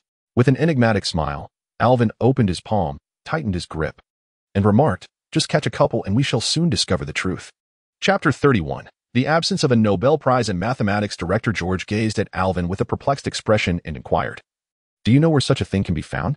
Alvin responded with a mysterious smile, "I have an informant in Hell's Kitchen who possesses some knowledge. I shall soon extract that item from its lair." George, filled with apprehension, replied, "If you proceed, be sure to inform me. I will arrange for police support. I am aware that you have several capable hands under your command, particularly that Frank Castle. However, such matters are perilous, and I wish to avoid any unforeseen incidents." When George mentioned Frank, his countenance darkened, indicating that he was well acquainted with the intricacies involved. Alvin chuckled nonchalantly, "No need for concern in dealing with such matters. Having more people can be counterproductive. If my suspicions prove correct, our little Ginny might be able to handle it as long as we employ the right approach." As he spoke, Alvin playfully pinched Ginny's little nose and continued, "Once we capture that entity, I will notify you for a visit. However, prepare yourself. They are likely the troublesome kind, I suspect, especially for you." George, somewhat perplexed, asked, "Why is it particularly troublesome for me? What about you?" Alvin scooped up Ginny and twirled her in the air, saying with a knowing tone, "Because I could dispatch any number of them. While you should be aware that they may have existed for many years, forming a substantial population, why then are you so uninformed?" George inhaled sharply, struck by the realization. He slammed his hand on the table and muttered, "Those bastards at S.H.I.E.L.D.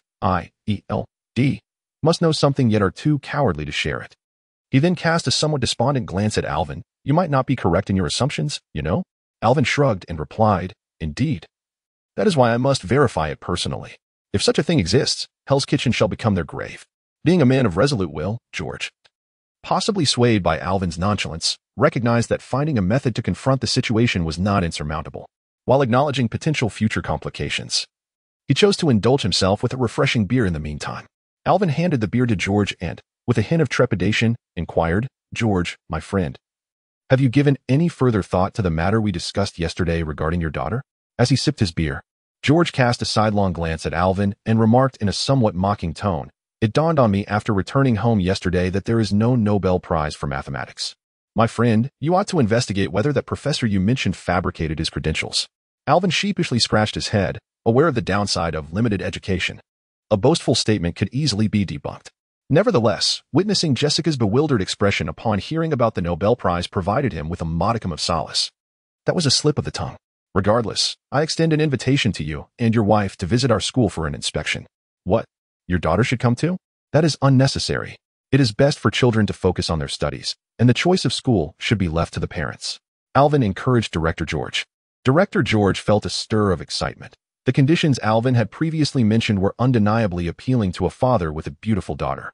After all, he could not be there to watch over her every day, and the world was rife with unsavory characters. After a moment's contemplation, George replied, "Let us wait until this matter has passed. I shall make arrangements to visit." He added, "Buddy, I sincerely hope what you say is true."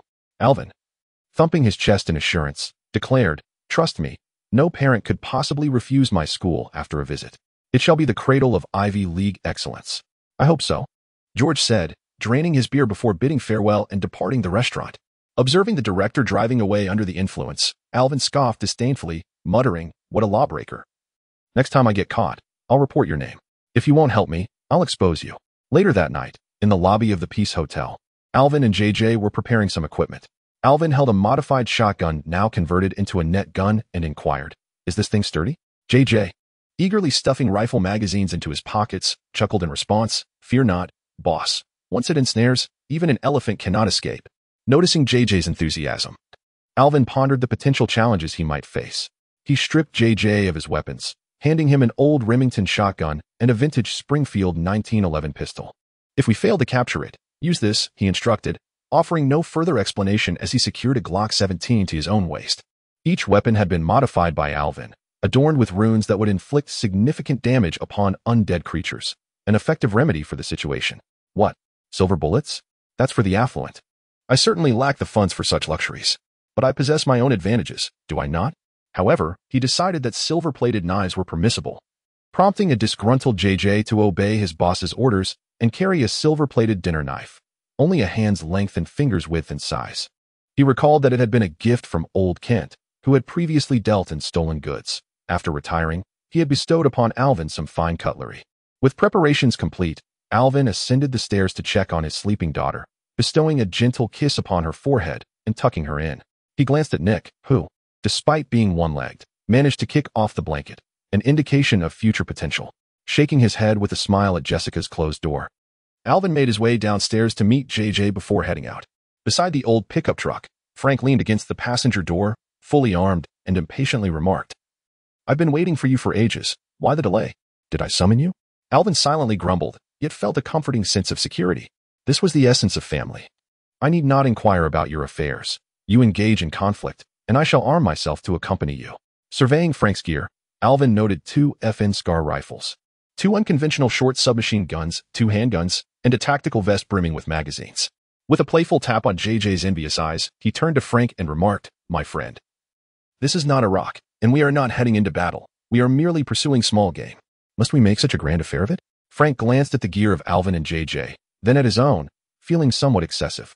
He offered an awkward smile and replied, "Bring it along. You can always leave it in the car if unnecessary." Meanwhile, JJ nodded vigorously, drooling at Frank's equipment. He couldn't help but compare it to his own, a worn-out Remington and a clearly second-hand 1911. And then there was Frank. Alvin chuckled and acquiesced. Deciding to let it be, he ventured to the basement of the dining area and returned, tossing Frank a Remington similar to JJ's, saying, "Your firearm may not serve well against those small creatures. Take this instead." Frank examined the shotgun in his hands, accepting Alvin's judgment without question, and nodded in acknowledgement.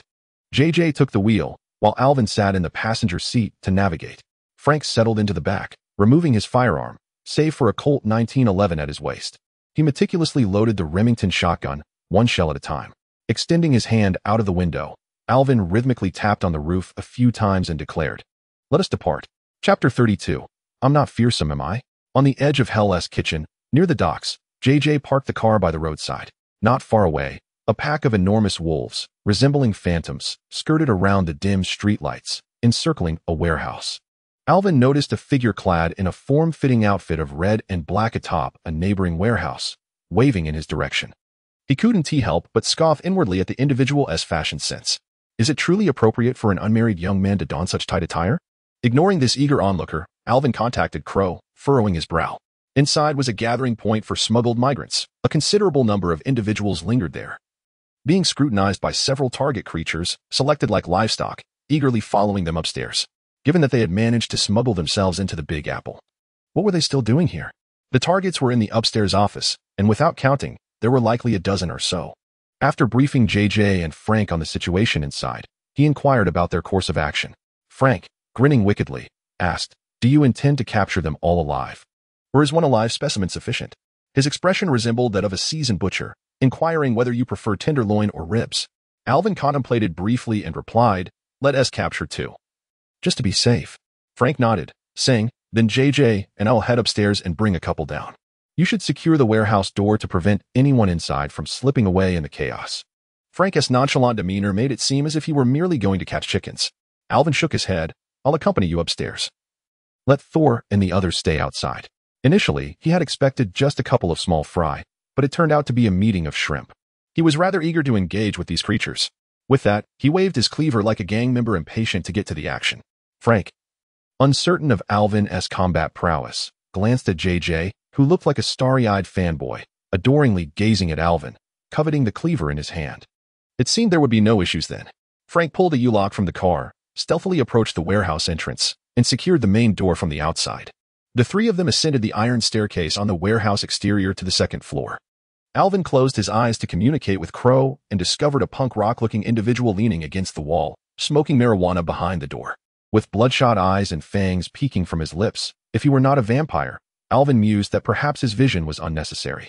He stopped JJ, who was about to kick the door down, joking, "How can we close the door on a vampire if we break it?" Gesturing for the two to take cover by the door, Alvin adjusted his collar and gently knocked. "Hello, your pizza is here."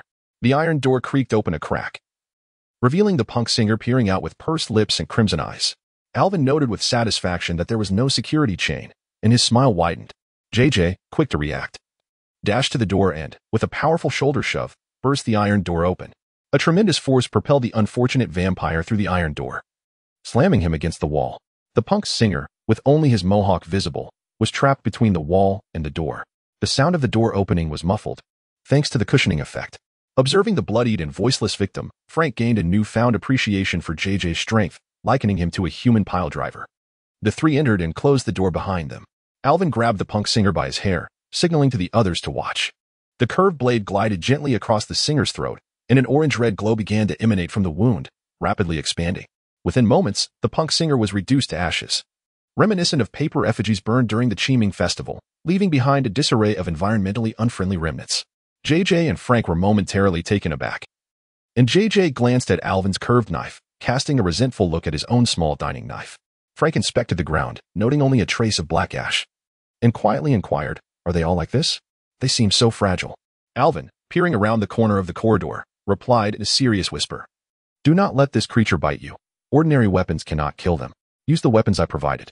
Frank and JJ had no doubts. They trusted Alvin and tightened their grips on their Remingtons. They stealthily approached a room illuminated by red lights, and through the corridor's window, Alvin beheld a sight that ignited his fury. Under the dim red light, a dozen vampires were gathered, each embracing a woman, presumably a smuggler.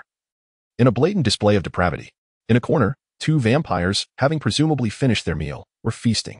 The women, drained of life, were eerie smiles as they slowly succumbed to their fate. Alvin signaled to JJ and positioned himself at the door, while Frank took up a watchful stance by the window with Alvin's Glock 17. As JJ attempted to kick the door open, Alvin, filled with rage, stomped on the door, causing it to crash inward with a resounding crack, forcefully slamming a recently sated vampire against the wall. The unfortunate creature's distended belly burst under the immense pressure, splattering blood in a radial pattern that stained a large section of the wall.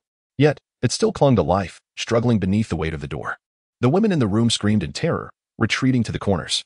With their presence, a shotgun would be impractical. Thus, JJ wielded the Remington like a club in his left hand, while his right gripped the 1911, unleashing havoc.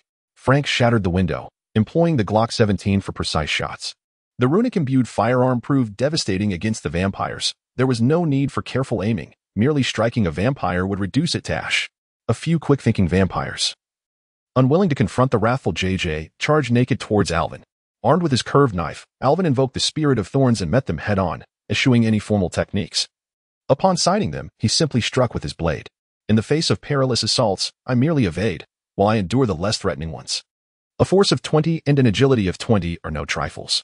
As 5 vampires lunged forward, 3 were reduced to ashes, while the remaining 2, realizing their attacks against Alvin were utterly futile, found themselves inexplicably adorned with fresh wounds.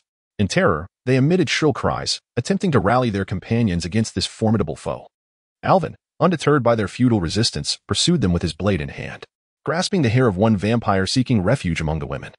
He ruthlessly plunged his knife into the creature's vulnerable flank. The vampire shrieked, trembling violently as it was enveloped in a fiery demise. Seizing the moment while Alvin dispatched its companion, one vampire clawed at his neck with all its might, only to feel an unusual ripple in the air, revealing a grievous wound upon its own body. With a fierce grin, Alvin pivoted and cleaved the vampire in half, reducing it to ash. With the number of remaining vampires dwindling, Alvin unfastened the net gun from his back and ensnared one of them with a single shot. Approaching the thrashing vampire, he delivered a powerful kick to its face, causing its crimson eyes to spring forth like springs from its head, bouncing upon the ground before being mercilessly crushed beneath his heel. The vampires finally recognized that Alvin, unarmed, was the most terrifying adversary of all. The last three vampires, huddled together in despair, charged towards the exit. At the doorway, JJ, with a sinister grin, dispatched one with a single shot, prompting the remaining two to immediately divert towards the window. Meanwhile, Frank, who had been relegated to a supportive role, seethed with fury, questioning, "What is happening? Am I not fearsome enough?" Chapter 33. Influential figures. Two unfortunate vampires lunged towards the most ruthless among the trio. A shot rang out, obliterating one desperate vampire, while the other, just as it leaped out of the window, met with a devastating high kick from Frank. The vampire shrieked, expelling a mouthful of teeth.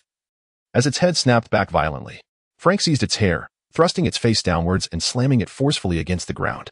With a sinister grin, Frank drew forth a 1-foot-long harpoon from his chest sheath and viciously severed half of the vampire's shoulder. Observing the tenacious creature still writhing in agony, he plunged the harpoon through its back, pinning it to the ground.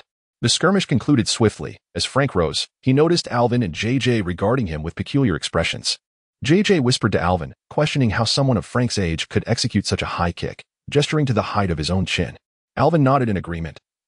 Perhaps he enjoys yoga. Frank scowled and gestured a middle finger at JJ, turning to Alvin and suggesting, "Let's split up and check for any stragglers." Alvin nodded, urging, "Hurry. I'll call the police. I didn't anticipate so many illegal immigrants here. It's best left to the authorities." Frank acknowledged him and beckoned JJ to inspect the second-floor rooms. They found nothing amiss. It seemed the vampires had been hosting a party, leaving only a punk singer to stand guard, who was swiftly dealt with by Alvin. Fortunately, no one had been harmed, had the vampires armed themselves. Casualties among the bystanders would have been inevitable. Ignoring the unfortunate women, Frank waved them downstairs, leaving their welfare to the New York police. After a cursory cleanup, Alvin noted the environmentally friendly nature of battling vampires, as there were no bodies left behind. This operation surpassed expectations, having left 3 alive. Silencing the screams of the blind vampire, Alvin called Chief George. "George, I believe you need to send someone to the docks in Hell's Kitchen." "It's nothing. I've captured the creature. However, there are dozens of illegal immigrants here, and I can't manage this on my own." "Yes, I'll bring the creature back. You handle this situation, and come by tomorrow when you have the time." "All right, I can wait at home for you to arrive for questioning. But you must be prompt. I do not wish to spend the night awake." After Frank and JJ confirmed that no vampires had escaped, they rejoined Alvin. JJ fortuitously discovered 3 travel-woven bags, reminiscent of those used by Chinese migrant workers, their red and white stripes evoking a sense of familiarity in Alvin. Roughly, Alvin stuffed one vampire headfirst into a bag, realizing it was a tad too short. He instructed JJ to hold the vampire's legs while he delivered a fierce punch to its spine, ensuring the creature was thoroughly subdued. Alvin adeptly folded the items before placing them into the woven bag. The vampire pinned to the ground by Frank was similarly handled, while the one crushed against the wall by the iron gate was deemed unnecessary, as it possessed not a single intact bone. During this ordeal, one vampire had the audacity to plead for mercy, but Alvin paid it no mind. "What a farce. You regard us as mere food, and when faced with defeat, you beg for mercy like your prey. Where is your dignity as a vampire?" Outside the warehouse, Alvin and his companions clutched the woven bags, resembling bank robbers returning triumphantly from a heist, as they approached the pickup truck and tossed the bags into the bed. JJ took the driver's seat, and the trio hurried home. On the way, they encountered a convoy of police cars racing towards the dock area, sirens blaring. It was a familiar sight. The nightlife of Hell's Kitchen thrived with such vibrancy. In the morning, at the restaurant, Nick had left for school, while little Jenny was anxiously battling a bowl of noodles with 2 bamboo chopsticks, her forehead resting on the table. Alvin, JJ, and Frank sat at the bar, sipping coffee. Director George entered through the door, his expression betraying fatigue. Approaching the bar, he wearily addressed Jessica, "Darling, Could I please have a cup of coffee? No sugar. JJ glanced at the pale-faced Jessica, who had already been sick 5 times since the previous night. He shook his head, stood up, and poured a cup of coffee for Director George. Director George cast a curious glance at Jessica and inquired of JJ, what's wrong with her today? JJ shrugged and replied, just peeked at our prey yesterday. It might have been a bit too gruesome for her. The director, growing anxious, asked, did you eliminate that creature? JJ smirked, tilting his head as if recalling something amusing, and replied, no, it's precisely because they are still alive that Jess is in her current state. Jessica, furious, hurled a condiment bottle at JJ, exclaiming, you all are disgusting.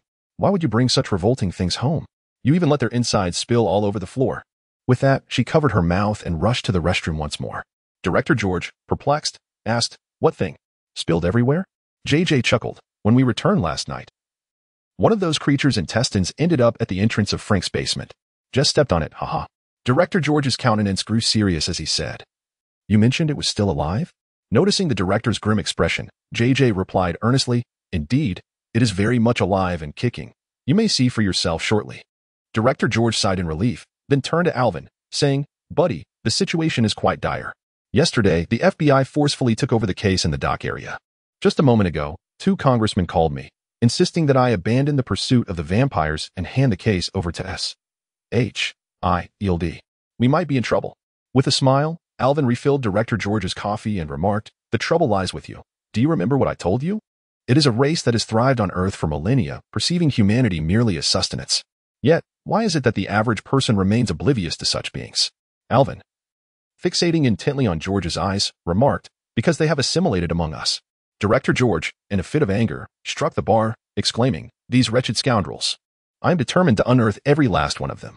After uttering this, Director George despondently wiped his face, lamenting, but I am scheduled to depart for D.C. the day after tomorrow, where a paramount meeting awaits. In his frustration, the director slammed his fist against the bar. Observing George's dejection, Alvin pondered for a moment before suggesting, the most prudent course of action for you is to inform the public of this matter, to enlighten them about the terrifying entities lurking in the shadows. George, perplexed, inquired, what should I do? With unwavering confidence, Alvin replied, it is quite simple. Invite a person of significant influence to witness this for themselves. I believe a certain individual, renowned as both a billionaire and a genius inventor, would be an ideal candidate. Chapter 22. So handsome it makes you pregnant. Director George gazed at Alvin, inspired by his thoughts. Why was he currently encountering such immense pressure? It was because the public remained oblivious to the situation. Once the existence of vampires was unveiled to the masses, no one could halt his investigation. When people became aware that a terrifying group, who viewed them as sustenance, lurked among them, the ensuing force and pressure would be insurmountable for any government entity. As for whether this would entrap Stark, that concern lay beyond the director's purview. Moreover, that fellow was indeed not particularly likable. Without hesitation, the decisive Director George picked up the phone and dialed. Hello, Ms. Pepper. This is George from the New York Police Department. Yes, I'm calling regarding yesterday's events. We apprehended several suspected vampires and would like you to come and confirm their identities. They're at the Peace Hotel in Hell's Kitchen. I will be waiting here. It would be best if Mr. Stark could join us as well. I believe there is a misunderstanding between Mr. Stark and Alvin, and this presents an opportunity for clarification. All right, I will be here waiting. Please hurry. After hanging up, George noticed Alvin regarding him with a look of disdain. He touched his face and inquired, what's wrong? Is there something on my face? Alvin responded with a hint of sarcasm. Nothing. I'm just curious why the head of the New York police doesn't have Tony Stark's number. Instead, you have to call his secretary. Rubbing his chin, he added, George, my old friend, I'm beginning to question your capabilities. Embarrassed, Director George chuckled awkwardly and replied, I've dealt with Stark before, and I'm not particularly fond of the guy. Alvin, sensing his discomfort, chose not to press further, recognizing George as an upright man. He smiled and said, you didn't make it yesterday. We conducted a brief inquiry with those 3 vampires. They were quite cooperative. He grinned maliciously. Would you like to hear what they had to say? Director George sipped his coffee, adopting an attentive posture. Alvin organized his thoughts and continued. They refer to themselves as the Bloodline, having propagated for over 1,000 years. They are divided into pure bloods and hybrids. And the 3 we captured last night are hybrids, average combat abilities, though slightly faster and stronger. They are all transformed by pure blood vampires to serve them. The warehouse from last night was a food storage facility they guarded for the pure bloods. Alvin pressed his lips together and elaborated. It is said that pure blood vampires are ancient beings, having lived for centuries or even millennia. They divide themselves into 12 clans, forming a vampire council that governs all vampires. They possess formidable power and extensive influence, with a faction of ghouls rallying to their cause. They are quite troublesome, especially for you. Director George gritted his teeth and slammed his hand on the bar, declaring, "Let me see for myself what these wretches truly are." Alvin rubbed his nose and remarked, "I suggest you wait a moment until Stark arrives so we can go together. When we were questioning yesterday, JJ was a bit heavy-handed, and the scene might not have been pleasant." Director George observed Alvin's expression and thought of poor Jessica, readily agreeing to the suggestion. Seeing that Director George was receptive to advice, Alvin's fondness for him significantly increased. After all, he was hoping to have his daughter enrolled in his school, wasn't he? Alvin smiled and inquired, "What became of the smuggler from the warehouse yesterday? Were they repatriated?" This question slightly irritated Director George, who replied, "The FBI detained them and did not allow the Immigration Bureau to intervene. Alvin, I am genuinely concerned. The influence of these creatures is beyond my imagination." Alvin casually reassured Director George, saying, "You need not worry. They are merely a nuisance at most. For thousands of years, humanity has dominated this world for a reason. Those beings possess numerous fatal weaknesses. Even if they hold a position among the human elite now, it is akin to a castle built on sand. One wave, and poof." Director George felt somewhat relieved and said, "Alvin, tell me, what are the fatal weaknesses of vampires? I must understand my adversary." Alvin grimaced. Somewhat perplexed about how vampires had survived to this day, sunlight alone should be sufficient to sentence them to death. Were humans truly so foolish? He looked at Director George and replied, "Sunlight, silver weapons, garlic. Beyond that, I am not well versed. Perhaps you could send an inquiry to the Vatican." Pausing, he added, "This is also why I wish to involve Stark. Without a wealthy sponsor, battling vampires is exceedingly costly." Director George nodded, choosing not to speak further. Everything would have to wait until Stark arrived and they encountered a genuine vampire. It was not that he doubted Alvin, but this was a quality essential for a successful leader. Today, a sign declaring temporary closure hung at the entrance of the Peace Hotel, where Alvin and the others awaited Stark's arrival in the restaurant. The wait felt prolonged, and Alvin even found time to read a storybook to Ginny, summoning Thor and Dom to let Ginny ride on Thor, playing a game of horseback combat for a while. The energetic Thor and Dom enjoyed Ginny's company, preferring to play with her rather than merely loitering at the entrance as mascots.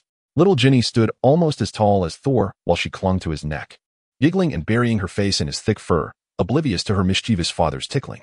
As noon approached, Alvin glanced at the time and decided to prepare some food, ensuring everyone would be satisfied before continuing to wait. Just as his first steak was nearing completion, Stark's flamboyant voice echoed at the restaurant entrance. "Wow, what a delightful aroma. It seems we've arrived at the perfect moment." The dapper fellow with a curled mustache and dark red suit, Stark, strode in.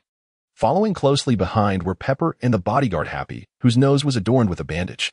Jessica, who was resting with her head on a dining table, lifted her gaze upon hearing the sound of the door opening, only to be met with the sight of Stark, clad in a dark red suit and sporting a greasy smile.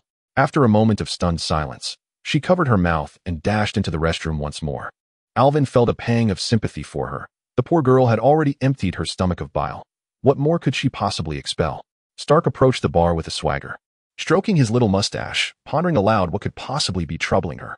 Could it be that my irresistible charm has rendered her prematurely expectant? Chapter 33. Hold it in.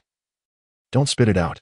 Stark effortlessly settled himself at the bar, gesturing for Pepper to join him at his side.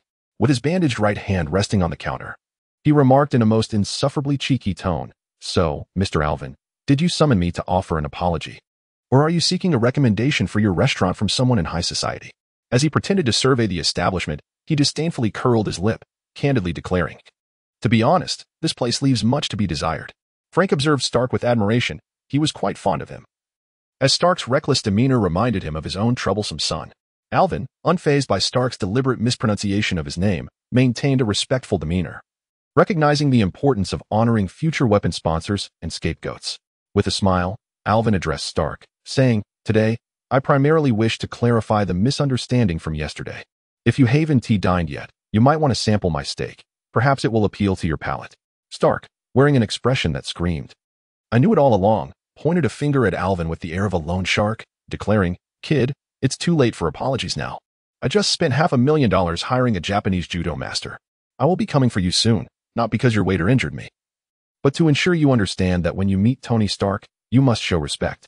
Frank looked on with concern, pondering how many people he would have to eliminate to protect his own son if Nick were to turn out like Stark. Alvin, maintaining his polite smile, replied, That is your prerogative, but you did sustain an injury today, did you not? You might as well sample my steak first. Alvin promptly served several plates to Director George. JJ and Frank, noting that the director's portion was only half of what he typically received.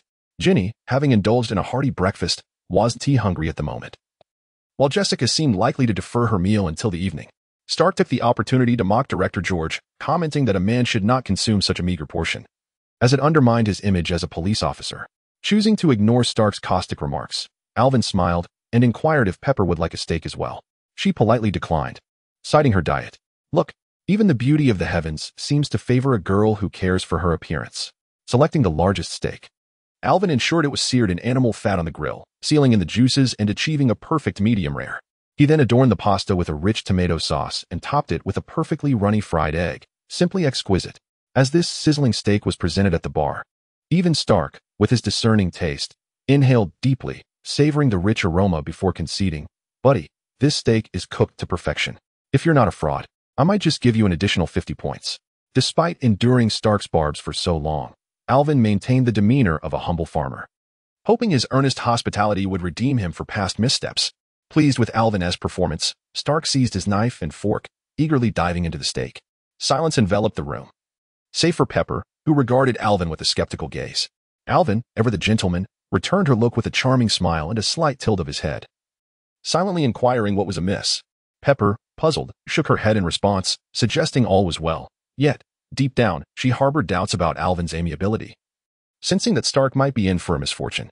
As Stark savored the first succulent bite of his steak, he let out a heartfelt exclamation of pleasure, offering Alvin a thumbs up in appreciation. He devoured an enormous portion of the steak, while Alvin thoughtfully poured him a glass of lemonade to aid in digestion. He then approached his daughter, instructing her to stay and play with Ginny and Jessica, assuring her that Thor and Dom would remain to keep her company. With a wave to everyone, Alvin announced, "Ladies and gentlemen, let us venture forth to examine what we captured yesterday. I invite Miss Pepper and Mr. Stark to identify our findings. Perhaps Mr. Stark's perception of me may shift." Stark stroked his neatly trimmed mustache, chuckling, "Let us take a look. I can hardly contain my curiosity. Could it be some fascinating creature, or perhaps a masterpiece of Hollywood special effects?"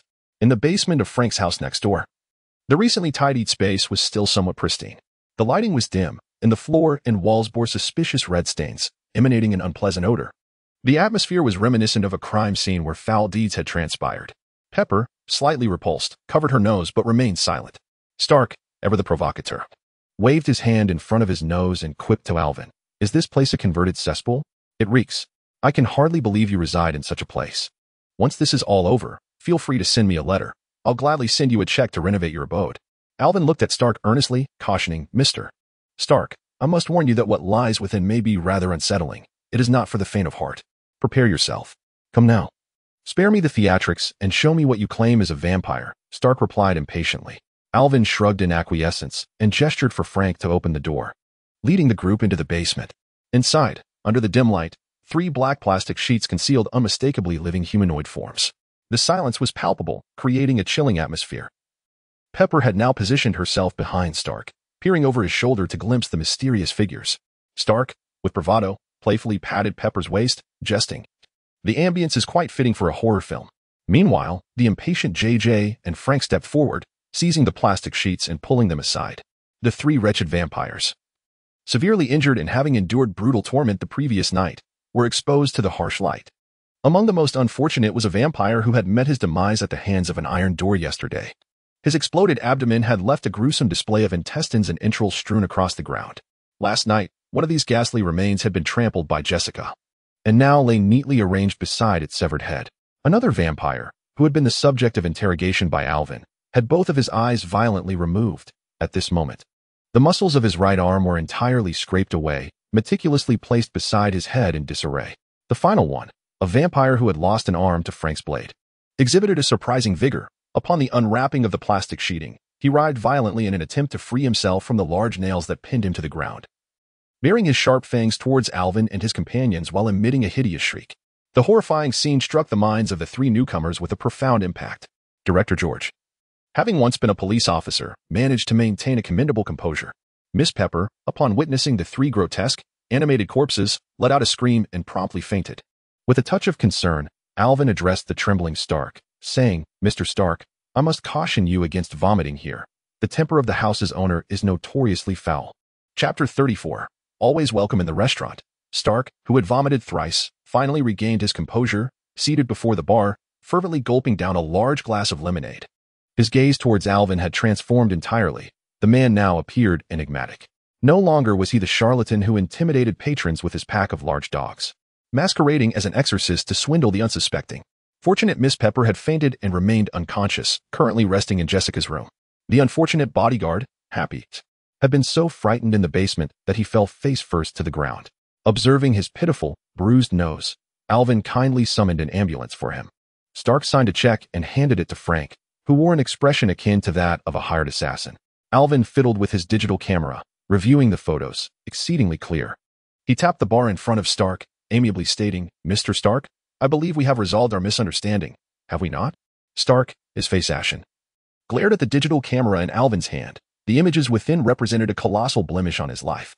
He had accumulated numerous scandals, yet none as disgraceful as the ones captured in those photos. Resisting the urge to punch Alvin, Stark dryly remarked, "Yes, buddy, you have shown me some remarkable things. I suppose I owe you an apology for my previous remarks." Stealing a glance at the camera, Stark continued, "You may set a price for those photographs, my friend. I shall not negotiate." Alvin shook the camera in his hand, placing it into the bar's cabinet with a smile. "Mr. Stark, you are a billionaire, a genius inventor, a philanthropist. Surely, you are imbued with a profound sense of social responsibility, correct?" Stark sensed the insinuation but could not refute it, for that was not his nature.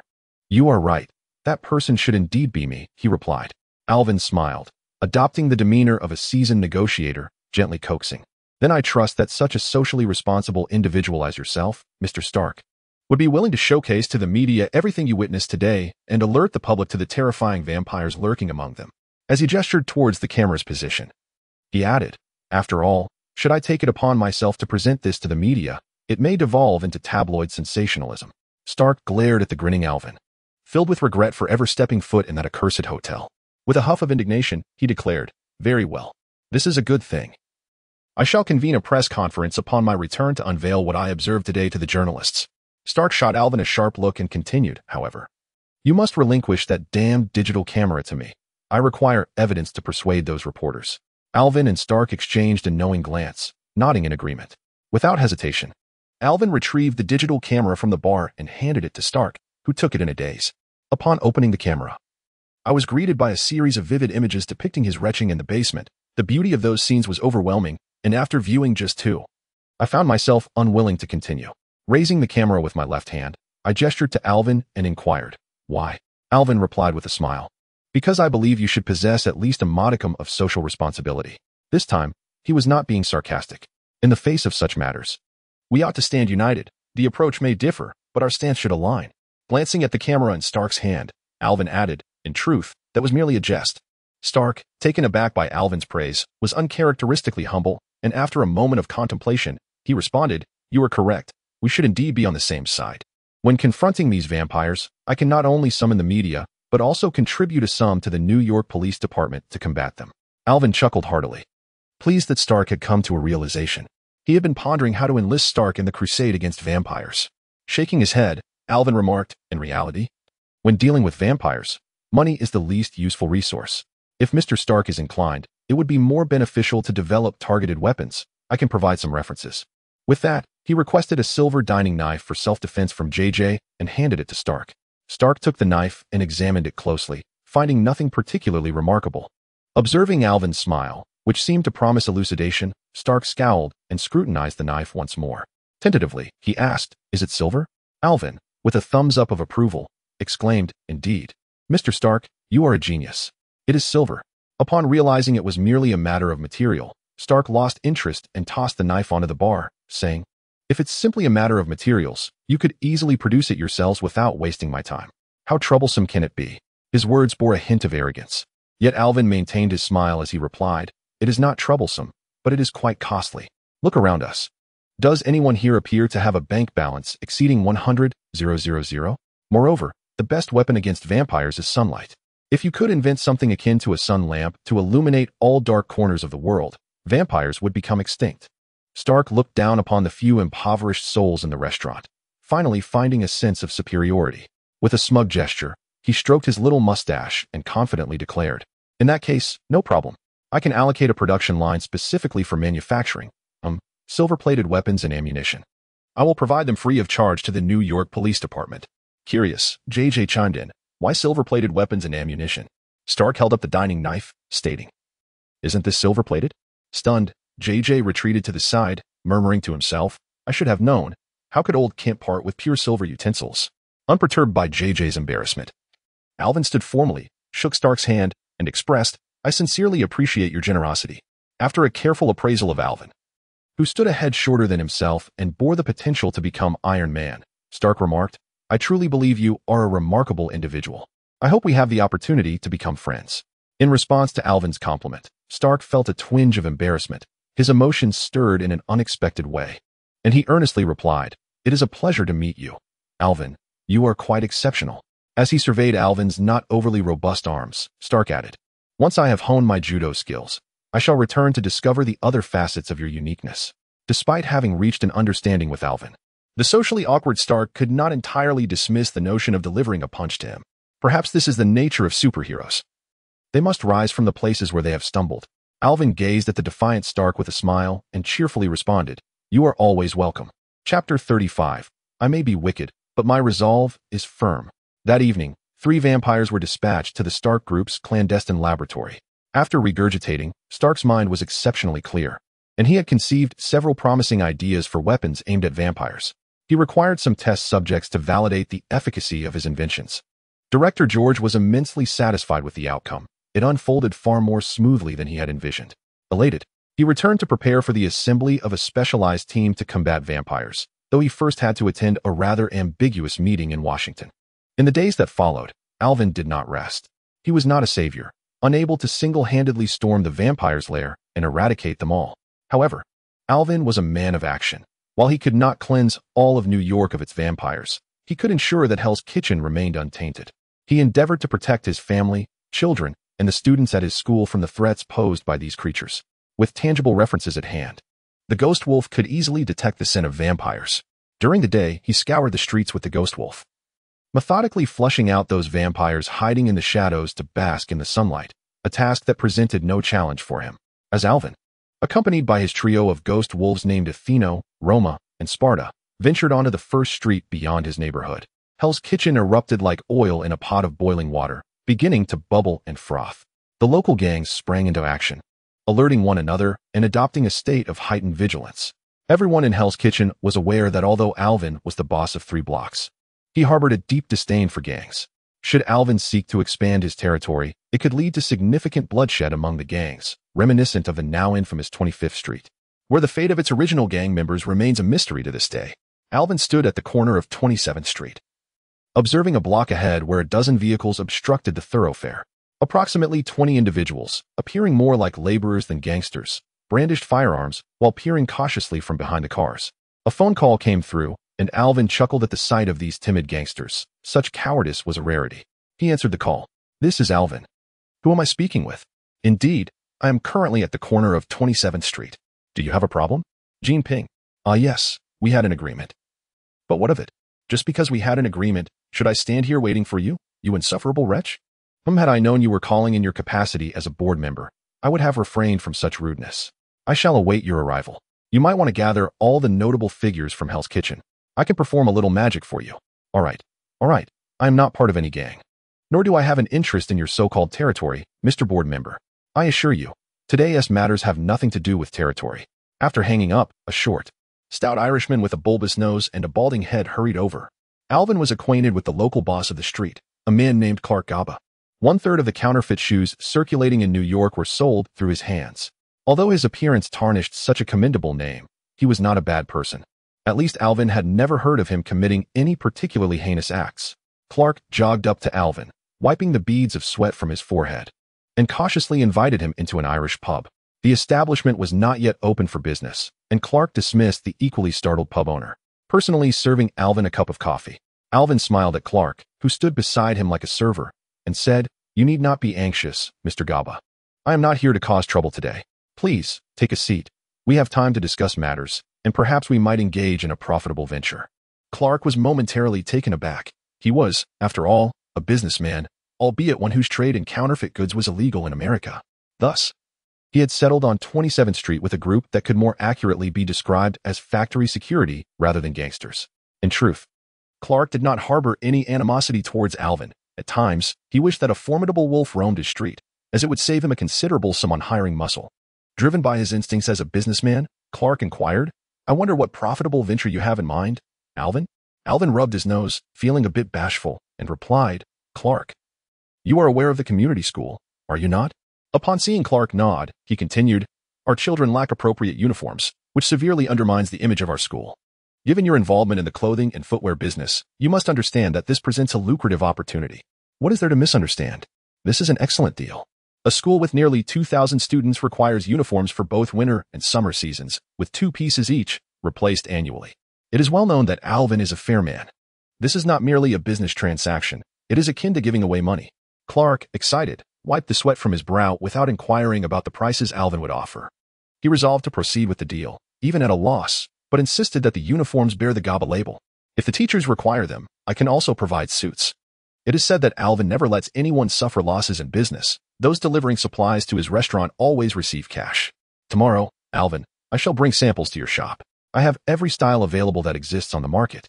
My second son is in 7th grade at the school. He plays as a defensive forward on the football team. And I sponsor the team's uniforms and shoes.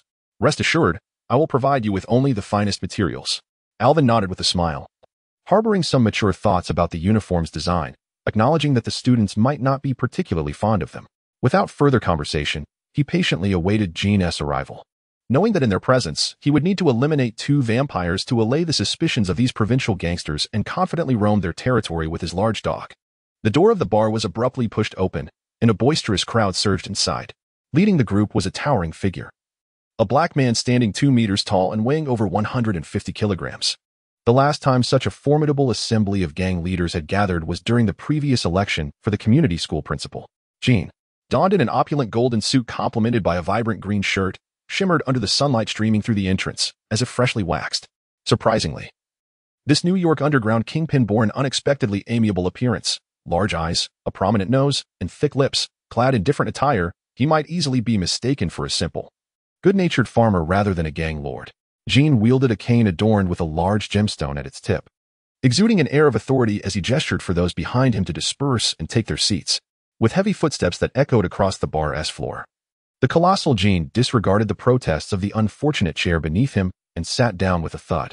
He gazed silently at Alvin, awaiting the words he might utter. A sense of trepidation gripped him, for he was acutely aware of Alvin's peculiar abilities, which could extinguish his life at any moment. Yet, retreat was not an option. He was the underground lord of this city, and should he falter, ambitious rival gangs would descend upon him like sharks drawn to blood, eager to feast upon his downfall. In truth, Alvin held a measure of admiration for Jean, the man who had clawed his way to the pinnacle of New York's underworld. Treading upon the corpses and blood of adversaries from Hell's Kitchen, Jean had always known precisely what needed to be done, regardless of the consequences. Even now, cognizant that offending Alvin would yield dire repercussions, he felt compelled to sit before him and negotiate. For him, losing his status was far more terrifying than losing his life itself. Perhaps this is the hallmark of a successful individual hailing from Hell's Kitchen. I may be wicked, yet my resolve is unyielding. Chapter 36. Do you like it? The atmosphere in the bar was stifling, as silence enveloped the patrons who awaited Alvin and Jean, eager to see who would break the ice first. Alvin had no intention of provoking trouble with these gangsters. His gaze drifted to a striking blonde beauty, elegantly leaning against the wall, skillfully toying with an exquisitely crafted iron ruler. She was the object of blind Matt's affections, now working for Jean. In an effort to alleviate the tension, Alvin retrieved 2 cigars from his jacket pocket, offering one to Jean. The attentive host, Clark, promptly presented a beautifully designed lighter. Alvin ignited the cigar, inhaling deeply and allowing the fragrant smoke to swirl in his mouth before exhaling slowly. The smoke wafted between the 2 men as Alvin smiled and reassured, "No need to be anxious, Jean. As I mentioned on the phone, today's matters have nothing to do with territory." Jean exhaled in relief. As long as it wasn't about encroaching on territory, everything else seemed trivial. "Alvin, you just arrived in the dock area the night before last and wiped out Lanchev's smuggling warehouse. Today, you brought your big dog to 27th Street. It's hard not to misconstrue your intentions." Alvin regarded Jean with amusement. It was rare for someone to take such an interest in his affairs. The grim expressions of the others present indicated their ignorance. convinced it was the police at work. Only a grizzled Eastern European elder glared at Alvin with fury and menace. Disregarding the old man's hostile gaze, Alvin turned back to Jinbin. I promised to perform a little magic. Would you like to see? He asked playfully. Jinbin frowned. What do you mean, Alvin? Be direct. With a smile, Alvin replied. Tell your underling, the fool with the target tattooed on his head, to gather a few men and follow my big dog to retrieve someone for me. I will explain everything. He took another puff of his cigar, reclining comfortably with his hands behind his head. Oh, and remember to bring a large trash bin. That thing is sensitive to sunlight. The alluring beauty chuckled at Alvin's description of the target, finding amusement in the madness of the target-eyed man. Hearing her laughter, Alvin winked at her, recognizing she was indeed his type, curvaceous and straightforward. Unfortunately, she was the beloved of the blind and impoverished Matt, and out of loyalty, Alvin chose not to pursue her. The others, however, were cautious about mocking the target-eyed man, as he was genuinely deranged. Jinbin ignored the angry expression of the target-eyed man, instructing him to follow Alvin's orders. The infuriated target-eyed man shot Alvin a glare before stepping outside to gather a few subordinates. They rummaged through an alley, retrieving a garbage bin and setting off alongside the eagerly awaiting three-headed hellhound, their target not far away, merely down the street. As the tension eased, the gang leaders dragged the bar owner out, each requesting a shot of strong liquor in the early morning as they began to converse. Yet, the topics of their discussion seemed oddly out of character for men of their ilk. Can you believe my kid aced his exam yesterday? The teacher called me, asking for advice on college selection. In my family, no one has ever attended university, yet my son has managed to gain admission on his own. He is a member of the soccer team. Did you catch last week's match? He scored 3 out of 6 touchdowns. Just yesterday, a coach from Texas A&M University called me, inviting us to tour the campus and offering a full scholarship. I told him to get lost. What kind of institution is that? Am I supposed to send my son to learn to drive a tractor? Am I in dire need of tuition fees? For those with children who excel academically, they boast incessantly. For those whose children do not perform well, they drown their sorrows in alcohol, vowing to confront their unruly offspring upon returning home. Damn, when your grades are poor, it's embarrassing to even hold a conversation in public. Jinbing's subordinates, with their exceptional aim, returned in less than half an hour, albeit with grave expressions. Observing the trash bin in the bar's lobby, Alvin signaled the bartender to illuminate the space, sealing the doors and drawing the curtains. Jinbing's 2 henchmen pressed down on the lid of the trash bin, while the sharpshooter brandished several darts, fixating on the bin with a predatory gaze, clearly unnerved. Alvin glanced around, retrieved a decorative Viking-style axe from the wall, and gave it a swing. Its craftsmanship was mediocre, but its weight was satisfactory. He raised an eyebrow at Jinbing, motioning for his subordinates to step aside. The vampire within the trash bin, gravely injured by the wolf-like creatures, managed to spring forth the moment the lid was loosened, lunging at Alvin, the only apparent threat in sight. Although Alvin lacked combat skills, he held a deep disdain for the vampire's tactics. Their airborne pounces appeared fierce, yet they were predictable. The axe, awkwardly gripped, swung with ferocity, striking the vampire squarely in the face. The unfortunate creature's visage was obliterated, one eye dislodged, its torn facial muscles failing to conceal the gaping void of its toothless jaw. The vampire, tumbling through the air, crashed heavily to the ground, eliciting a collective shudder from the gangsters in the bar. Alvin, cigar clenched between his teeth, stepped onto the struggling vampire's back, grinning menacingly at the sharpshooter. With both hands gripping the axe, he forcefully struck at the vampire's waist. Shaking his head, Alvin found the outcome unsatisfactory. The axe, albeit a decorative piece, lacked sharpness and only severed part of the creature's kidney and spine. All present shivered in unison, gaining a newfound understanding of the danger posed by Alvin. The vampire, now incapacitated and dragging its mangled innards along the ground, writhed in agony. Alvin kept his foot firmly on its back, preventing any escape. Removing the cigar from his mouth, he exhaled a thick plume of smoke. Surveying the panicked expressions of the gang leaders, he smiled and remarked, "Behold, this is the magic I spoke of. Do you all find it enjoyable?" Everyone's gaze fell upon the creature beneath Alvin's foot, half its face gone and a severed torso still struggling. Unmistakably a being far removed from humanity. A chill ran down my spine. What on earth is this ghastly thing? Yet Jinbing, possessing remarkable mental fortitude, approached it, scrutinized it closely, and inquired, "Is this thing prevalent in the depths of Hell's Kitchen?" With a resolute stomp, he crushed the vampire's wildly flailing right hand, reducing it to a mangled ruin. Observing the creature's futile struggles and anguished cries, as it attempted to utter something through its gaping mouth, he let out a sinister laugh. With a powerful swing of his sturdy staff, he struck the vampire on the remaining intact side of its jaw. Even if this vampire were to survive, It would only be capable of subsisting through a feeding tube in its next life. Alvin regarded Qing with admiration. He was an exceptional villain, composed, resolute, and merciless. This creature, a vampire, prowled only at night, subsisting on the lifeblood of humans.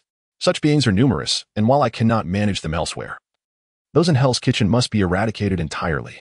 They possess a lethal weakness, silver weaponry, and sunlight. With a gesture to the bar owner, he instructed to draw back the curtains. As sunlight poured upon the vampire, all present beheld the spectacle as it ignited, transforming into a mere wisp of ash, reminiscent of a dry tissue engulfed in flames. Alvin found great pleasure in this, appreciating the environmental implications. Chapter 37. My reinforcements in the bar. The silence was palpable, as if one could hear a pin drop. All eyes were fixed on the vampire, its face reduced to a mere quarter, crumbling to ashes in the sunlight. The vampire that Alvin spoke of actually dwelled among them? This revelation was exhilarating. Jean was the first to regain his composure and remarked, "So, Alvin, you came here for this?" His tone carried a hint of disdain.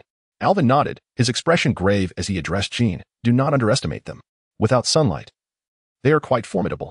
Only silver weapons can harm them, and they possess incredible speed and strength. You might want to inquire with that fool, Target Eye." Ignoring the dagger-like glare from Target Eye, Alvin smirked, knowing he had likely suffered some misfortune. Jean refrained from questioning, understanding from Target Eye's expression that Alvin was undoubtedly correct. "So, what do you propose we do?" Jean asked straightforwardly. Since these creatures thrived on blood, they were indeed a menace that deserved extermination. No further discussion was necessary. Jean's decisiveness was mirrored by everyone else, who eagerly nodded in agreement. After all, these creatures lurked among them, and the thought of one day being bitten, or worse, having a family member perish, was utterly intolerable. Alvin had a certain fondness for dealing with gangsters, if you could convince them. Their execution of plans often surpassed that of many Fortune 500 companies. "It's simple," Alvin said with a smile. "Hell's Kitchen isn't vast. My 3 dogs can cover it in a day. You'll split up and flush out the vampires from your territories to bask in the sun." He pointed at Jean. "If you dislike my presence in your domain, I'll retreat to my restaurant and await your good news. Remember, ordinary weapons are useless. They must be silver." The group exchanged glances, uncertain about where to procure silver weapons. A tall, bald Russian with a full beard reacted quickly, seizing a silver candlestick from behind the bar, brandishing it as a makeshift weapon. He gestured to Alvin. Alvin acknowledged him with an approving thumbs up. He recognized this man, a Russian gang leader named Alexei, from whom he had purchased his first P226 handgun. It was surprising how quickly Alexei's mind worked. After a moment's thought, Alvin addressed him.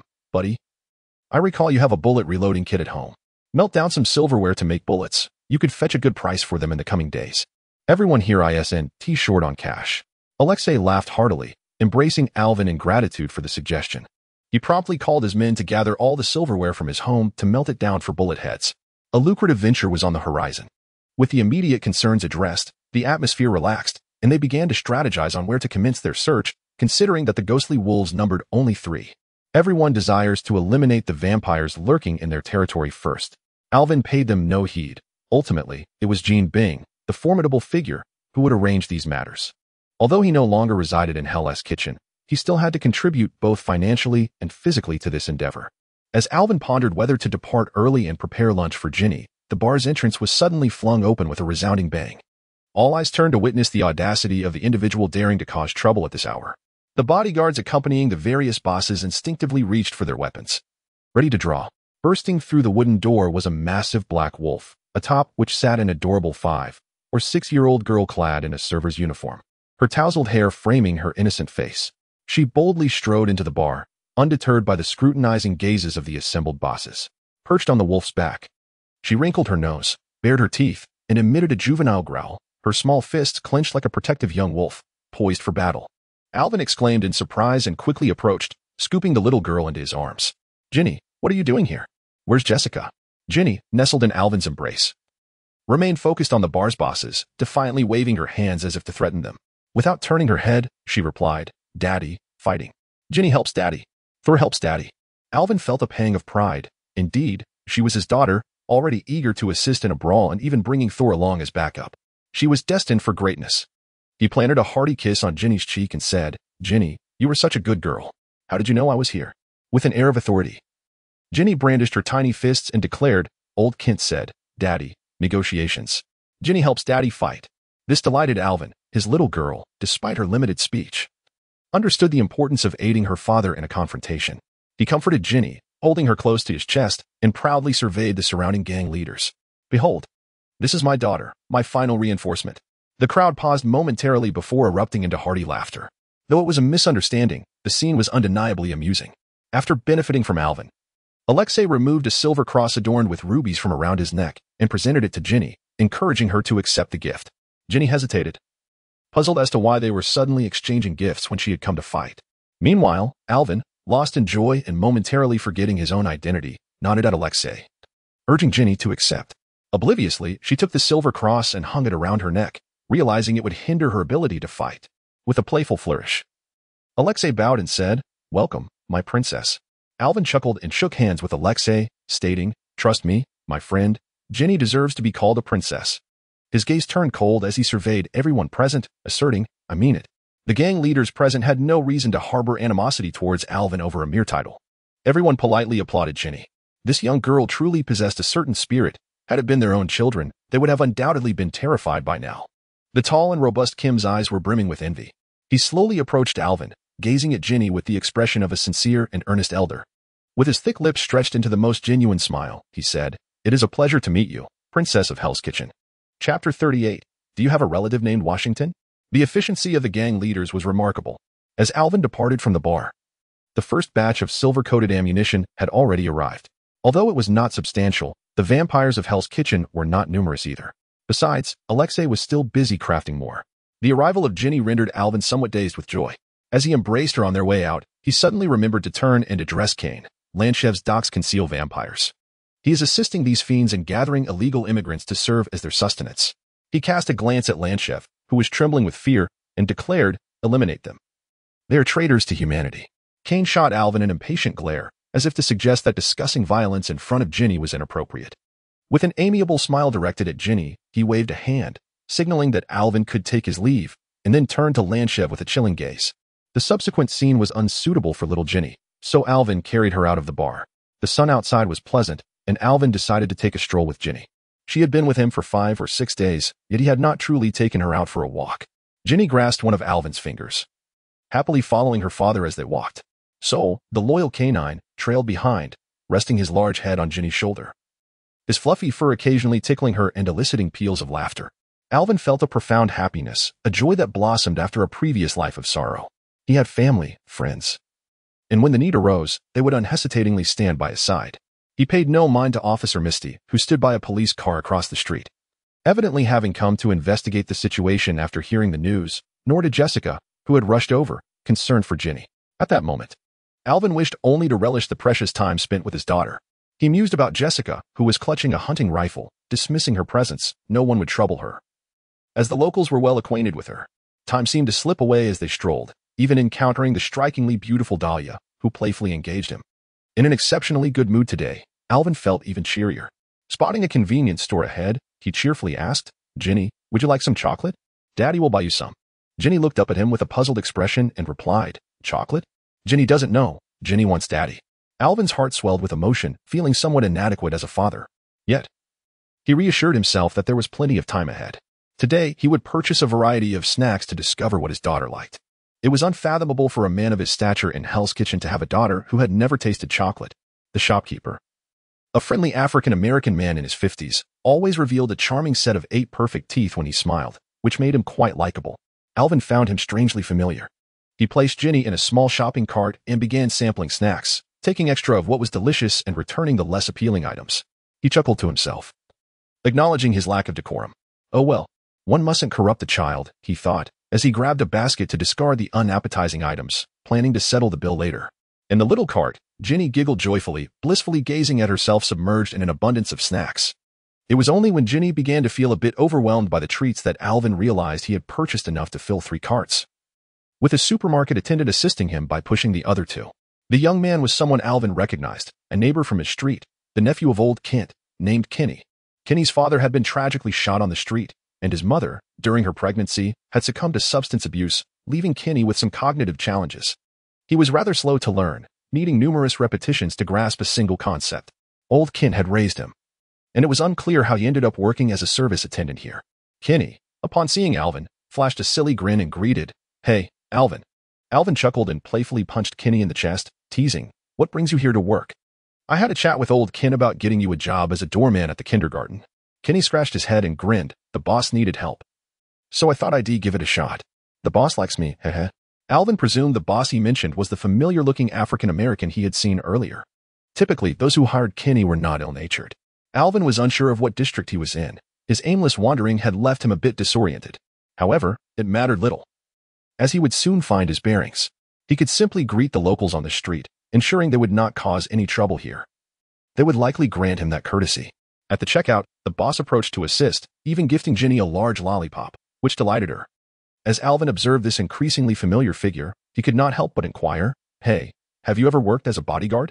Have you ever uttered the phrase, 'To forgive you is God's business'? I'm just here to escort you to him?" The boss's pupils dilated sharply, and with a pursed mouth and a slight tilt of his head, he replied, "Regrettably, I have never worked as a bodyguard, nor have I uttered such a cool line." Alvin nodded slightly, a bit disappointed, and asked, "Do you have a relative with the surname Washington?" The boss flashed a toothy grin, revealing 8 teeth, and said, "No. My name is Robert McCall. Is there anything else you need?" Clearly, Alvin's offbeat questions had led to some misunderstanding, and Robert seemed reluctant to continue the conversation. Alvin sensed that Robert was undoubtedly a man with a story to tell, yet he appeared guarded and not easily approachable. Nevertheless, Alvin's curiosity was piqued, as Robert bore an uncanny resemblance to a beloved Hollywood star from his past life. However, since Robert seemed disinterested in further discussion, Alvin decided to extend an invitation in the spirit of hospitality, saying, "I am the owner of the Peace Hotel on 25th Street. My name is Alvin. Should you ever feel inclined, you are welcome to visit my establishment. You bear a striking resemblance to someone I admire greatly."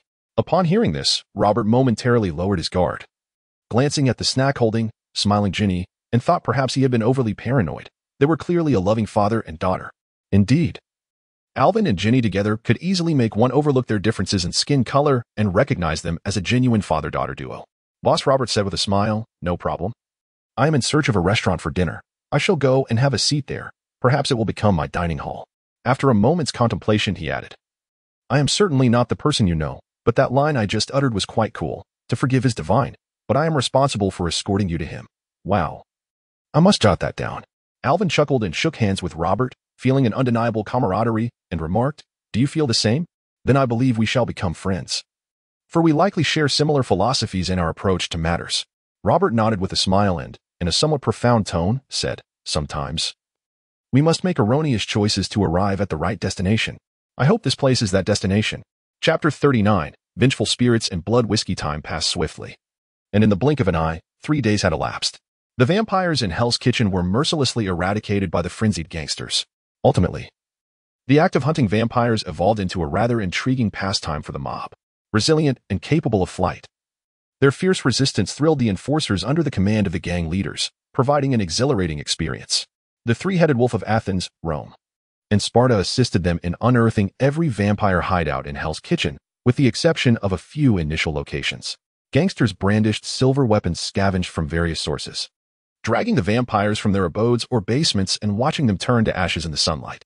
In the aftermath, they discovered the thrill and excitement of vampire hunting. The remaining 10 or so marked locations were preserved, awaiting a time when everyone was prepared for an electrifying competition. A casino operator even set odds for the participants, exemplifying the audacious spirit of Hell's Kitchen's mobsters, who lived without restraint or fear. Ultimately, it was said that many lives were lost, the champion emerging as the alluring beauty under Jean Bing, the dream girl of the blind mat, named Erica. The fool known as Bullseye tragically caught 2 bullets. These dim-witted mobsters perpetually assumed that vampires fought solely with claws and fangs, oblivious to the fact that vampires possessed intellect and wielded firearms as well. Alvin leaned against the bar, gazing at the television suspended from the ceiling. The screen displayed Stark's press conference, which exposed the existence of vampires. This event was packaged as a farcical spectacle aimed at garnering publicity, a prank by the notorious playboy, Tony Stark. Various news outlets reported on Stark and the vampires. Yet the majority mocked Stark's outrageous persona and speculated about his potential entry into the entertainment industry. Almost every talk show featured Stark as the latest source of amusement. Thus, a crisis concerning vampires was effortlessly diffused by an unseen hand, devoid of any semblance of chaos, save for Stark's ire. However, it was not entirely without merit. In his fury, Stark uploaded several vampire-related videos online. Subsequently, the denizens of Hell's Kitchen eagerly shared their photos and videos of vampire hunts on their social media platforms. Indeed, Even mobsters had their own social networks. Although the posts were swiftly deleted, this inadvertently led some to begin believing in the authenticity of the vampires depicted in the videos.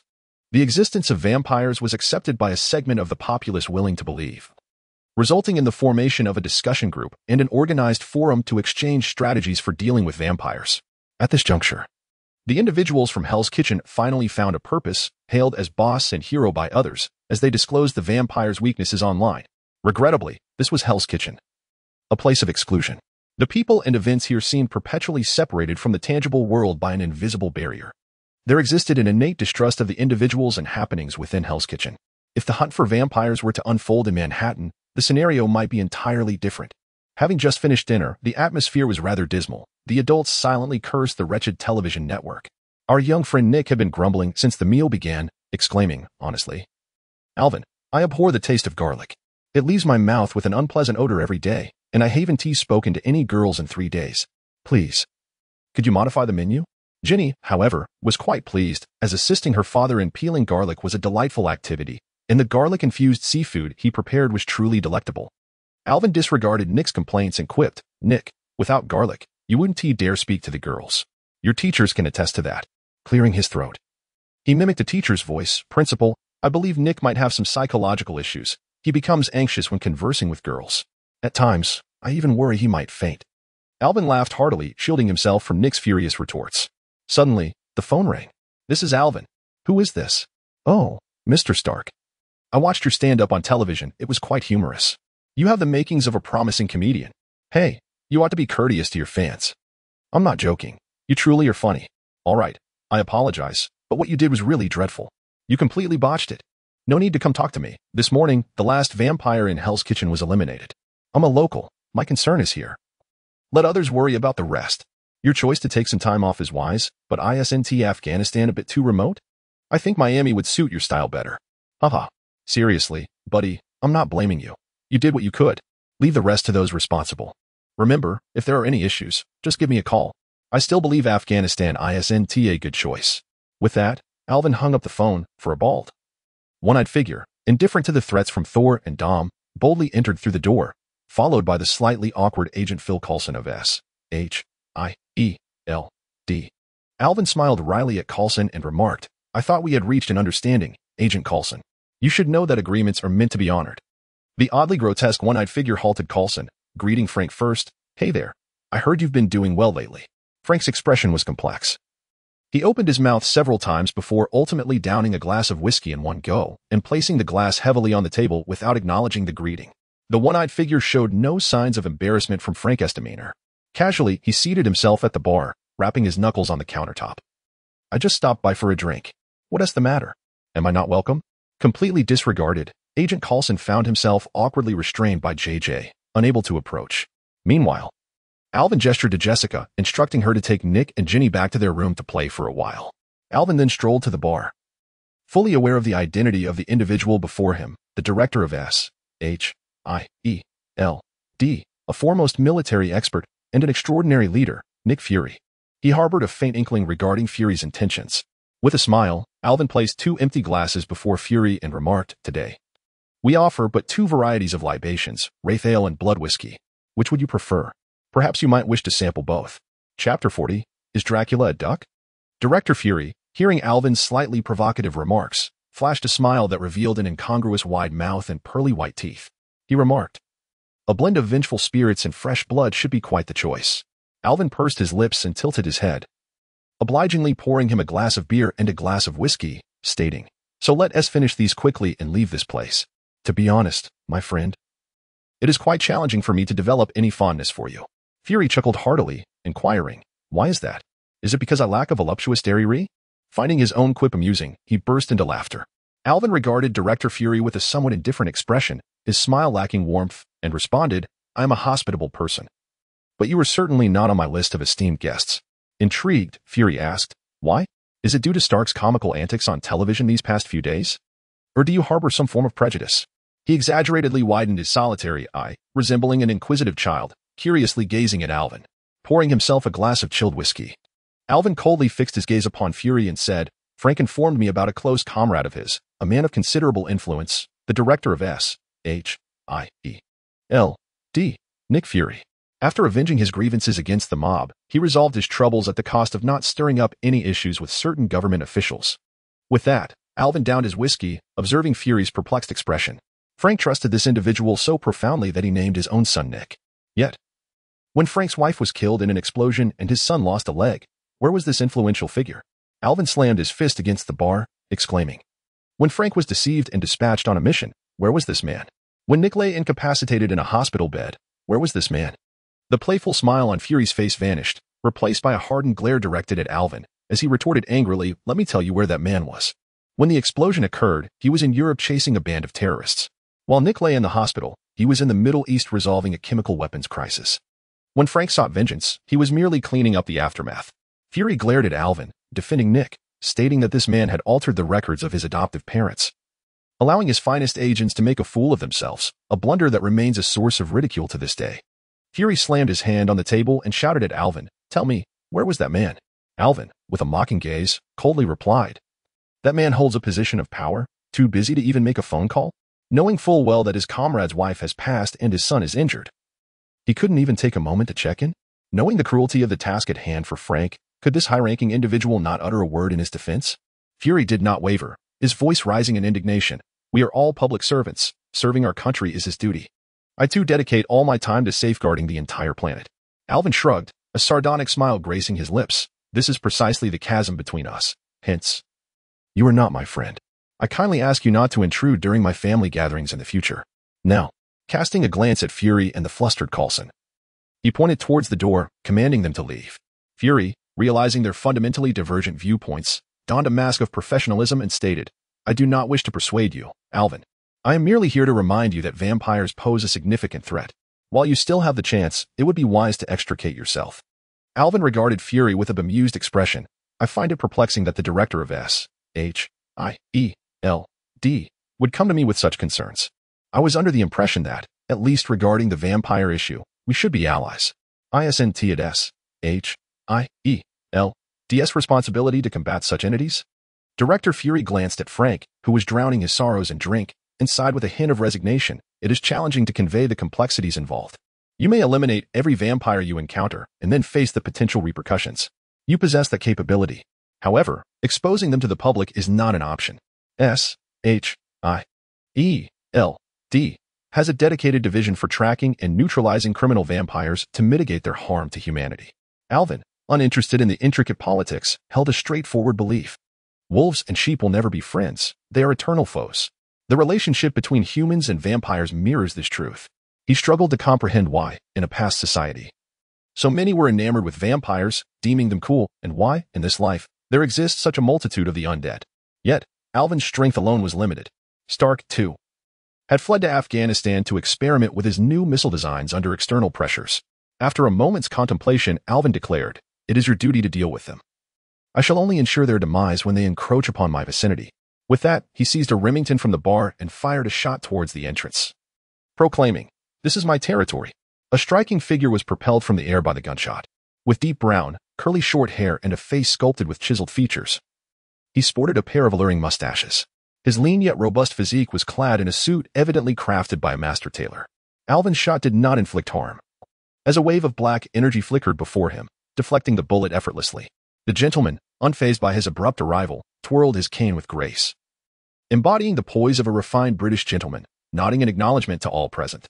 Striding confidently to the bar, I first nodded in acknowledgement to Fury, then turned to Alvin and smiled, saying, "Perhaps you could start by serving me a glass of blood whiskey." My demeanor suggested that I was entirely in control of the situation. In response to this unexpected guest, Alvin maintained his composure. Such an entrance failed to intimidate him. Had the man donned a blue spandex suit with red underpants worn on the outside, perhaps Alvin would have felt a twinge of fear. With a smile, Alvin poured him a glass of whiskey, handed it over, and inquired, "I am Alvin, the proprietor of the Peace Hotel. May I ask your name?" The dapper man with a small mustache took the whiskey, brought it to his lips for a sip, and chuckled softly, "You may not have heard of me, but I am Vlad Dracula, a Hungarian count." Surprised, Alvin covered his mouth and exclaimed, "I always thought Dracula was merely a duck." Chapter 41. A disparaging review of the genius Count Dracula maintained a charming smile on his handsome visage as he remarked, "Surely, that duck must be remarkable." Dressed exquisitely and exuding an air of sophistication, Count Dracula easily endeared himself to others. Jessica, alerted by the sound of gunfire, emerged from the room with her 2 children. Her eyes gleaming as she regarded the alluring vampire, Count Dracula. In comparison to Alvin, it was evident that Dracula surpassed him in both appearance and sartorial taste by a considerable margin. However, when it came to temperament, Alvin clearly embodied a more human warmth. Count Dracula, with his impeccable perfection, resembled a fragile work of art, best admired from a distance. Indeed, Alvin was preferable.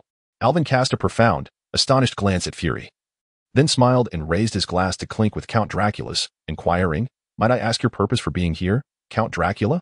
Dracula, stroking his small mustache, a gesture that made him appear far more dashing than Stark, responded, "I have recently settled in New York and heard that the residents of Hell's Kitchen are rather unfriendly towards my kind. Hence, I wish to observe for myself. Perhaps there is a misunderstanding on my part." "Bloodkin?" Alvin tilted his head, scrutinizing Count Dracula. "What is that?" "We have recently vanquished numerous vampires." "Are they the bloodkin you speak of?" Dracula downed his glass of whiskey and shook his head with a smile, stating, "Those you have slain hardly qualify as bloodkin. They are mere descendants groomed by the bloodkin to serve them. Their servants cannot be regarded as true bloodkin." Alvin responded with a thoughtful "oh," regarding the seemingly pretentious vampire before him with a playful smirk. "So, what brings you here? To seek justice for your livestock? Or perhaps you wish to bargain for them? I can compensate you accordingly." The Count's expression gradually turned frosty as he regarded Alvin, declaring, "I merely wish to witness the sort of individual who shows such utter disdain for the bloodkin, devoid of even the slightest reverence."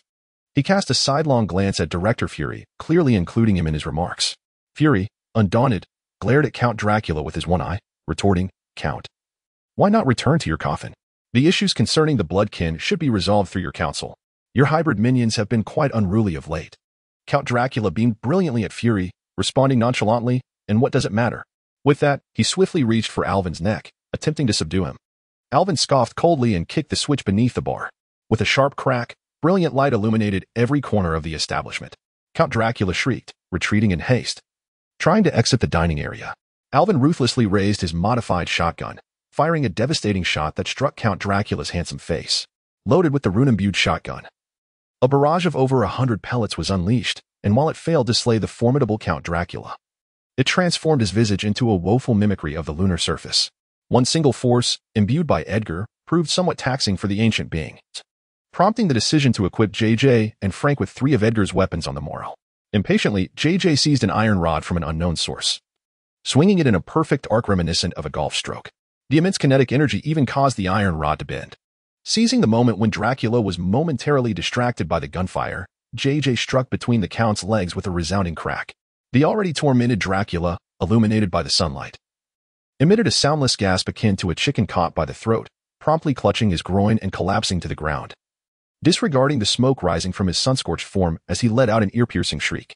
Nearby, Director Fury and Agent Coulson felt a chill between their own legs, instinctively tightening their stance. JJ's cruelty was startling, a facet previously unnoticed. The moment the sunlight flooded the room, Frank rushed to Jessica's side, shielding her and the 2 children behind him. Alvin donned a pair of sunglasses, adjusting to the brightness before vaulting over the bar with a single arm. The Remington shotgun discharged the remaining 5 rounds directly into Dracula's head. One must commend the tenacity of this ancient vampire, despite being scorched by the sun, suffering grievous injuries, and enduring a barrage of bullets from Alvin. He still writhed on the ground, howling in agony. The sunlight lamps had been a gift delivered by Stark the previous day. Though he became a laughingstock on television, this genius, cursed by knowledge, had devised a comprehensive strategy to combat vampires within a mere 2 days and dispatched a set to what he deemed his friends. Dracula's special abilities were nearly nullified under the sun's rays, leaving him to rely solely on his thick-skinned resilience honed over centuries to withstand Alvin's gunfire. It was almost farcical. This ancient vampire was indeed formidable, surviving such an onslaught.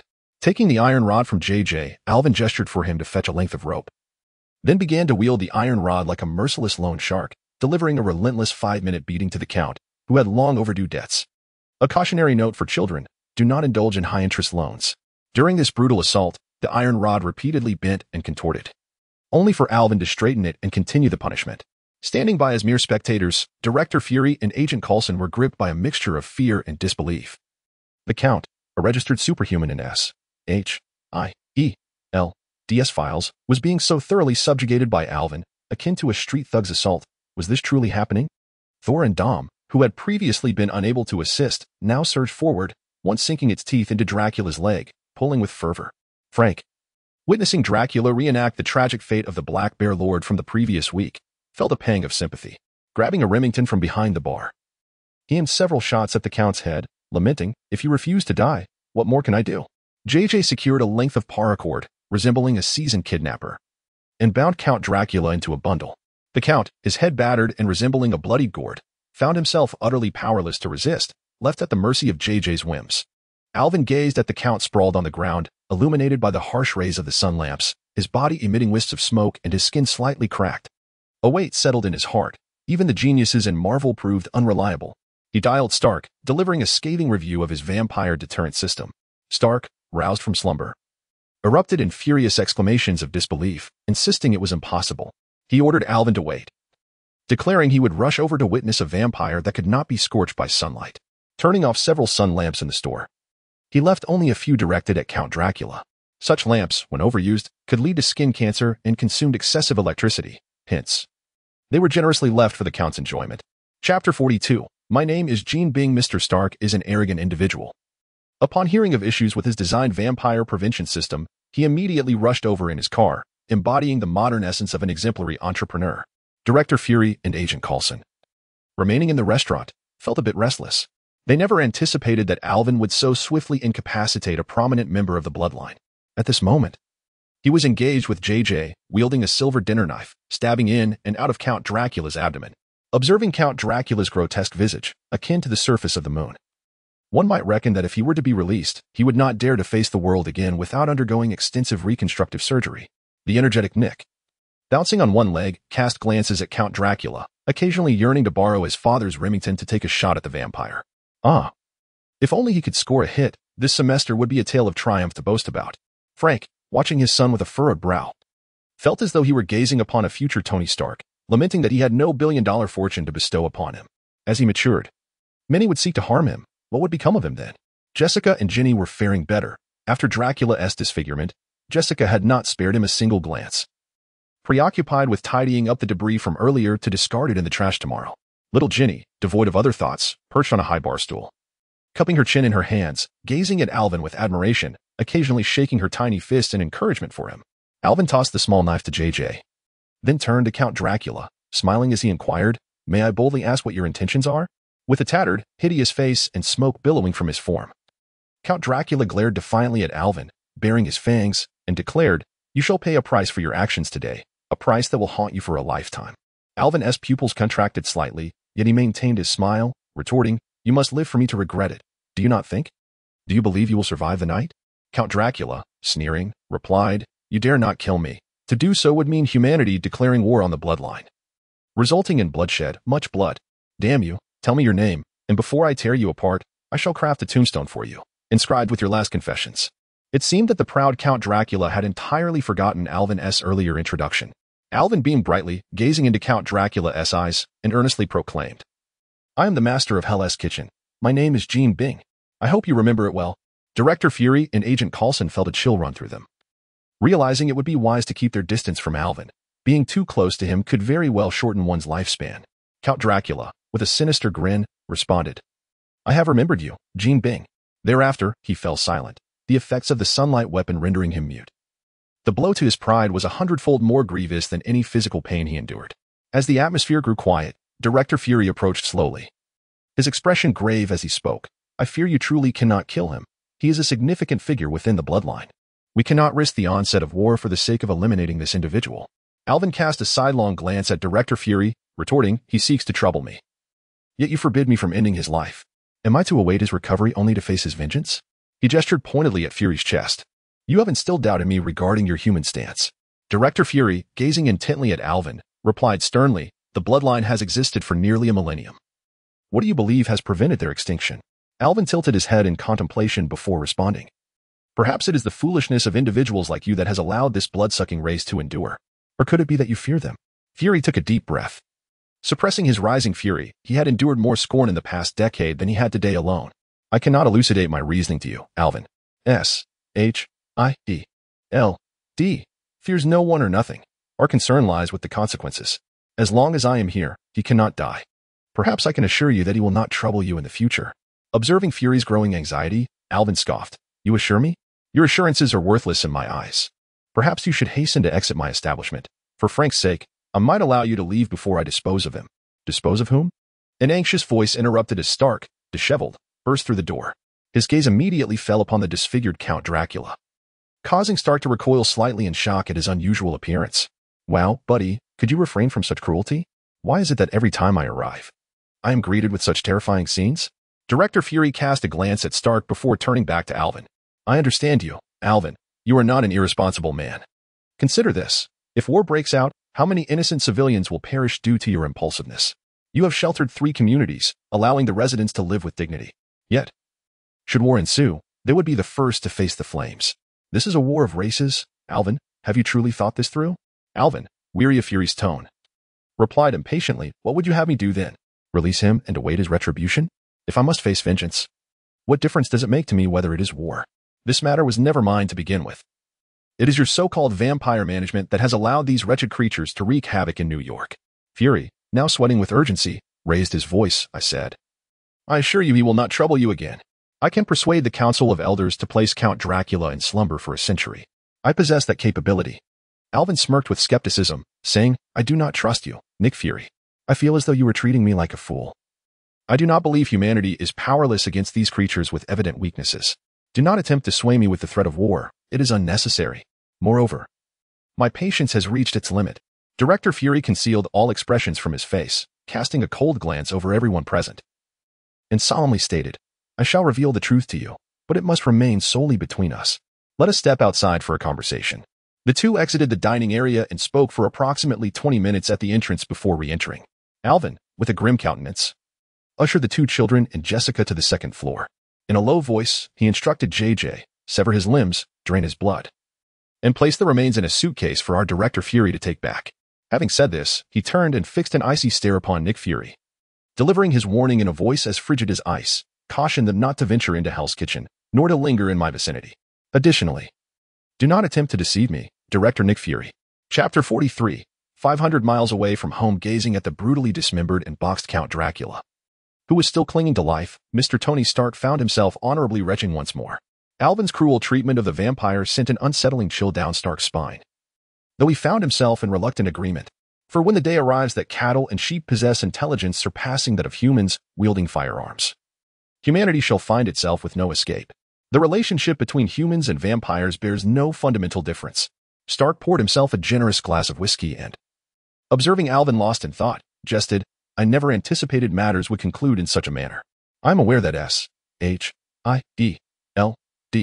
and Stark Industries maintain some collaborative research endeavors with them. I simply did not foresee their immense power. With that, he extended his glass to Alvin, signaling for another round. Alvin smiled at Stark, replying, I too did not expect this. However, I absolutely wish to avoid any dealings with them. I believe I am better suited to being a restaurant chef or a school principal. Stark erupted in hearty laughter, remarking, your students must be in for a miserable time. I can only imagine. When Stark was not being disagreeable, he proved to be a commendable friend, as evidenced by his prompt delivery of the solar lamp to Alvin upon its development. Just moments prior, they had stood united in purpose. Alvin nodded with a smile, stating, you are quite right. If an obituary were to be posted at the school entrance tomorrow, declaring Principal Alvin has passed away, those rascals would surely throw a party in celebration. Stark shuddered at this, exclaiming, buddy, I did not realize your popularity was so bleak. Alvin noncommittally nodded, saying, once they mature, they will surely reflect on their youthful ignorance. You are a genius. You shall never comprehend the hardships of education. The children of Hell's Kitchen, without someone propelling them forward, can scarcely envision a future beyond prison. Stark, contemplative, nodded in agreement, suggesting, you make a valid point. Perhaps I can extend some assistance. Alvin's spirits lifted, his gaze towards Stark radiating enthusiasm as he joyfully replied, a community school needs individuals like you, a benevolent soul. I could reserve a position on the board for you. Noticing Alvin's significant shift in demeanor, Stark inquired with interest, is there indeed a board position at the community school? Who are the other board members? How much do I need to donate? Alvin shyly smiled, adopting the demeanor of a sincere insurance salesman, saying, if you consent, you would become the 2nd board member of the community school, the first being Mr. Gene Bing, who donates $10 million annually. You could even surpass him, considering your status as a renowned billionaire, wouldn't you say? Stark, an amusing character, pondered for a moment before responding, Alvin, my friend, you cannot expect me a member of the American upper class, to be compared with someone like Jean Bing. Is your school still in need of a principal? Grant me the esteemed title of honorary principal and prepare for me in office. I am willing to contribute $20 million annually to the institution. What could possibly be the objection? Such a generous sum, $20 million each year, would surely warrant an honorary principal position if you desire to be the principal. I would readily vacate the office for you, along with Secretary Olivia. With a smile, Alvin extended his hand for a handshake with Stark, sincerely proclaiming, "Welcome aboard, Mr. Principal Stark. You may now contemplate the style you wish for your office." Stark, pursing his lips and tilting his head in contemplation, replied, "Wow. I never imagined I would one day become the principal of a school. Perhaps I should allocate 2 days in my monthly schedule for Pepper so I can spend some time at the school." Alvin raised his glass, clinking it with Stark's, exclaiming, "It is our honor. The students who emerge from this school in the future will take pride in you. Truly, I'm not jesting." Stark seldom enjoyed such pleasant conversation with another, although Alvin often put him in awkward situations. One inherently yearns for a friend with whom they can engage in light-hearted banter without reservations. He sensed that Alvin might just be that friend. As the clock struck 7 in the morning, Pepper arrived to escort the hungover Stark, who needed to head to Afghanistan to test his invention, the Jericho missile. In truth, Stark did not need to be present personally. However, the recent media frenzy and the inexplicable pressure he felt compelled him to seek refuge there. After all, he remained the chairman of Stark Industries, and contributing to the company was his duty, perfectly reasonable, wouldn't you agree? Before his departure, Alvin cautioned Pepper, saying, "Afghanistan is hardly a safe locale, and Stark's preparations are insufficient. Should any issues arise, remember to call me. I am a vampire hunter, as you recall." Pepper was nearly driven to madness by Stark's capriciousness and paid little heed to Alvin's words. She merely nodded, allowing Alvin to assist Stark into the vehicle. Finally, with some leisure time on his hands, Alvin accompanied Ginny for breakfast, after which they climbed into the old pickup truck, ready to fulfill the responsibilities of a principal. Thor, ever sycophantic, managed to sneak into the vehicle alongside Ginny. He too wished to visit the school, finding amusement in observing the antics of a group of mischievous children quaking in fear. As the old pickup cruised along the road, the weather was splendid. Alvin rolled down the window, playing country music, with his left arm draped casually over the door. Alvin patiently taught Ginny to sing 500 miles away from home. "If you missed the train I'm on, you will understand that I have departed. You can hear the whistle blow 100 miles. 100 miles, 100 miles. 100 miles, 100 miles." Ginny delighted in it, for her father cherished the song. When Alvin received a phone call mid-session, his spirits soared even higher, and he dedicated himself even more earnestly to teaching Ginny. "Little Ginny must surely be my lucky star. With each kindness I bestow upon her, my fortune seems to improve." The call had come from Director George, who had recently been beleaguered by the torment of the vampire incident. He informed Alvin that his daughter, Gwen Stacy, would be enrolling directly into the community school next week, though finals were just a month away. He believed it prudent to wait until the school year concluded before sending her. Yet, our esteemed director could not bear the thought of his daughter attending school in a place where vampires might lurk. Presently, Alvin's community school was deemed a sanctuary from such creatures. In his buoyant mood, Alvin found everything around him agreeable, even the newly arrived elderly electrician at the school entrance, whom he greeted with warmth. "Hello there. I haven't seen you before." The old man, amiable and smiling, replied, "Good morning, Principal Alvin. I am Ben Parker, the new electrical engineer.